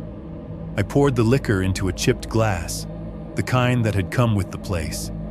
It glugged thickly, the scent pushing up at me. Sharp, chemical, sweet, familiar in a way that made my throat tighten. I hesitated, the glass hovering just below my mouth. You promised, I thought. 16-year-old me in that grocery store aisle, white-knuckling a box of cans, swearing I would never, not ever, be like him. Then I thought of the monitor, of that flicker of a body between the dumpsters, of the way my heart had sprinted and then stumbled when the handle moved. I just need to sleep, I said out loud, voice thin in the empty kitchen. I said it like a spell, like an excuse, like both. The first swallow lit a path down my throat, hot and ugly. My body recoiled the same way it had at the lake, muscles tightening, lungs stuttering. But I got it down, waited, took another. By the third, the memory of the back lot softened at the edges. By the fourth, the room tilted just enough to make the hard corners less sharp. I slept that day. Not well, not deep, but I slipped under for a few hours without choking on the image of a stranger walking my father's walk toward my back door. It was enough to make doing it again feel like a solution. Nights at the station became a loop. Clock in, coffee, watch the monitors, sell cigarettes and gas and lottery dreams. Go home. Drink until the footsteps in my head blurred into the hum of the refrigerator. Repeat. The customers started to merge into each other. Truck drivers came in first. The big rigs rolled off the freeway and onto the access road, engines rumbling deep in their chests, frames shuddering. The men, and occasionally women, climbed down from the cabs like they were coming off small islands. Heavy boots hit the pavement, then the tile inside. You can tell a lot from footsteps on that tile.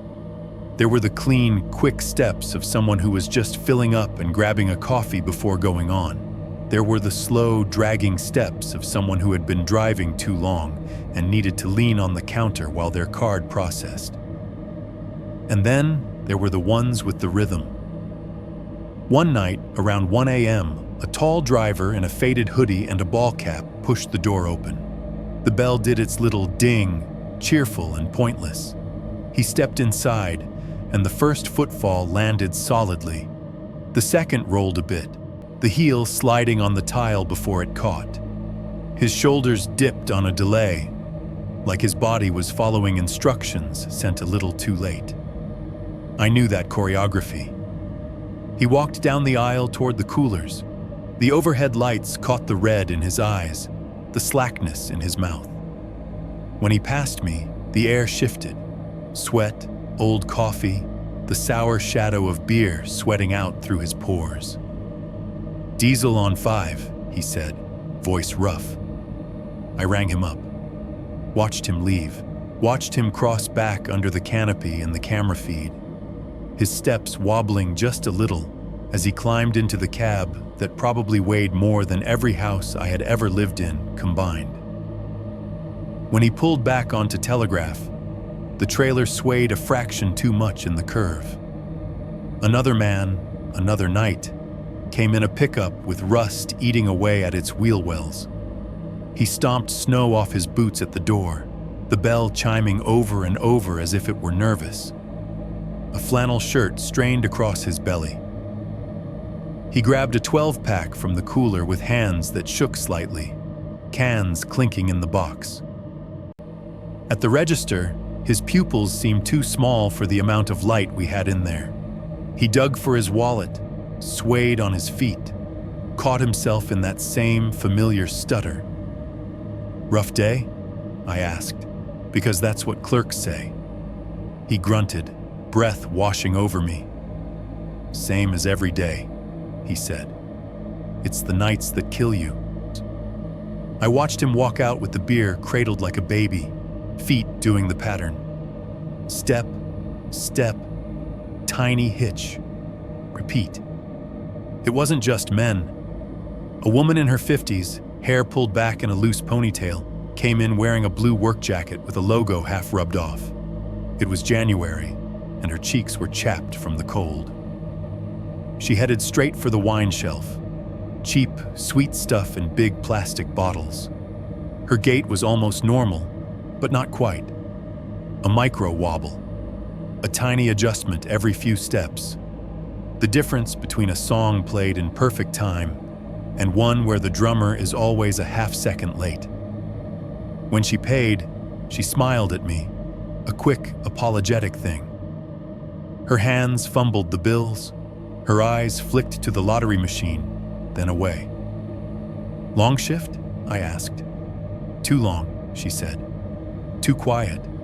You know how it is." I did. After a while, It felt like everyone was walking to the same beat. The guy who came in every night to fill his styrofoam cup with Mountain Dew. The regular who bought scratch-offs until he ran out of money and then stood outside, scratching them in the glow of the pumps. The cop who swung by for free coffee and a bathroom break, his belt creaking when he moved. Their footsteps overlapped in my head. Ding of the door, boots on tile, the beep of the register, the burble of gas through the pumps, the soft, relentless whir of the cooler fans. It all layered into one long, looping track. On bad nights, I could hear it even when the store was empty. The automatic door was hooked up to a motion sensor. If someone walked up to it after hours, it would slide open and the bell would squeak. But the sensor had quirks. Sometimes a moth or a piece of trash or nothing I could see at all would set it off for a half second. A false start. One night around 3, long lull between customers, I was leaning on the counter, eyes half on the monitor, half on the coffee pot that needed changing, when the bell gave a tiny, almost embarrassed ding. Just once. Not the full-throated chime it usually did when the door actually moved. More like a hiccup, a glitch. I looked up. The door did not open. The glass stayed shut. The air did not move. Still, the sound was unmistakable. Same chime that greeted every set of real footsteps. My eyes went to the camera feed. Front entrance. Nothing. No car pulling up. No person pacing outside. Aisles, still. Bags of chips standing in their neat, bright ranks. Candy bars lined up like little brown bricks. The only motion was the slight flicker of the fluorescent tubes in the ceiling. Then I saw it. The chip rack near the middle of the store, 4 wire shelves of salty junk, shivered. Not much. Not like someone had grabbed it and shaken it. Just a subtle tremble, a barely visible tremor, as if something, or someone, had walked past it too close and brushed it with a shoulder. If you hadn't been staring, if you hadn't been half expecting something, you would have missed it. I watched the footage back on the monitor, frame by frame. Idle store, bell hiccup, chip rack, a slight blur in one frame where all the others were clear, then stillness again. Outside, the freeway roared its steady, uncaring note. A semi's air brakes hissed in the distance. Inside, my heart was beating hard enough that I could feel it in my teeth. I told myself it was the building settling. Air pressure, static, any of a dozen rational explanations. But those all sat on the surface like price stickers that wouldn't quite stick. Underneath, something else was growing. I started to look forward to my shift, and not just because of the paycheck. It took me a while to admit that. I told myself I liked the quiet, the way the rest of the world was asleep or pretending to be. The routine. The fact that during those 8 hours, I knew exactly where I was supposed to be and what I was supposed to do. But that wasn't all of it. In that bright little box at the edge of the freeway, I could watch the future walk in and out, one shuffling step at a time. Men and women bearing all the signs I had grown up around. Red eyes, small pupillary lag, the lurch in their gait, moved through my aisles like ghosts with credit cards. They bought beer and cigarettes and gas and cheap food that would sit in their stomachs like ballast. They joked, they complained, they flirted or cursed or said nothing at all. Then they left, climbing back into trucks and cars and lives that would, statistically, end the way my father's had, in someone else's house, on someone else's floor. Watching them, I could almost believe I was still separate, that I was behind bullet-resistant glass on the safe side of the counter, sober enough to notice, knowledgeable enough to see the pattern. What I did not let myself think about too often was the other loop I had stepped into. work, drink to calm down, sleep badly, wake up late, go back to the station where the doors dinged and the footsteps blended. There was a point, sitting alone behind the counter at 4 in the morning, watching a stranger weave between the pumps on the monitor, when I understood why some people stand on cliffs and feel a pull instead of fear. The gas station had become my cliff. The people walking through it were the rocks below. And me? I was the idiot at the top, staring down, already leaning forward, telling myself the wind in my face meant I was still in control. 5.1, my one bedroom above the parking lot. The apartment looked better on the listing than it did in real life. Online, it was cozy one bedroom, utilities included, convenient freeway access. In person, it was a tired brick building that had given up on pretending to be anything else a long time ago. 4 stories tall, no elevator, a faded sign out front half hidden behind an overgrown bush. The front door stuck in the winter and never quite closed right in the summer. The buzzer panel was a patchwork of taped-on names, some handwritten, some scratched out and replaced. My place was on the 3rd floor, facing the back. The hallway smelled like every bad decision anyone had ever made in that building. Damp carpet, old cigarette smoke baked into the walls, the sweet rotten tang of someone's cooking that got into the air and stayed there for days. In the corner by the stairwell, there was always a faint whiff of bleach, like the landlord believed mopping 1 square of floor could keep the whole place from falling apart. The first time I opened my door, the air inside had that stale, closed-up smell. Dust, old paint, a hint of whatever cleaning product they'd waved around to make it seem move-in ready. It was small. Kitchen and living room mashed together in one rectangle.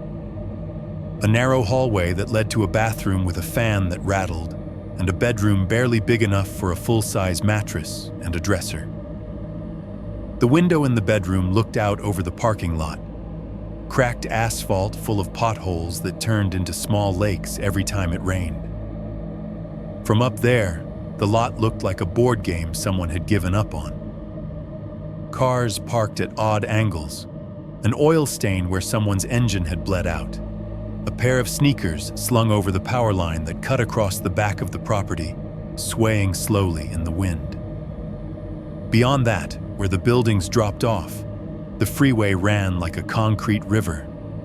Day and night, cars flowed along it, a constant low roar that never fully stopped, only changed tempo. During the day, it sounded like background noise. At night, when everything else quieted, it turned into something closer to surf, the rise and fall of engines, the hiss of tires on pavement. Inside my apartment, the soundtrack was different, but just as relentless.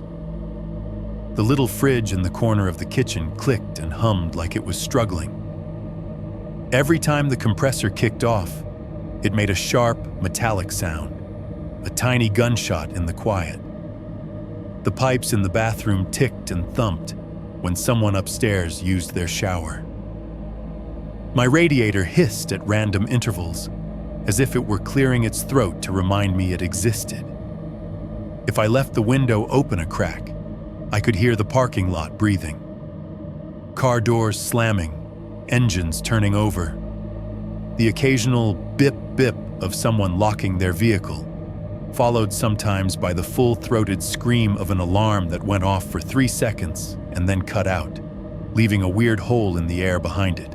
The building had one modern feature, like a cosmetic surgery on a tired face, a camera over the front entrance. It was one of those generic dome cameras, bolted into the ceiling above the glass door. When I picked up my keys from the landlord, he handed me a photocopied sheet with a QR code and said, "You download the app. You can see who's at the door. It'll send you alerts. Security, you know? Security." I repeated, because it was easier than pointing out his front door latch barely worked. I installed the app anyway. My phone lit up with a little login screen, the building's ugly name at the top. Once I was in, it showed me a live feed from the camera, grainy, slightly fisheye view of the lobby and the door beyond. Every time the camera picked up motion, it sent a notification. Motion detected. Front entrance. Most of the time, when I tapped it, it was something harmless. The UPS guy juggling 3 boxes and a scanner, a FedEx driver in shorts, even when it was snowing, dropping off a package and leaving a footprint trail on the salt. Pizza delivery guys in hoodies, shifting from foot to foot while they waited for someone to buzz them in. A teenager from the 3rd floor sneaking her boyfriend in after midnight, both of them laughing, faces close. On weekends, there were more food bags, more beer cases. On weekdays, it was Amazon, grocery delivery, people with lanyards coming home from jobs that had floors and cubicles instead of gas pumps. The app made the building feel smaller in a way. Like I could reach down from my little place above the parking lot and tap the glass of the front door whenever I wanted. Meanwhile, my own routines were hardening. By that point, the after-work drink had turned into drink until I can sleep. I still told myself it was to calm my nerves, to sand down the edges of what I saw at the station. I did not call it what it was, not out loud. Every morning, after the drive home on Telegraph, with the sun starting to bleach the night out of the sky, I would swing past the little party store at the corner and pick up the same thing. The guy behind the counter stopped carding me after 2 weeks. We didn't speak much. He knew what I wanted. I knew I should be ashamed of that and wasn't, or at least pretended I wasn't. Back at the apartment, I would line the bottle up next to the microwave on the counter, the 2 machines that defined my diet more than any menu ever had. The microwave was louder than it should have been, spinning frozen dinners in jerky circles. The bottle was quiet until I opened it. On the rare nights I had off, when Carl finally gave me a break from the graveyard and stuck me on an earlier shift, or when someone else covered for me, I didn't know what to do with the extra space between waking and working. One of those nights, the sky outside the bedroom window was a flat, dirty gray that never quite got fully dark. City light, parking lot light, freeway light. It all smeared together and pushed back at the night just enough to make shadows soft. I hadn't worked that day. My body still felt like it should be at the station, checking the coffee, counting the cigarettes, watching the monitors. Instead, I had wandered around the apartment like a guest in my own life, listening to the fridge click on and off. By 8 p.m., I gave up pretending I was going to do something productive. I slid a frozen pizza out of its cardboard sleeve, the cheese a solid white sheet, the pepperoni discs still stuck together. The plastic crinkled as I peeled it back. I shoved the thing onto a dented baking sheet and into the microwave, hit the buttons by muscle memory. The machine whirred to life, its turntable squeaking slightly on every rotation. While it spun, I cracked open a beer. The first gulp was automatic now. The bitterness barely registered. It went down easy, a shortcut straight into that slow, spreading warmth. I sat on the sagging couch, the springs making small, complaining noises under my weight, and flipped through channels until I found a replay of an old football game.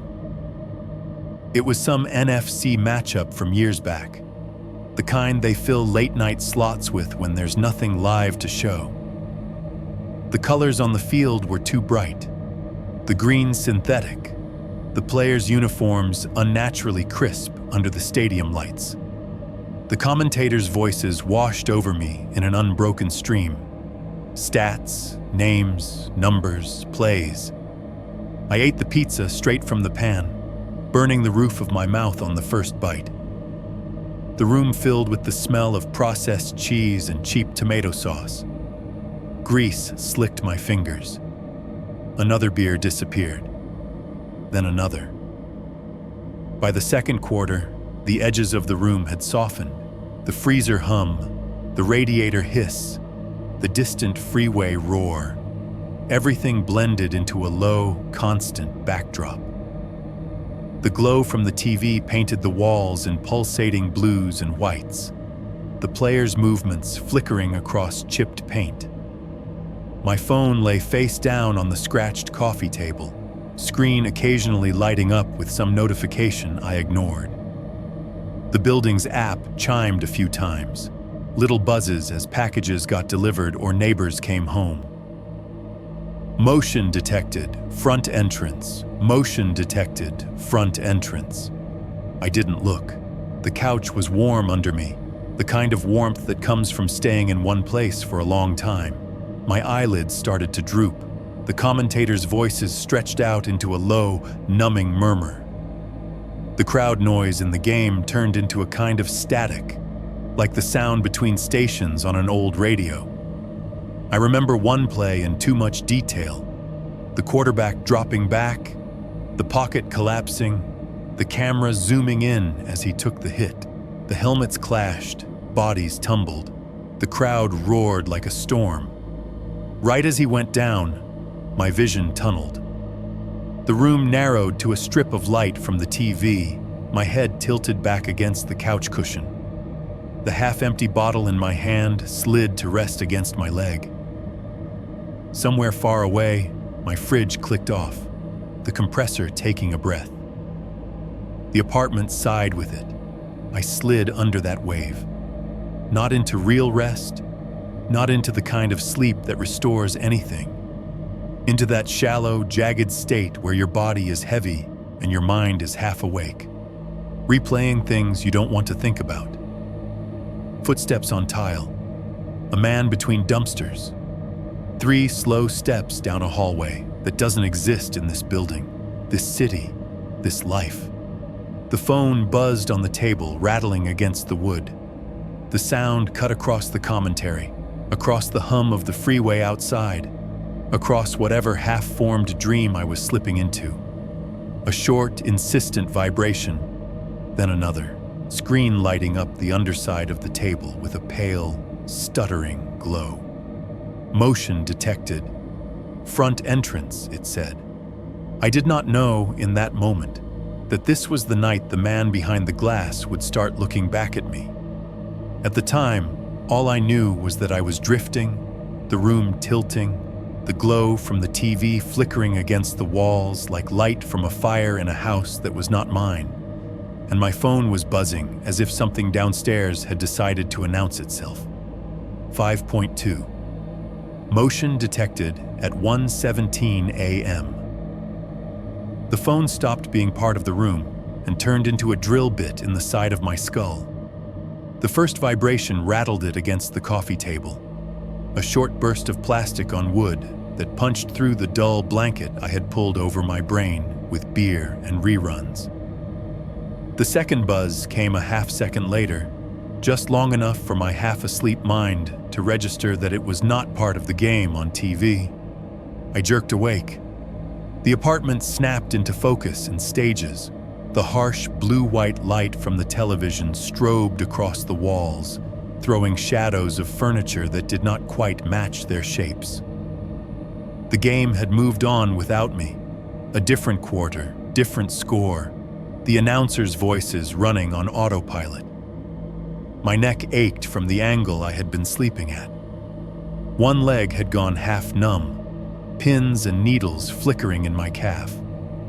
An empty beer bottle rested against my knee, rolling slightly every time I shifted.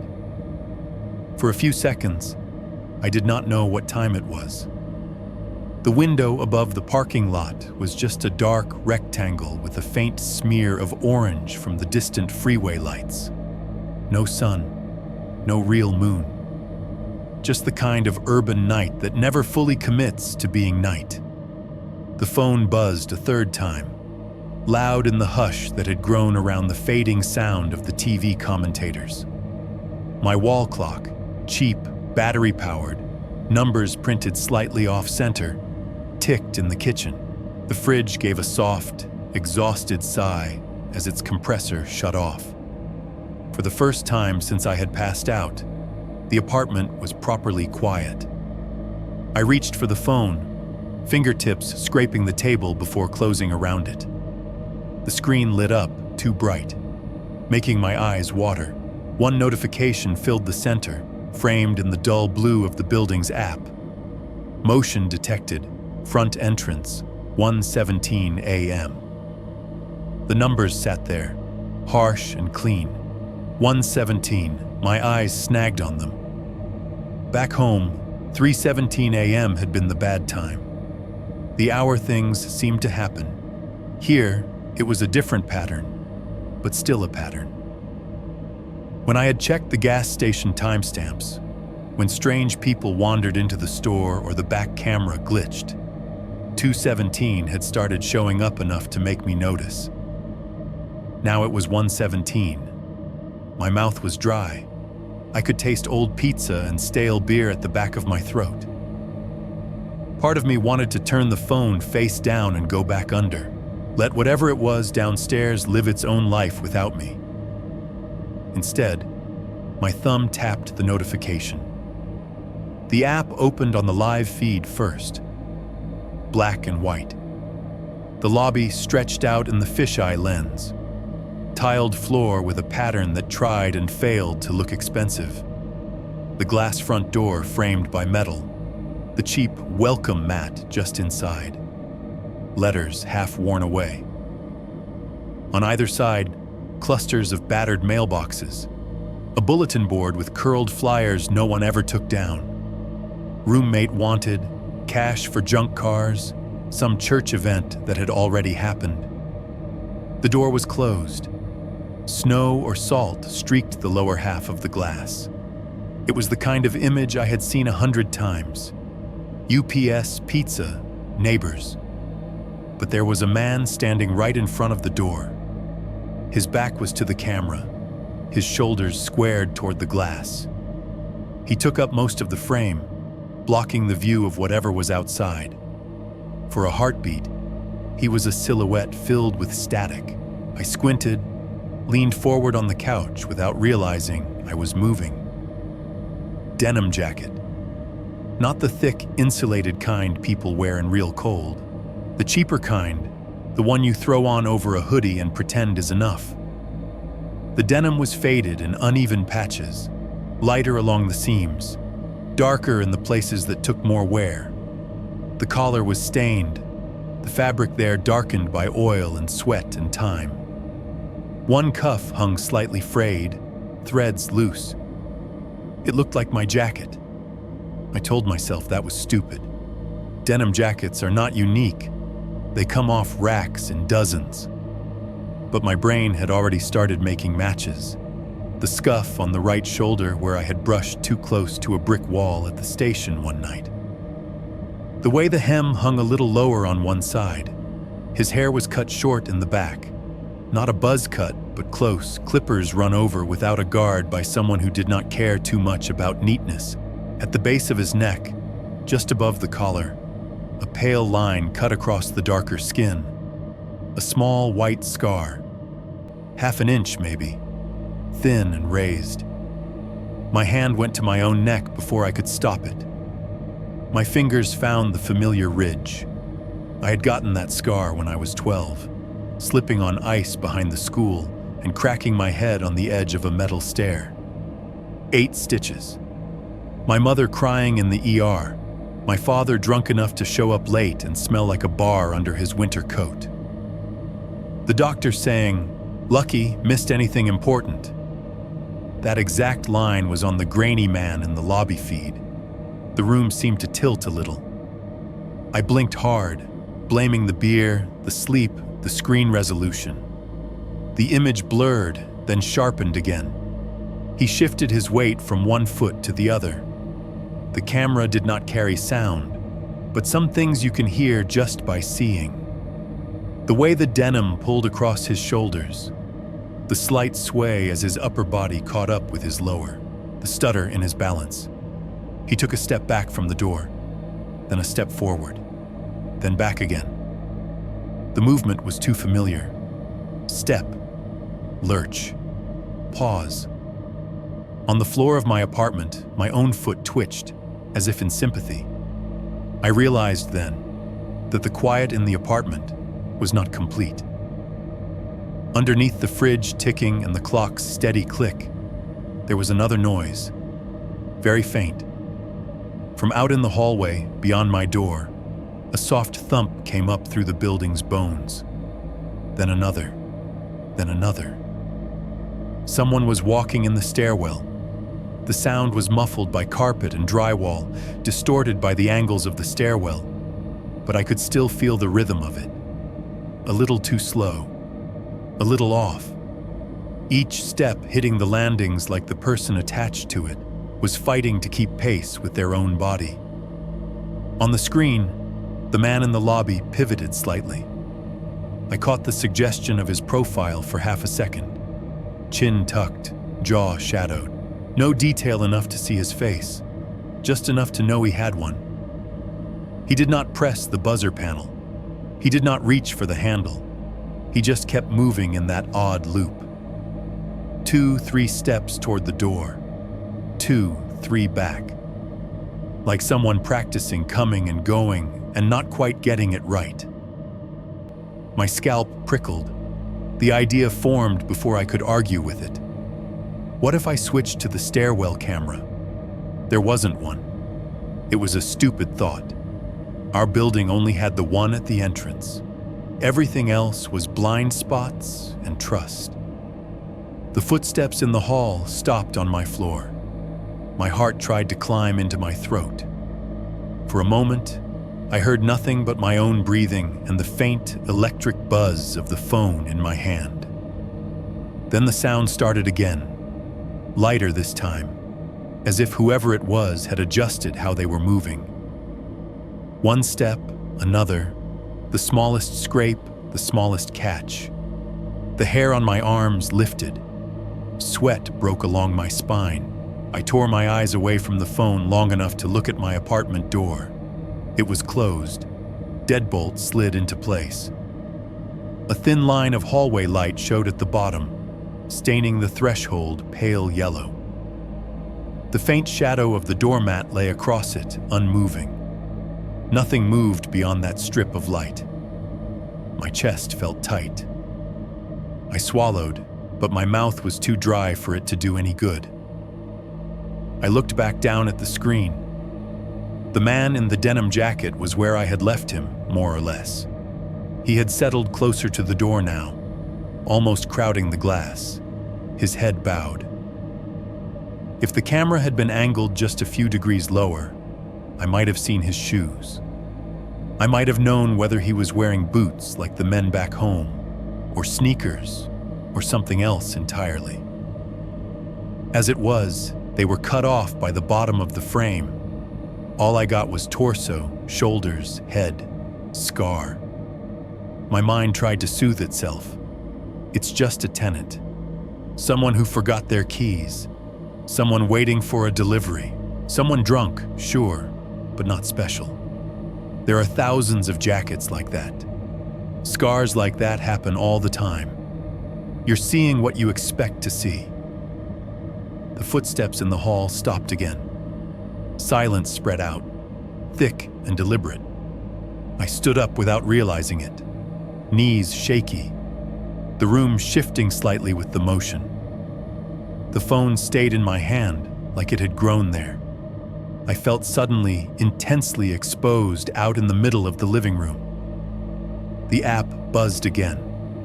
Another notification banner slid down over the live feed, jittering at the top of the screen.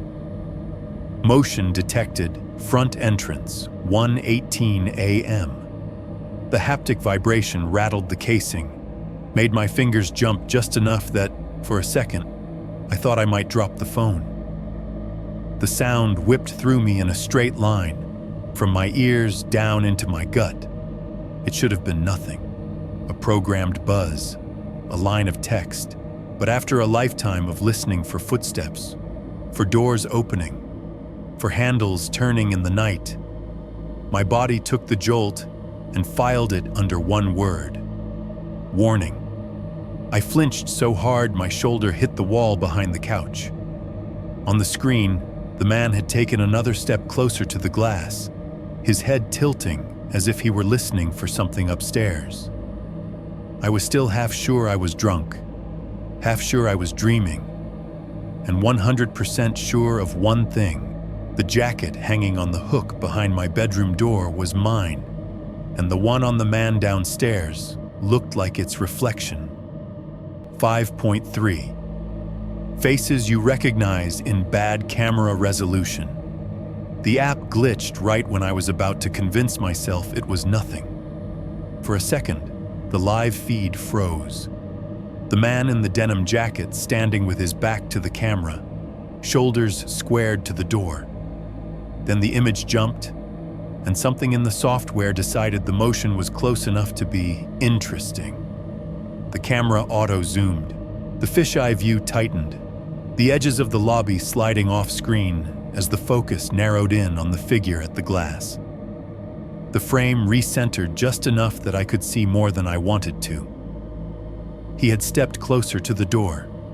Where before I'd only had his back and the back of his head, now the tilt of the lens caught half of his profile, reflected faintly in the glass, and the lower portion of his face, angled just right to give me a sliver of detail.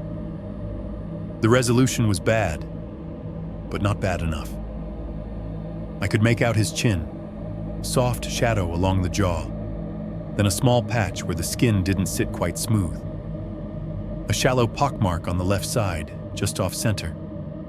I had seen that shape before, in bathroom mirrors, in the dent of my own stubble when the light hit wrong. I raised my free hand without meaning to, fingers ghosting over my jaw, finding the same little crater there like my skin had been punched in once and never fully recovered.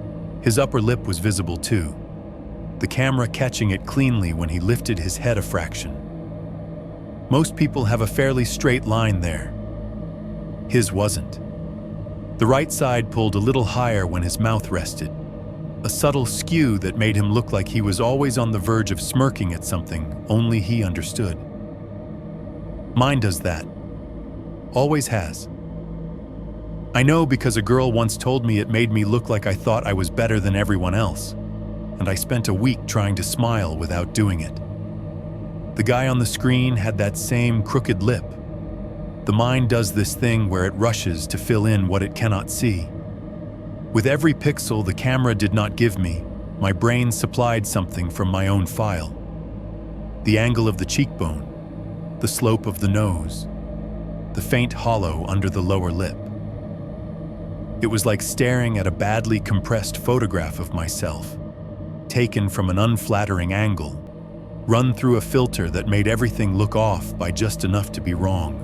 My stomach rolled. The room felt suddenly too small. His head was bowed, but as the seconds ticked by, he lifted it slowly. The autofocus hunted for a moment, lines of digital noise crawling up the frame, and then settled. His mouth opened, not wide, no scream, no snarl, just a slow parting of his lips, like someone about to say a word they hadn't quite decided on yet. The movement was painfully deliberate, each pixel change registering as the software tried to catch up. At the corner of his mouth, something glinted. The light in the lobby wasn't much, just a ceiling fixture with a yellowed cover. But whatever was hanging there caught it. A thin, wet line, tracking from the corner of his upper lip down along the curve of his chin. It didn't drip in big, dramatic drops. It just sat there, a glossy streak against the grainy texture of his skin. On the screen, in black and white, it was only a dark shine. My brain, as usual, tried to give it color. Not going there, I told myself. Not that. It could be anything. Beer, water, spit. Whatever it was, It clung like something that had no intention of drying. His mouth moved a little more, shaping around a sound I could not hear. I found myself leaning closer to the phone, as if proximity could give me audio. My own mouth had gone dry. My tongue felt like it was stuck to the roof. Then his hand lifted. I had not seen his hands before, not clearly. Now the frame included his right one as it rose, fingers stiff, knuckles pale under the camera's infrared approximation of light. He reached toward the door, toward the narrow metal panel where the buzzer button sat. My chest tightened. There was a pause, as if even he were reconsidering. Then his thumb pressed down. The buzzer on the panel near my own front door, 3 floors up, down a hallway, around a corner, erupted in a harsh, short bzzz. The sound was not loud, not compared to a gas station alarm or a car horn, but it vibrated through the thin walls like a live wire. It shot up the building's veins, pipes, vents, metal frames, until it found its way into my apartment in a ghost version of itself. I heard it twice.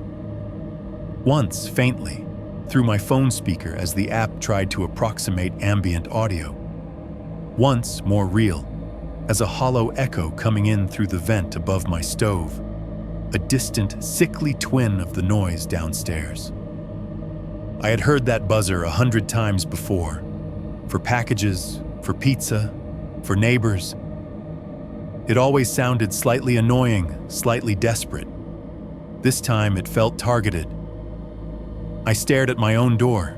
The peephole stared back at me, a dark glass eye. The deadbolt gleamed dully in the TV's flicker. The thin line of light under the threshold looked the same as it always did. I did not move toward it. Some part of my brain, the one that had paid attention in whatever version of common sense class you get growing up poor, reminded me, you do not open doors to men whose faces line up with your worst memories. You do not answer buzzers in the middle of the night when your heart is already beating wrong. I stayed where I was, rooted to the spot. My feet felt fused to the thin carpet, as if the fibers had grown up between my toes and anchored me. The buzzer sounded again, a shorter blip this time, like whoever was pressing had less conviction. Bzzz-t. The note cut off mid-vibration. Downstairs, the man on the screen tilted his head, the edge of his jaw sliding into clearer view. I watched my own mouth, or something too much like it, relax back into a neutral line. The wet at the corner glinted again. He did not look up at the camera, but I had the creeping sensation that if he did, if he turned his face fully toward that black dome in the ceiling, I would see my own eyes staring back in bad grayscale. Maybe a little too bright, a little too wide, but still mine. Instead, he stepped back. The auto zoom adjusted a second too late. The frame stayed tight while he moved out of its comfort zone. For a moment, parts of him blurred, shoulders smeared, torso stretched. Then the camera's brain caught the change and jerked the image out, wide again, giving me the whole lobby in one distorted sweep. He turned away from the door. As he did, the cheap sensor and bad encoding did their usual trick. Motion plus low light equals artifact. His body elongated in the direction of travel, frame to frame. His legs blurred together. His shape dragged across the tiles like someone was pulling him by a hook in the chest, and the rest of him was trying to catch up. The smear of him looked wrong, proportionally. Too tall, too narrow. A shadow that did not match any possible source. For 2 ugly seconds, he was less a man and more a stretched-out silhouette leaning at an angle no spine should tolerate. Head still slumped, shoulders hunched. Then he was at the edge of the frame, and then he was gone. The glass of the front door reflected nothing but the parking lot's vague glow and the faint suggestion of my world outside. A car under a lamp, a scrap of snow, the blank face of the building across the way. The app dinged cheerfully, as if this were just another package delivery to log. A small number appeared in the corner of the screen. One new clip available, motion event, 1:17 a.m. It offered me the chance to save it, to label it, to share it. I let the screen fade instead, thumb hovering in the air like I might tap something and never quite landing. At some point, I must have sat back down. The couch took me without comment. The game on TV had moved on to post-game analysis. The voices there might as well have been speaking another language. I did not sleep again that night. I lay on top of the covers, clothes still on, phone on my chest, staring at the faint cracks in the ceiling paint until the gray outside shifted to a lighter shade. In the morning, the real morning, when other people's alarms went off and cars in the lot turned over and the world pretended everything made sense, I stood at my kitchen counter and opened the app. There it was. The clip from 1:17 a.m., a neat rectangle with a play icon. My thumb hovered over it. My heart picked up in quiet anticipation and quiet dread, like the feeling you get before replaying a voicemail from someone you know has died. I didn't play it.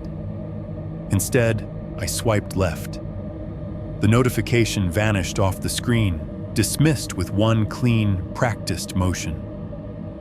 The app chimed softly, accepting my choice. As if that could erase anything, I tossed the phone onto the table harder than I meant to. It skidded, bumping against an empty bottle. The glass clinked. The fridge in the corner clicked and sighed again, starting another cycle. That was when I smelled it. Faint at first, just a thread in the air. Sweet in the wrong way. Not the sugary smell of donuts or cereal. More like something that had started life as sugar and gone sideways. Syrup left too long on a hot burner. Fruit just past ripe. A drink spilled and never fully wiped up. It rode under the usual apartment notes. Cut through the dust, the leftover pizza, the cheap soap from the sink. I stood very still. It was a smell I knew. From the night my father came home for the last time, clothes stiff with spilled beer and something deeper. From the garage when my mother smashed her bottles.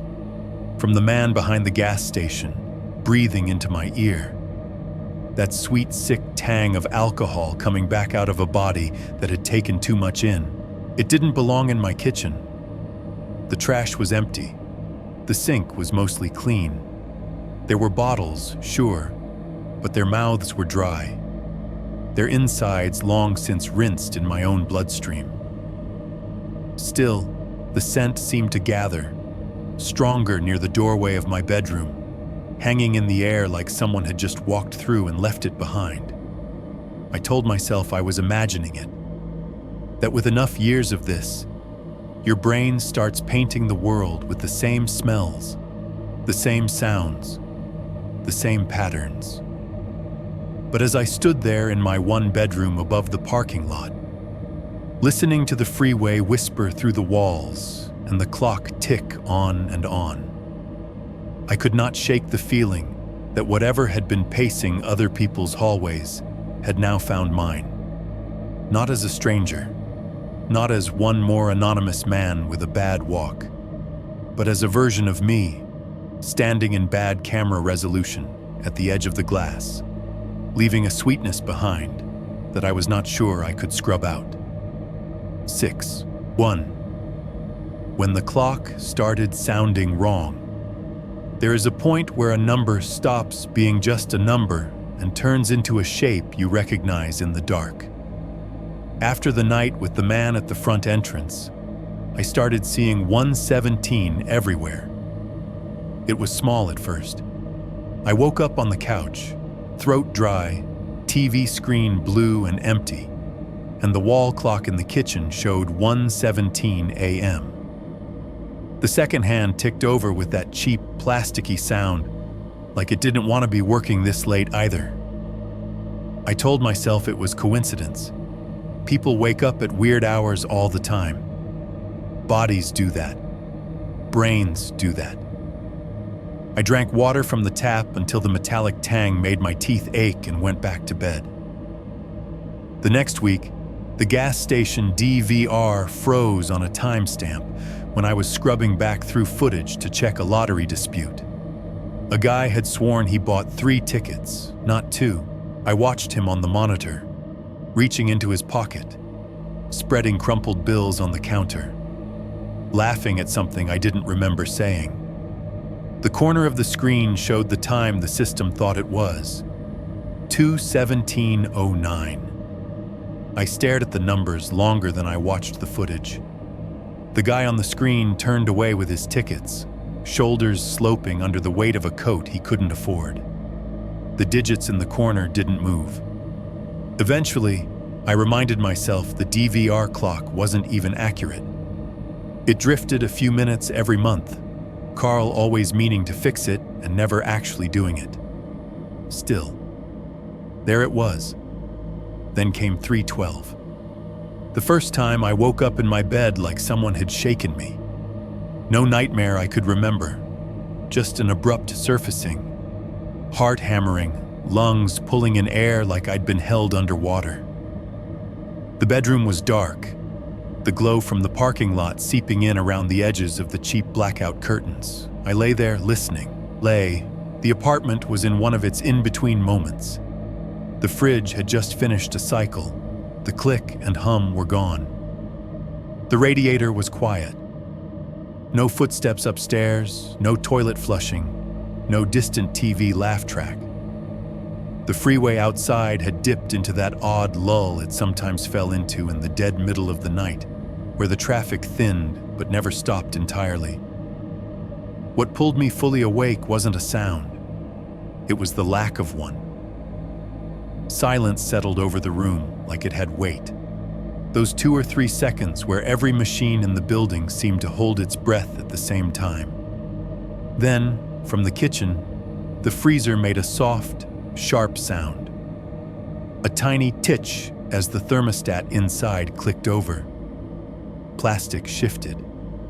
Frost crystals adjusted to the smallest change in temperature.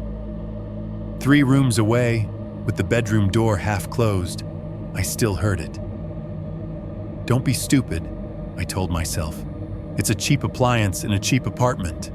They complain. That's all they do. My eyes burned. I rolled over to look at the alarm clock on the crate next to my mattress, the red digits punching through the dark. 3:12 a.m.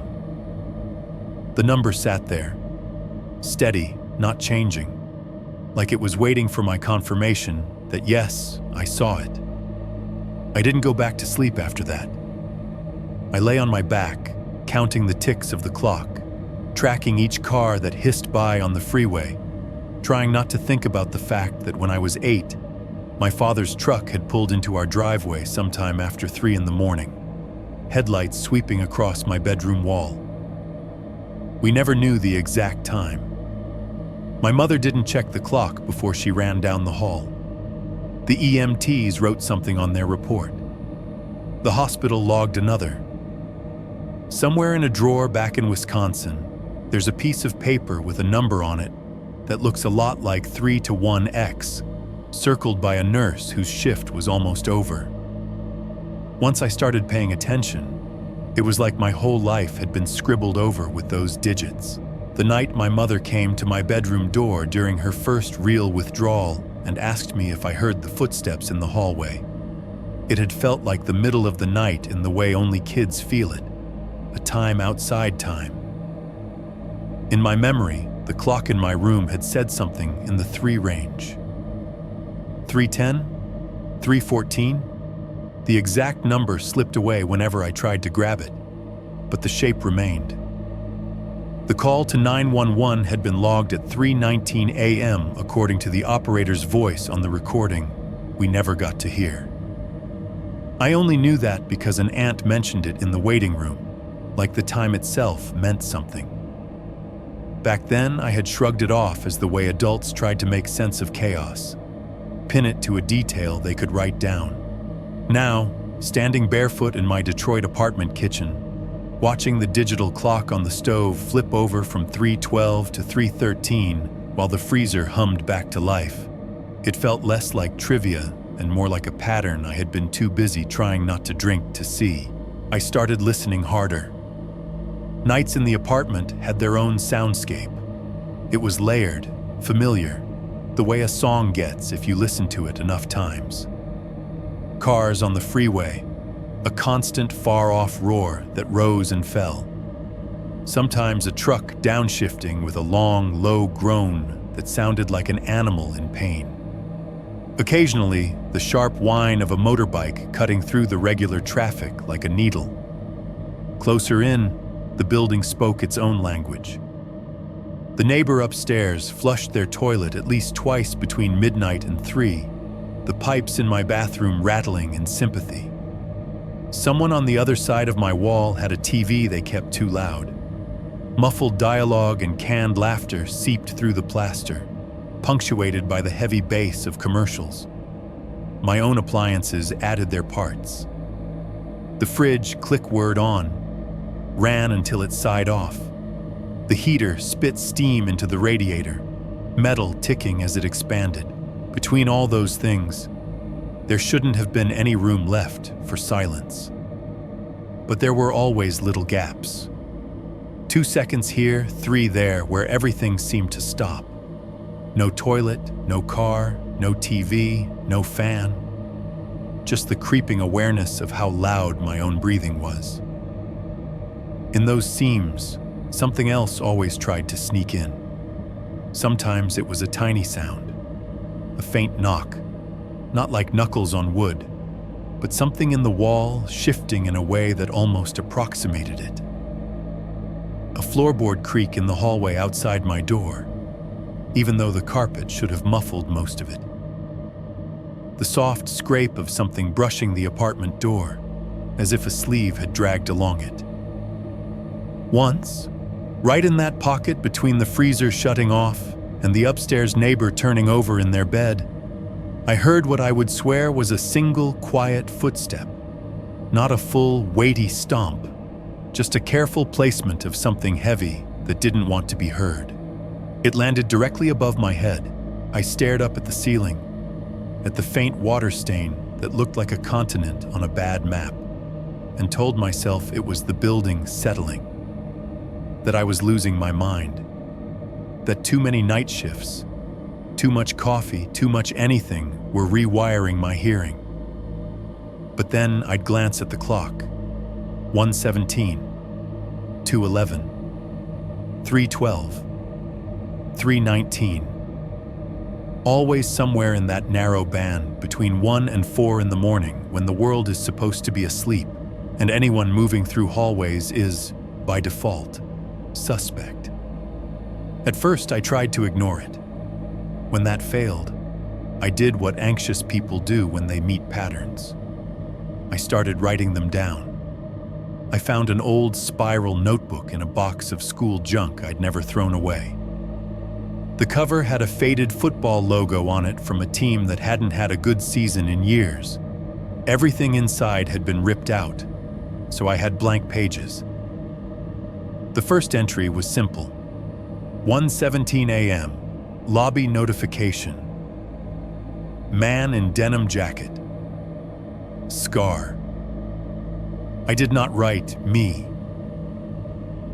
I did not write looks like me, some lines I wasn't ready to cross with ink. The next night, I woke up at 3:12 again, heart pounding, freezer clicking. I lay there in the dark, waited out the silence, then got up and shuffled into the kitchen to write it down. 3:12 a.m., woke up suddenly. Freezer click. No other sound. No dream remembered.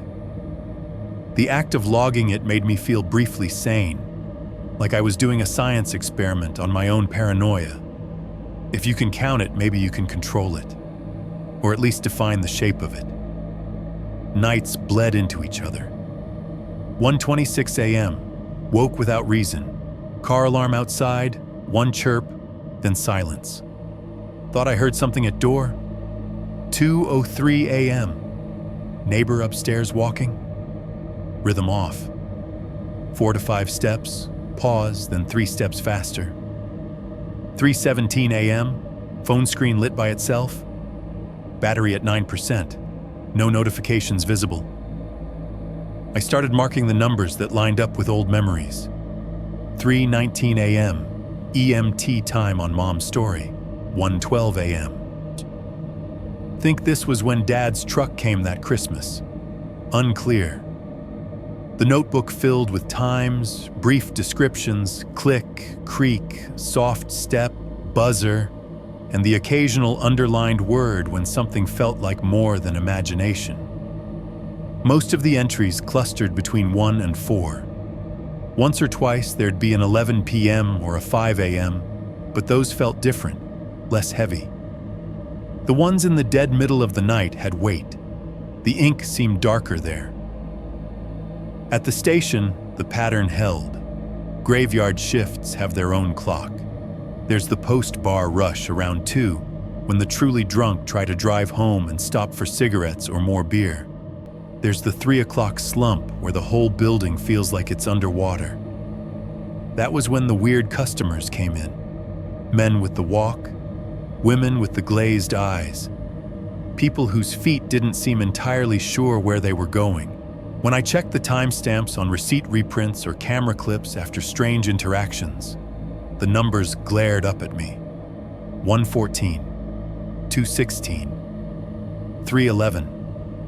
Close enough that my skin prickled. I tried once to go a week without drinking. Cold turkey. No more calm down glass after work.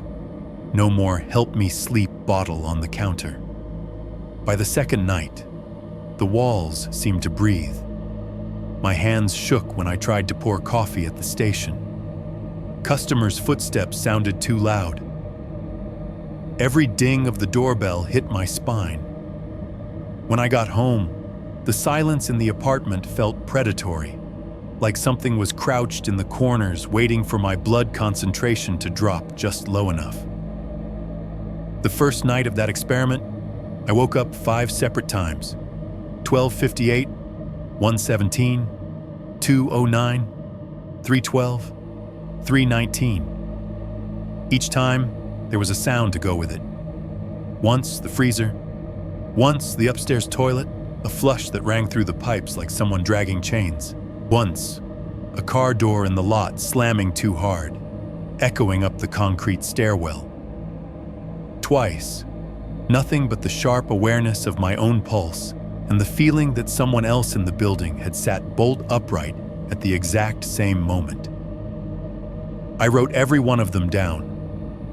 By morning, the notebook page looked like a list of coordinates on a map I didn't remember agreeing to travel. After the 3rd day without alcohol, I was sweating through my sheets, heart racing over nothing.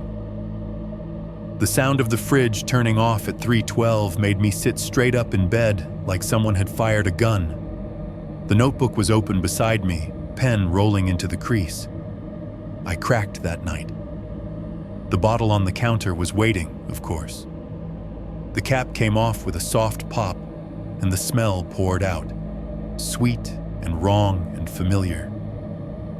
My hand shook as I poured, but the shaking stopped halfway through the second glass. I did not write down that time, even though I saw it. 2:17 a.m., drink.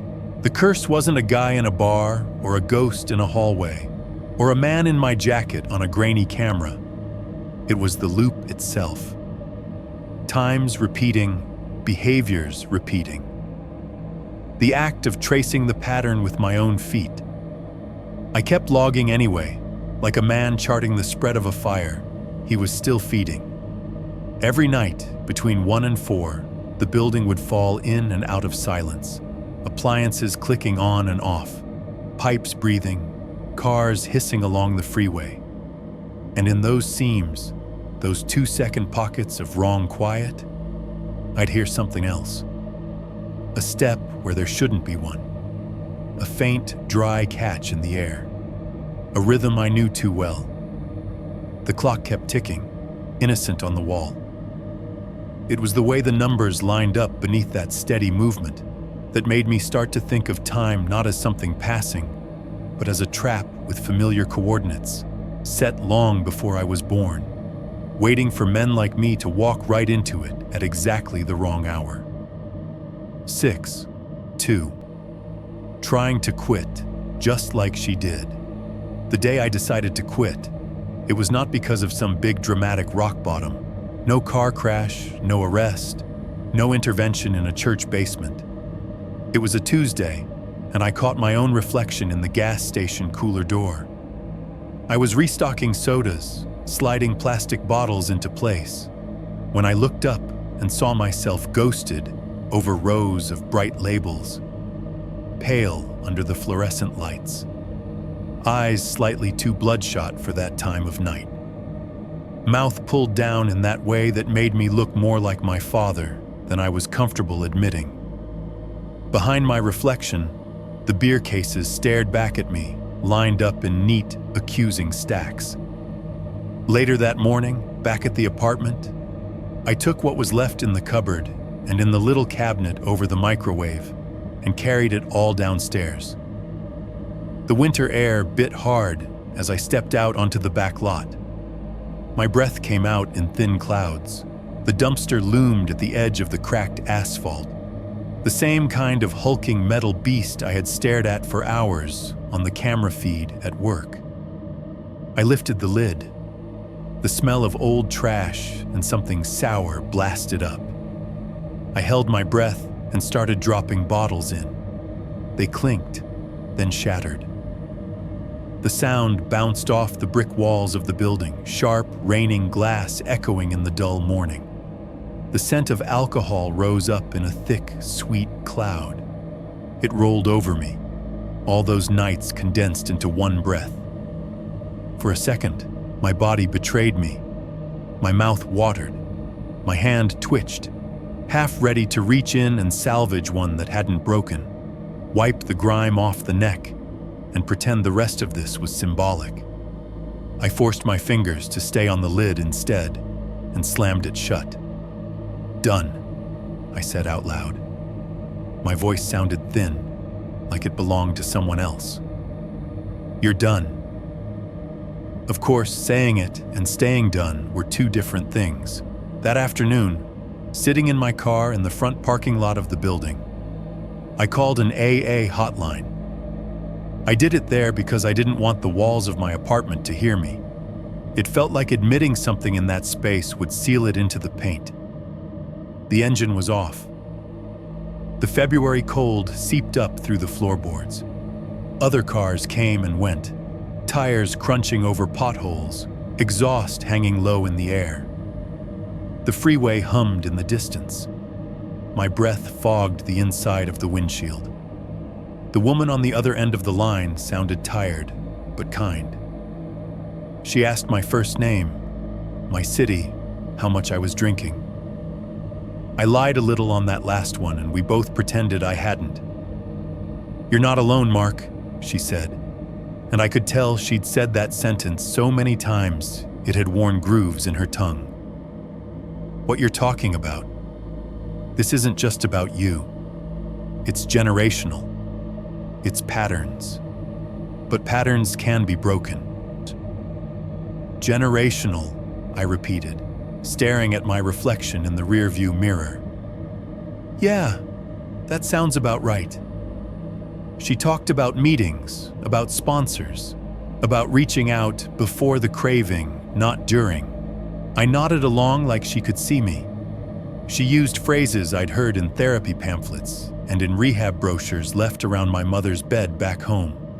Cycle, family disease, breaking chains. In the reflection, my own face looked doubtful.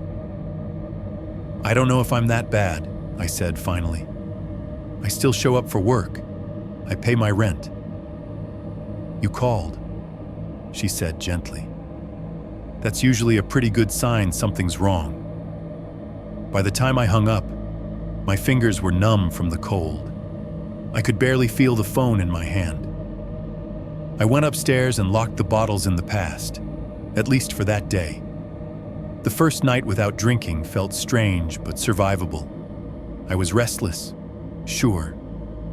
My thoughts ran in circles, but I made it through my shift, came home, lay in bed sober, and stared at the ceiling until my brain finally shut down from sheer exhaustion. The second night was worse. By then, my body had figured out I was serious. Around midnight, the shaking started. Not enough to drop anything, just enough that my hands would tremble when I held them up, a faint tremor in my fingers like they were trying to tap out Morse code. Sweat prickled along my spine even though the room wasn't warm. My heart beat too fast, then too hard, every pulse a heavy thump that made my throat feel crowded. Every sound in the apartment turned up 3 notches. Water rushing through the pipes in the wall when someone upstairs turned on a tap sounded like a river. The neighbor's microwave door slamming might as well have been a car crash. The tiny metallic ping of my baseboard heater adjusting made me flinch. I sat on the edge of the bed, elbows on my knees, palms pressed together like I was praying to something I didn't believe in. The digital clock glowed red in the corner of my vision, 2 to something. The last number blurred until I focused on it. 2:08, then 2:09, then 2:10. The radiator hissed once, sputtered, then fell silent. A second later, the main heating unit in the building shut off with a heavy, distant clunk. The vents gave a final whisper of warm air and then quit. The sudden absence of that low, constant rumble left a hole in the night. For a few long seconds, the apartment felt like someone had sucked all the sound out of it. No heater, no fridge, no pipes, just the buzz of my own nerves. Then I heard it. Footsteps in the hallway outside my door. Not the muffled rush of a neighbor in a hurry.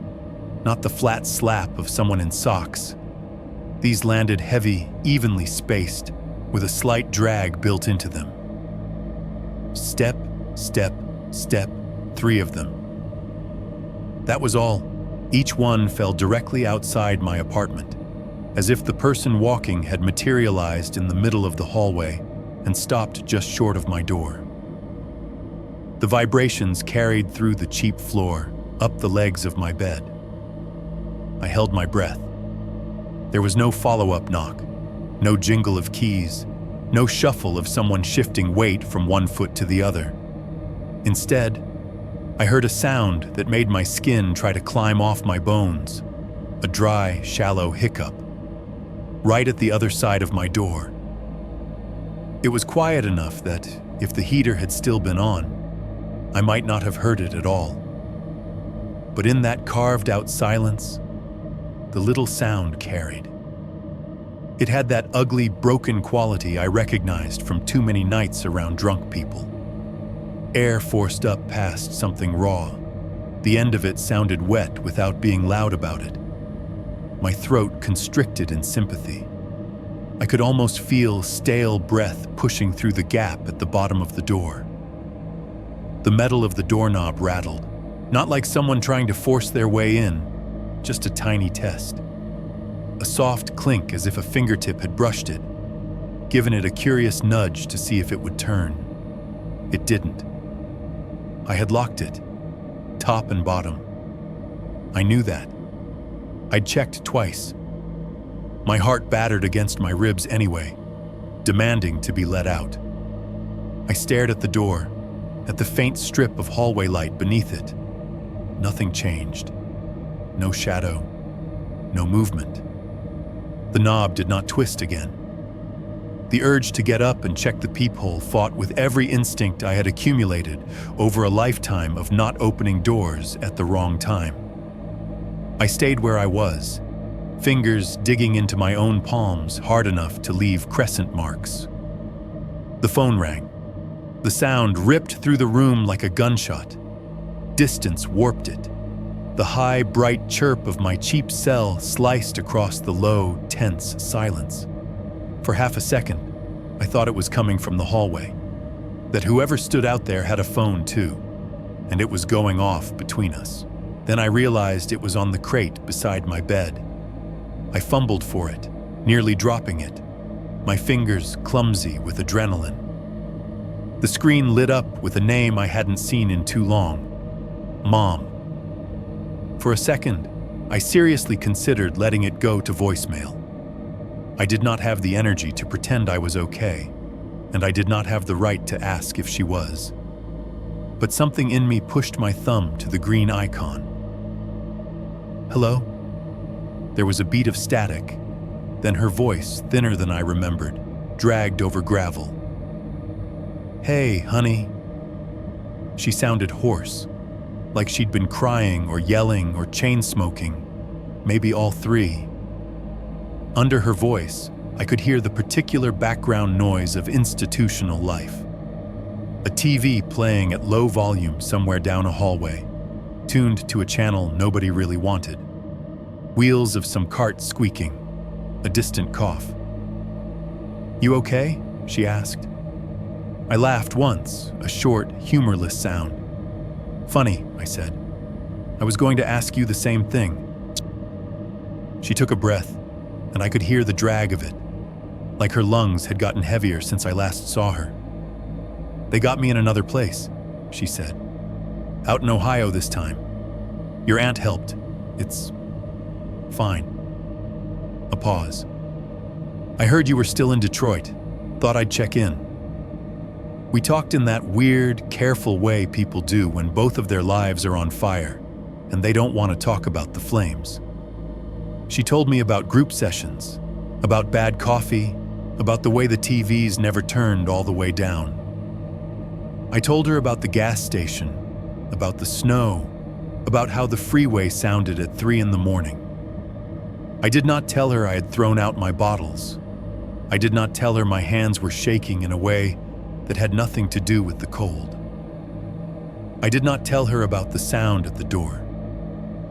At some point in the conversation, as she was talking about a nurse she liked, I heard something on her end that did not belong. It came in under the drone of the hospital TV, under the soft chatter of other patients. A faint, irregular rhythm. Thud, thud, slight pause, thud. Footsteps. The cheap phone speaker flattened them, but the pattern carried. The same uneven cadence that had haunted the halls of our house back in Wisconsin. The same offbeat pace I had watched in the gas station. The same half-step sway I had seen in the man on the lobby camera. Do they let you sleep at all in there? I asked, trying to keep my voice steady. Sounds busy. It's loud, she admitted. Always someone moving, night nurse rounds, people pacing. You know how it is. One set of those steps on her end sounded closer, then turned away. For a second, the sound doubled. Another, farther set, out of sync, like two versions of the same bad song playing in different rooms. I thought about the 3 steps outside my door. The hiccup, the rattling handle, the fact that at nearly the same time, in another state, my mother was listening to someone walk down her rehab hallway with the same broken rhythm. Mark? She said. You still there? Yeah, I said. My voice sounded distant to my own ears. I'm here. Promise me you'll be careful, she said. That you'll try not to let it get you. I did a bad job with that, you know? But you can still... Her voice cracked. She coughed, cleared her throat. I could have told her I'd already started trying, that I'd thrown bottles into dumpsters and called hotlines, that I was sitting in the dark, counting clicks in the walls instead of passing out, that I had just heard the curse knock politely on my door, testing the handle, seeing if I was ready to let it in. Instead, I said, I'll try, Mom. We said goodbye in that clumsy way where neither of you wants to hang up first, and then the line went dead. The phone screen went black. The room seemed to expand outward around me. I sat there for a long minute, listening. No more footsteps in the hall. The heater rattled itself back on, filling the pipes with a faint, familiar rush. Upstairs, someone moved from one room to another, their pace normal, their walk unremarkable. I lay back on the bed and stared at the ceiling, feeling my pulse in my teeth. It would have been easier maybe if the curse had stayed in one place. In that house in Wisconsin, in the gas station, in the back lot between two dumpsters. But hearing those steps on two different ends of a phone call, outside my apartment door and in some rehab hallway states away, made something click into place. This wasn't about a single haunted kitchen or a bad building. It was a pattern that moved with us, in our blood, in our habits. In the times we woke up without knowing why. In the way our feet hit the ground when we were too tired or too drunk or too scared to walk straight. The curse was not a location. It was a schedule, and I was starting to realize how far into it I already was. 6.3. What the camera missed and my ears caught. If this were just a ghost story, the camera would have shown everything.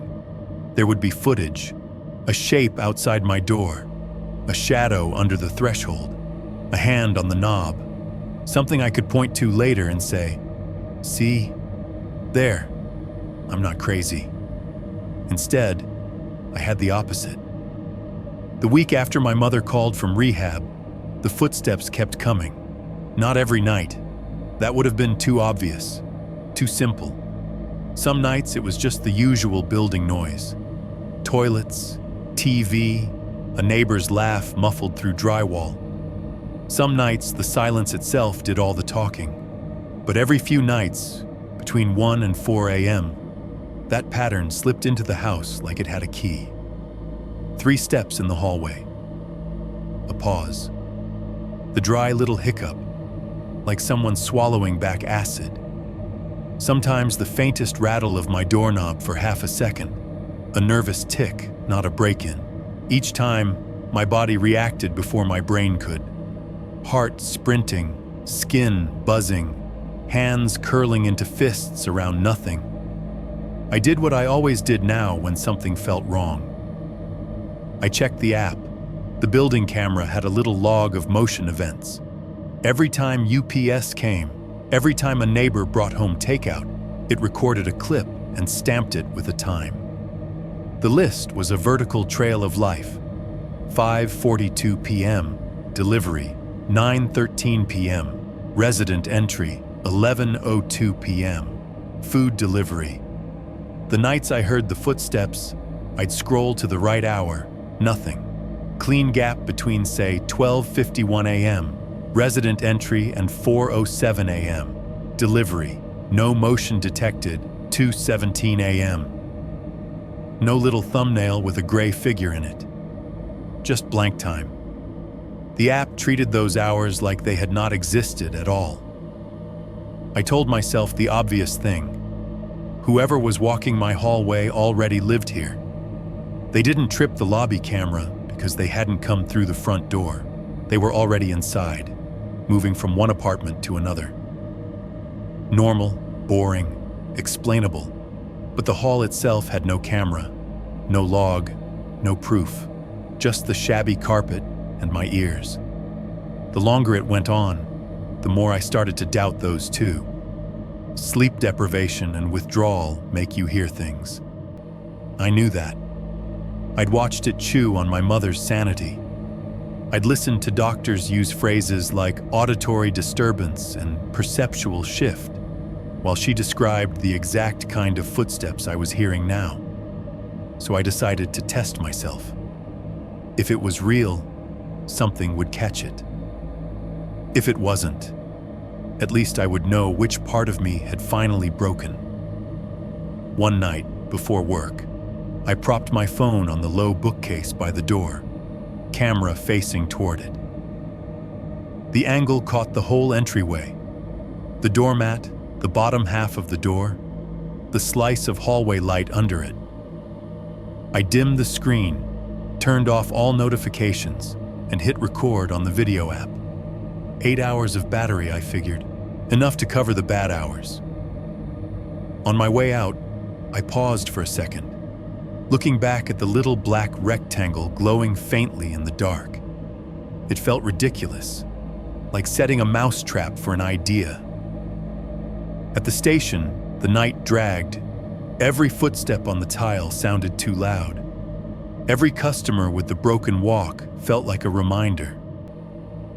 By the time my shift ended, I was half convinced I'd find the phone dead, the recording lost, because of course the universe wouldn't give me something simple.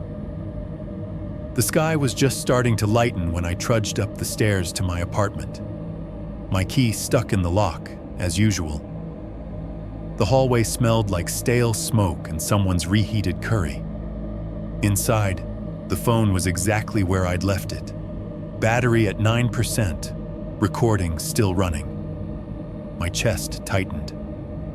I stopped the video, plugged the phone in at the kitchen counter, and made the worst cup of coffee of my life from grounds that had been open too long. My hands shook so badly I sloshed water on the counter. I waited until the caffeine had taken some of the edge off before I hit play. The video started with me setting the phone down, walking away, closing the door behind me. Then the apartment went still. The grainy view of the door sat there, nothing happening, for long, dull stretches. I fast-forwarded through the first few hours, thumb on the bar, watching time blur. Occasional flickers as car headlights from the lot outside slipped under the door and slid away. A faint pulsing of light when my upstairs neighbor turned their bathroom on and off. The camera struggled in the dark, adding noise to everything. Around the time I knew the building's usual noises died down, the 1-to-4 window where the world felt skinless. I slowed the playback back to normal. For several minutes, nothing. Just the door, the floor, the slit of light. Then, under the low hiss of the microphone's static, I heard it. Step. The sound was faint on the recording, but distinct. A dull, soft impact, like weight compressing carpet and floor beneath. Another step, slightly closer in volume. Another. 3 in a row, spaced just far enough apart that you knew they belonged to a human stride. My own breath caught. I leaned in toward the phone on the counter, trying to put my ear next to the tiny speaker like that would make the audio any clearer. On the video, nothing moved. No shadow under the door. No subtle shift of light. The frame was a still life. Door, mat, cheap baseboard. But the soundtrack said otherwise. After the third step, there was that pause I knew too well. Silence, heavy and aware. Then the mic picked up a new sound. A short, dry hiccup. Closer to the phone this time, as if whoever or whatever had made it was right outside the door, a few inches from where the phone sat recording. It was clearer than I had ever heard it with my naked ears, compressed by the microphone, flattened by the phone's cheap hardware, but unmistakable. Air forcing itself up through a throat that didn't want it. The end of it had a little wet scrape, like something catching and then letting go. No whisper, no voice. Just that. 2 steps worth of space, then the ugly little glitch in the breathing. Step, step, hiccup. I watched the video frame like it was going to betray something if I stared hard enough. It didn't. No flicker, no drifting shadow, no narrow strip of darkness under the door suddenly cut off by someone's feet. It was as if someone had taken the sound from another recording and spliced it into this one, over footage of an empty room. My heart pounded in my ears. I scrubbed back and listened again. Same 3 steps, same pause, same ugly little catch. I watched the timestamp in the corner of the screen as the sounds came in. The phone had stamped it automatically. 2:14:37, 2:14:39, 2:14:41, step, step, step, 2:14:44, hiccup. I wrote the numbers down in the notebook, hand unsteady. I left the phone recording for 2 more nights. I changed the angle the second night, propping it higher, trying to catch more of the hallway through the slim crack under the door. I kicked the exposure up a notch. I turned the mic gain up in a settings screen I'd never used before. Both nights, sometime between 1 and 4, the same thing happened. Soft footfalls recorded in the empty hall. Always 3. Always in that same uneasy rhythm, as if the person attached to them were negotiating every step with a hangover and a bad conscience. Always followed, a few seconds later, by that same dry, broken hiccup. And the video? Nothing. No feet. No sudden shadow. No visible change at all, aside from the grain wavering as the poor camera tried to make sense of the dark. On the third morning, bleary and wired, I imported the audio from one of the clips into a free editing app on my laptop. The waveform came up as a wiggly blue line against black. Low hiss for long stretches, then 3 clear spikes as the footsteps hit. A smaller, different-shaped spike where the hiccup landed. A little ridge just after, the exhale. I zoomed in on that section, dragging the timeline out until the sounds were centimeters apart on the screen. Thump, thump, thump. Hic. I measured the time between them.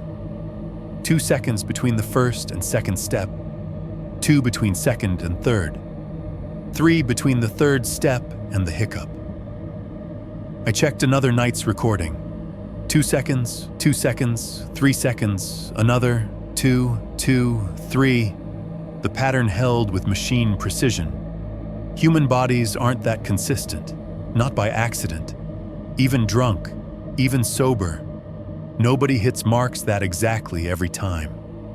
Not over different nights, in different moods, under different weather.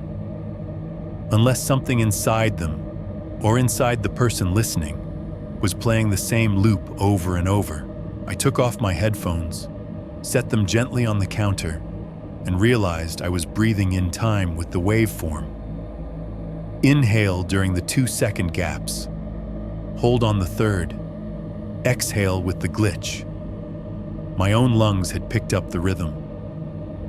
I leaned back against the kitchen cabinets and laughed once, quietly. There was nothing funny about any of it. The sound that came out of me didn't even make it all the way to a real laugh. It was closer to the beginning of a sob that got lost. If this was a haunting, it was the most economical one I'd ever heard of. No full-body apparitions, no possessed objects, just a handful of sounds and a schedule. 3 steps, 1 hiccup. At times, my notebook could predict with uncanny accuracy. I stared at the quiet door.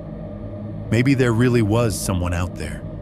Some neighbor with a bad liver and worse luck, pacing past my apartment at exactly the wrong hours, making exactly the wrong noises. Maybe the building's cameras were junk, and my phone lens was too cheap to catch anything in low light. Or maybe my brain, after a lifetime of listening for that specific combination of sounds, had finally decided it didn't need the outside world's help anymore. It had the pattern memorized. It knew the timing down to the fraction of a second. It had learned the soundtrack of my father's last walk, my mother's hallway pacing, the men at the gas station, the stranger at the back door, the man in my jacket on the lobby feed. Now, at 3 a.m., when the fridge took a breath and the heater paused and the freeway dipped into a softer roar, my nervous system hit play. Whether or not the microphones caught it, whether or not the cameras showed anything, the steps would be there. in my ears, in the ringing silence behind my heartbeat. I had gone looking for proof that something outside of me was wrong. What I found, staring at those neat little spikes on my laptop screen, was worse. The curse didn't have to come down the hallway anymore. It had already moved in, cut a track into my head, and made itself at home in the one place no camera could ever point at, somewhere between my ears, keeping perfect time. 7.1. Why I started writing this down right now as I type this. It is 3:12 a.m. That number is probably meaningless to you. To me, it feels like a time that has been waiting for me my whole life. I am sitting at the cheap particle board table that came with this apartment, the one by the kitchen, the one with one leg that is just a little shorter so it rocks if I lean on it wrong. My laptop is open in front of me, the screen the brightest thing in the room. The subject line of the draft email at the top of the window says, "True story for your channel. The walk my family does." I have changed that subject line 3 times already. First, it was true story. My father died in someone else's kitchen. Then, story about a curse. Not sure if real. Now it is this. And my cursor is still hovering near it, like I might erase it again and call the whole thing off. The only other light on in the apartment is the yellow dome fixture over the kitchen sink. It throws a weak, greasy glow over the counter and the pile of dishes I told myself I would get to after my last shift and did not. The living room is mostly dark. The only light there is what spills from the laptop and bounces off the blank TV screen, a ghost rectangle on the opposite wall. Behind the walls, the building is doing its usual nighttime breathing. Out on the freeway, cars whisper past in waves, the sound never fully stopping, just thinning out. Every so often, a truck upshifts or brakes, and the pitch changes, like someone leaning on a piano key. Somewhere upstairs, a toilet flushes, the pipes in my bathroom rattling a few seconds later in sympathy. The fridge in the corner makes a low, struggling hum as it tries to keep the few things inside it cold. Then, every couple of minutes, the compressor cuts off with that little metallic click. The sudden absence of sound leaves a gap that feels bigger than it is. This is where I usually pour a drink. Instead, there is a sweating glass of tap water next to my laptop, leaving a wet ring on the table. I have had 2 sips. My hand keeps reaching for it, and then stopping halfway, surprised by the weight and the lack of burn. On the laptop screen, your channel's name sits in the "to" field. I have watched your videos during my day and your nights for years now. At the gas station, on my breaks, with the sound low and subtitles on. At home, on the couch, letting other people's horrors fill in for my own. Faces I never see. Voices telling stories about "this really happened to me." About weird neighbors, bad roads, wrong houses. I have heard you read emails from people like me so many times that I know the format by heart. Please keep my name anonymous. This happened when I was about 8. I used to think it was just my imagination until, right now, I am the one writing the first line. My name is Mark, and I do not care if you use it. I am not sending this to seek justice. There is nobody to expose, no one person to blame, no clear thing to warn your audience away from. I cannot tell anyone, "Do not go to this place," or "Never talk to this man," because the thing I am trying to describe follows you home and borrows your own reflection. I am writing this for the same reason people talk in church basements and rehab lecture halls and break rooms at 3 in the morning when they have run out of lies. To pull something out of my head and put it somewhere else. Even if that somewhere else is a stranger's inbox and a comment section full of people arguing about whether I made it all up. You can call it a confession if you want. It feels more like filing a report on myself. From this chair, if I twist around, I can see straight down the short hallway into my bedroom. The bed is unmade. The clock on the crate by the mattress shines red numbers I am trying not to look at because I know what they will say. The jacket I told you about, the denim one, hangs on the hook behind the bedroom door, its sleeves empty, the hem just brushing the wall. Sometimes, when the apartment is quiet enough, the small movements of the building make it sway a little, just enough to tap the drywall once and settle, like someone inside it shifted their weight. I tell myself I am sitting here for the light and the table, but the truth is, I do not want my back to that door. On the laptop screen, the cursor blinks at the end of the sentence I just wrote. A bright, impatient pulse. I keep stopping to listen between words. Old habits. The freeway hushes. A car alarm 2 lots over chirps once, then shuts up. Somewhere in the building, someone coughs. A dry, tired sound through a wall too thin to fully hide it.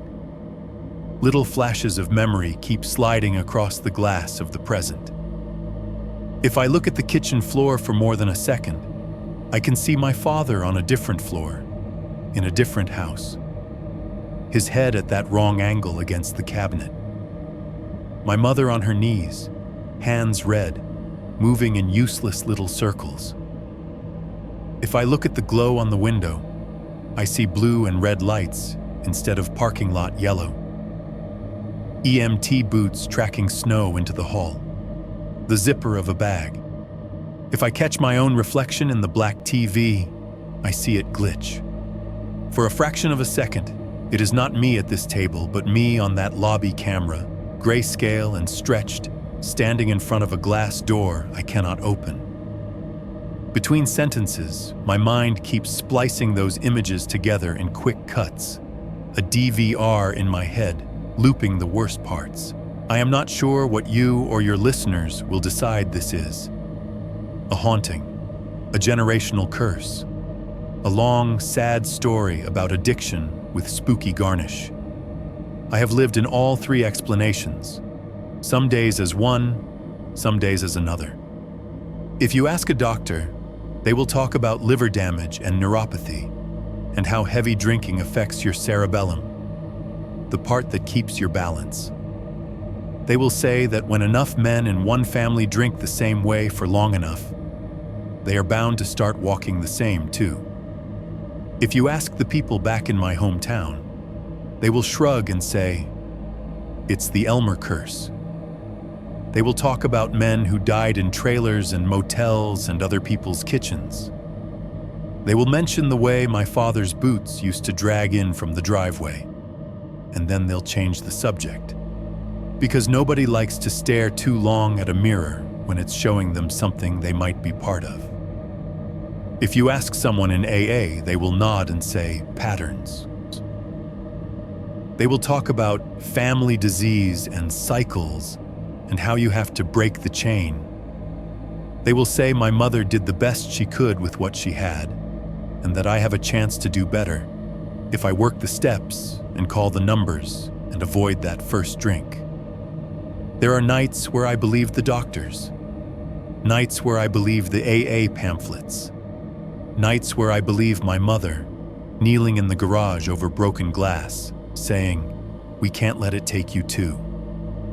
Then there are nights like this one, where the fridge clicks off at 3:12 a.m. The apartment goes 3 seconds too quiet, and somewhere in that silence, I hear 3 careful steps in the hall and a dry, familiar hiccup on the other side of the door. Nights like this are why I am writing to a horror channel instead of a therapist's email. Because even if every sound I'm hearing now is just my nervous system replaying old tapes, it learned those tapes somewhere. It learned them from the way my father came home the last time, stumbling down a narrow hall, shoulder brushing the wall with every 3rd step. It learned them from the way my mother paced in front of my childhood bedroom at 3 in the morning, feet unsure, hands shaking, asking me if I heard something that we both knew wasn't the heater.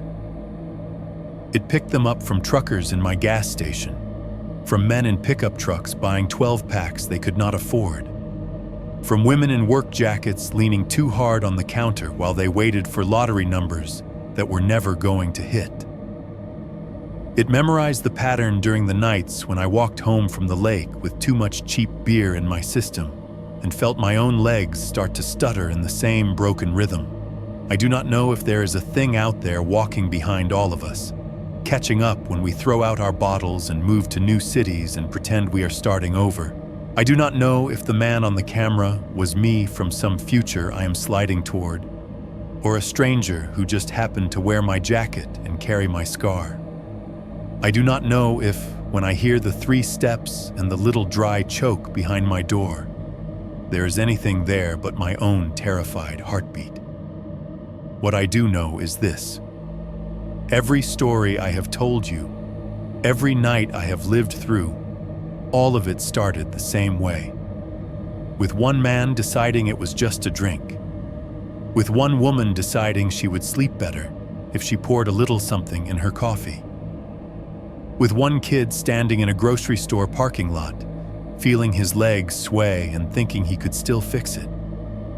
With one step that did not quite land where it was supposed to. You can call it a curse or a diagnosis or a coincidence of genetics and bad luck. I am tired of trying to rename it into something safer than it is.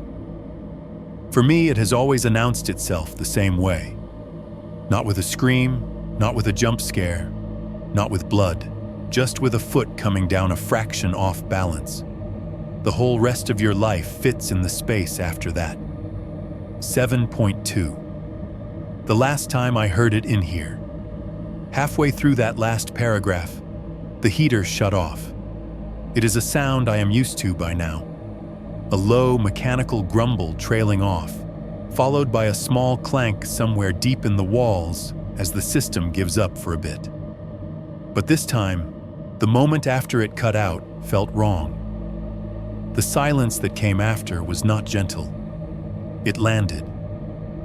The low white noise I had been working against, the endless soft whoosh of warm air and pipe hiss, vanished so cleanly that for a second I thought I had gone deaf. My fingers froze on the keyboard.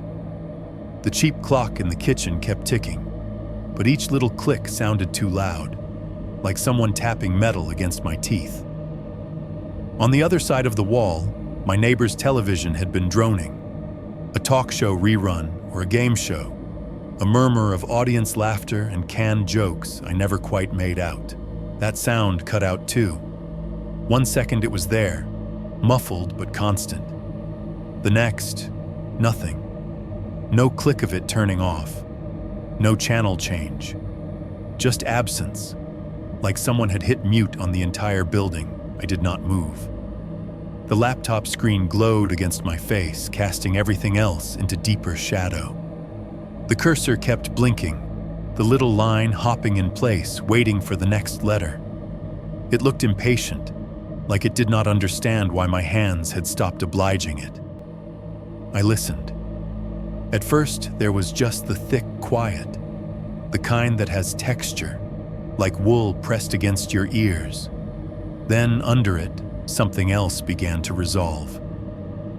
If this ends up being read aloud on your channel, this is the point where, if I were you, I would tell the sound guy to layer it in slow. Start with it barely there. 3 low, distant thumps, panned far left, so that some people think it is in their own room, not the story. Then bring it back, a little closer, a little clearer each time. In my apartment, it started so far away it could have been imagined. 3 steps, like someone walking across the parking lot below my window. Just heavy enough to register through concrete and insulation. A faint thud, thud, thud in the bones of the building. They stopped. The silence thickened again, my ears straining for a follow-up. The clock in the kitchen sounded like a hammer. The laptop fan, which I'd never noticed before, whined softly under my wrists. Then the next three came, closer. It felt like they were on the stairwell now. If you were hearing this through headphones, this is where that sound would move.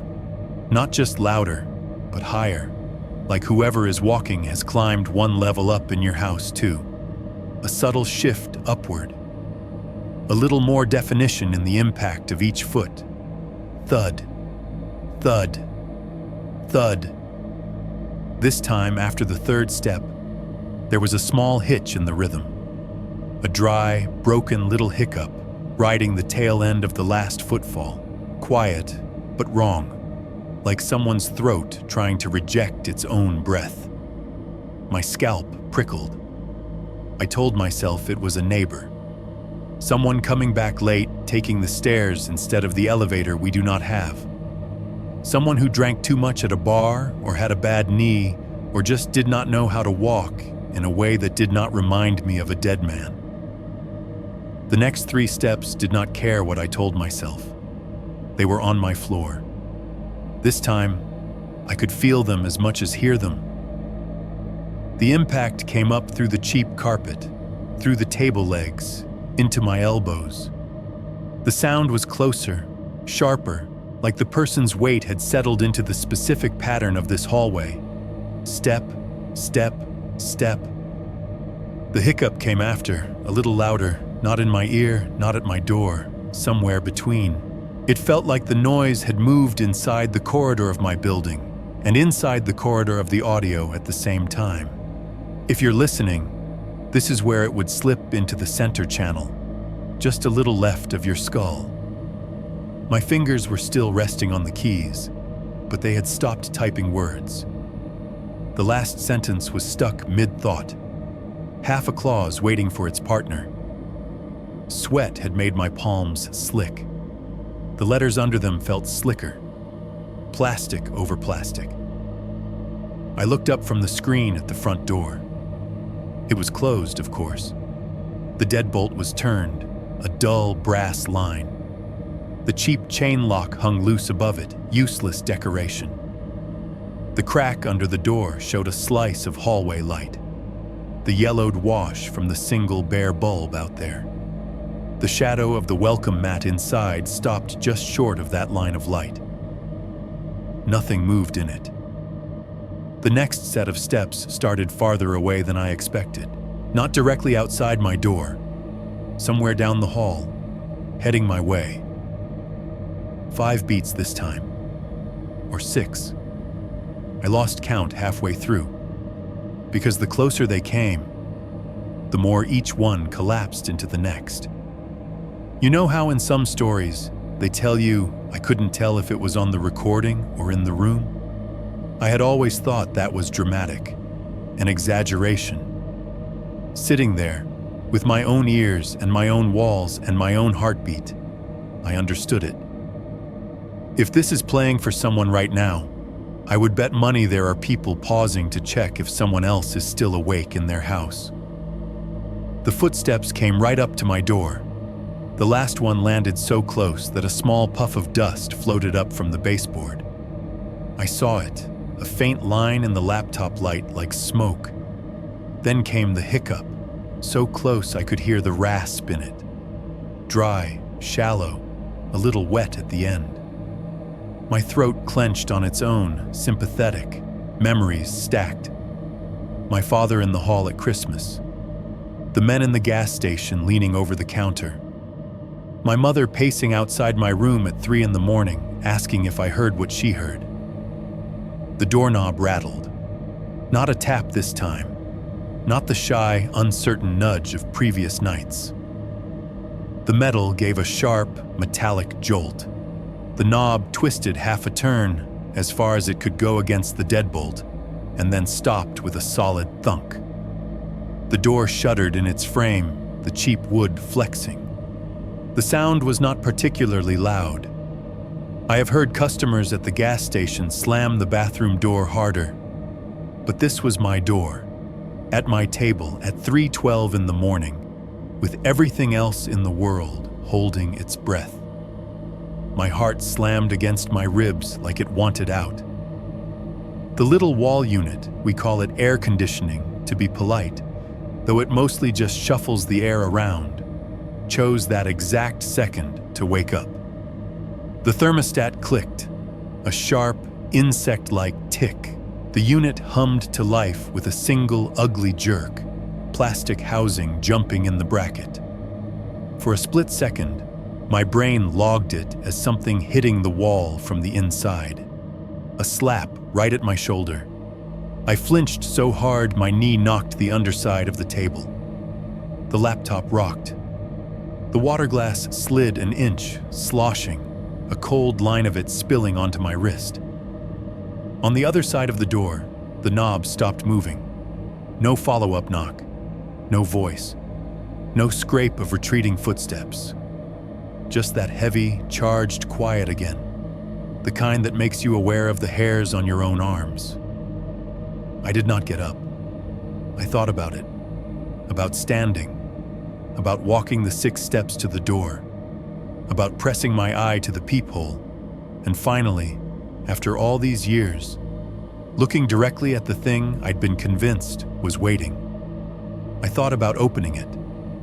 Once, just once, letting whatever was on the other side stop having to come through walls and vents and sound. But there is a line that has been drilled into my bones since I was 8 years old. If you hear that walk, you close doors. You do not open them. So I stayed in the chair. My hands moved back to the keyboard like they were someone else's. The sweat on my palms made each key feel slick. The plastic gave a tired little squeak when I pressed down too hard. My thumb slipped on the space bar once and hit the touchpad instead, making the cursor jump. Every letter I typed felt heavier than it should have, like I was punching them through a layer of water. The words came slower, broken by pauses where I listened for another sound at the door. An apology, a curse, anything. Nothing came. Instead, something else happened. If this were just a story about hallways, this would be the end of it. Sound outside, fear inside, door as border. That's easy. That's clean. The problem is, that is not where it stopped. About a minute after the knob rattled, long enough for my breathing to slow a little, for the heater to stay off, for the AC to settle into its own whining rhythm, I heard the steps again. 3 of them. But they did not come from the hall this time. They came from the far corner of the living room. The sound was wrong for that part of the floor. I know how my own space creaks. The spot by the couch gives a little when you stand on it. The area in front of the fridge has a hollow echo. This was neither. It was the weight of someone taking careful steps on carpet that should not have amplified them at all.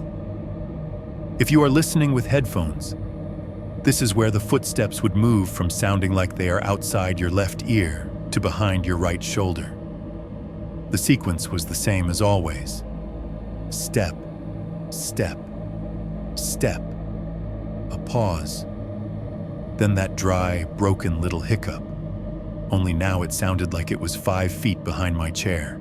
I did not have to turn around to know exactly where that would put it. Right at the line where the shadows from the kitchen light fade into the darker patch by the couch.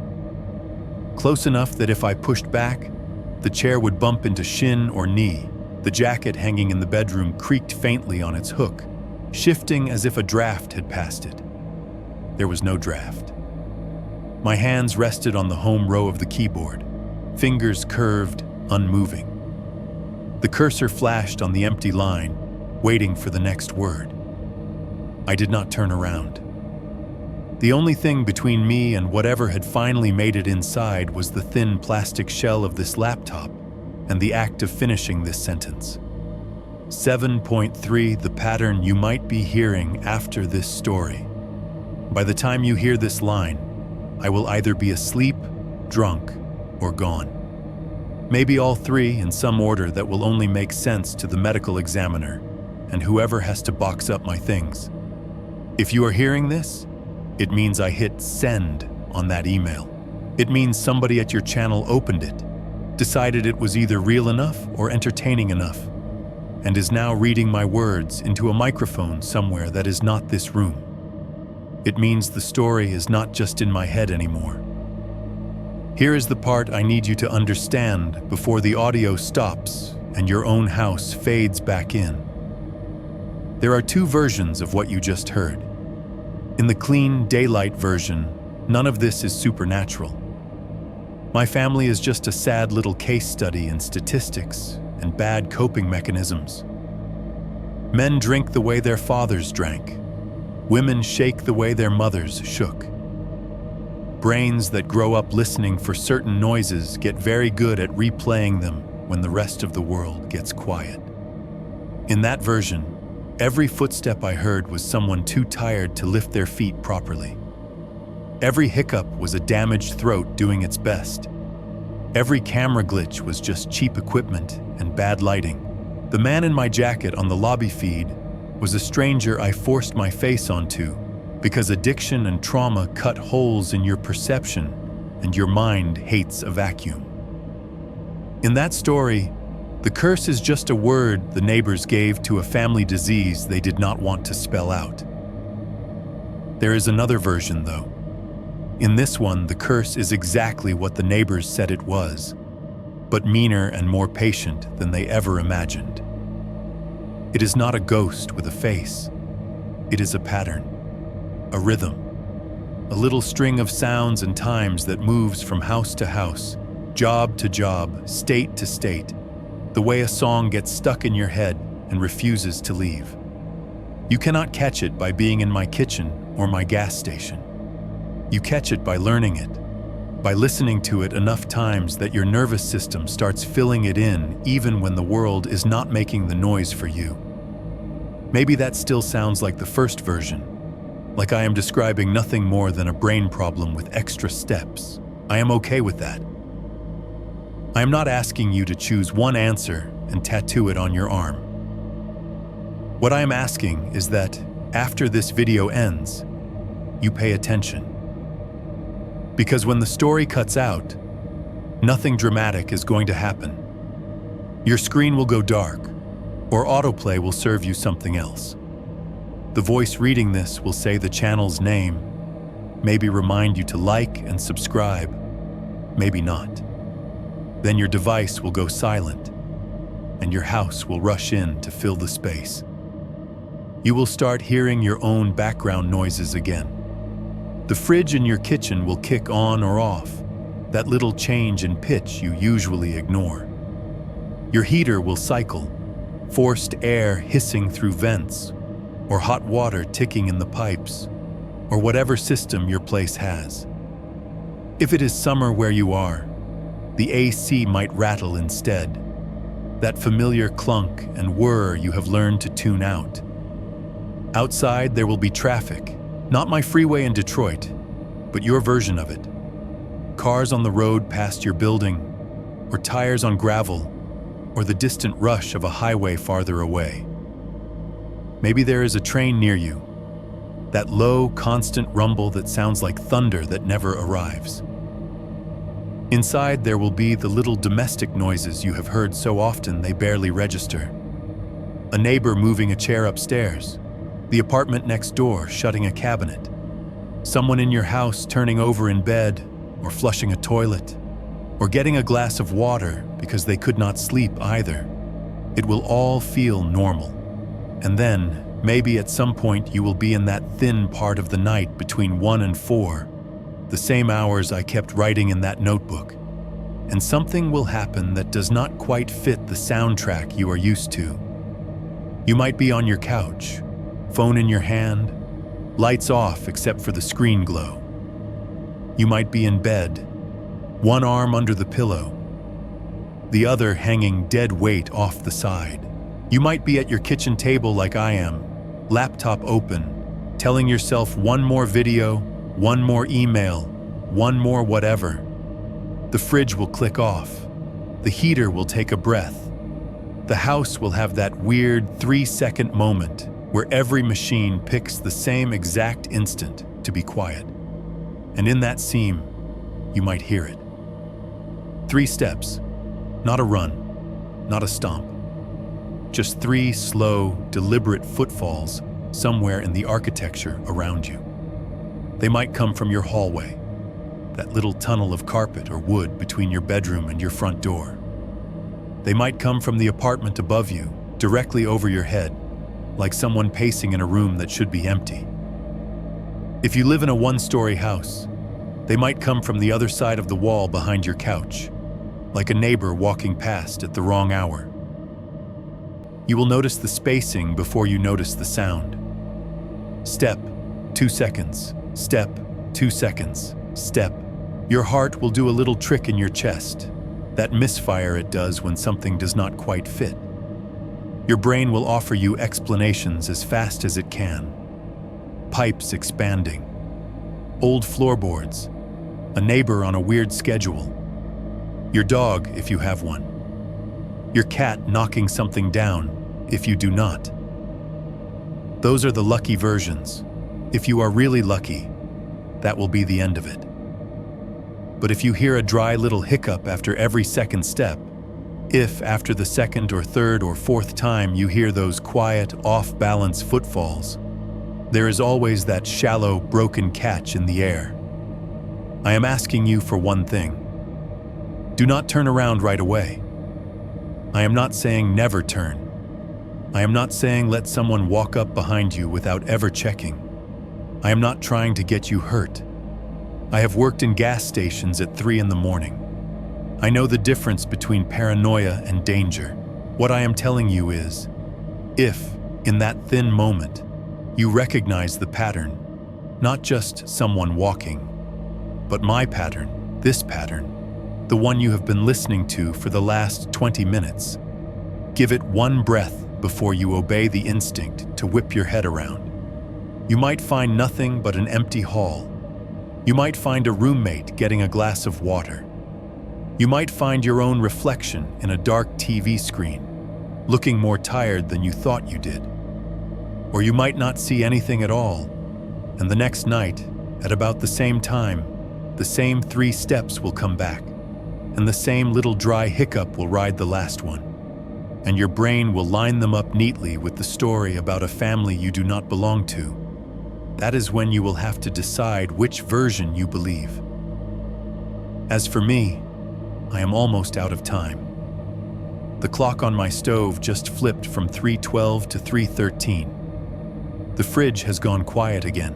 My back is a few inches from the wall, because that is how this apartment is laid out.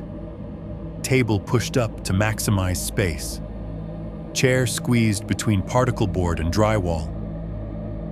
The air behind my neck feels colder than the air in front of my face. I can feel my own breathing, in through the nose, out through the mouth, trying to stay slow, trying not to gulp. Somewhere under that, just at the edge of hearing, there is another breath. It is not synced with mine. When I pause, it does not. When I hold my lungs empty for a count of 3, it keeps going. A low, rough draw and a shallow push, like someone who has been smoking and drinking for 40 years and is tired of both but cannot quite stop. If I leaned back just a little farther, the top of my spine would touch the wall. If there were anything standing between the chair and the paint, if there were anyone else in this room, my head would be inches from their chest. I am not going to check. I have spent my whole life obeying the voice that says, do not look down the hall, do not go to the door, do not open it. I will end it obeying that same voice for 1 more minute. So I am going to finish this instead. Here is the last thing I have for you, whoever you are, wherever you are listening. If someday you find yourself walking down your own hallway at 3 a.m, toward the bathroom, or the kitchen, or the glow of your phone on a coffee table, and you realize your steps are landing a little off, If you feel your shoulders sway a fraction too late, and your heels skid just a little on the floor. If you hear, in the quiet between your own footsteps, a dry little hiccup that does not feel fully under your control, just know this. The curse was never really about the name Elmer, or my father, or that house in Wisconsin. It never cared about the town, or the gas station, or the apartment above the parking lot. It only ever needed someone willing to learn the rhythm. And once you do, once your feet and your brain and your bad nights all start keeping time with it, you do not have to be in my family to be walking it for the rest of your life.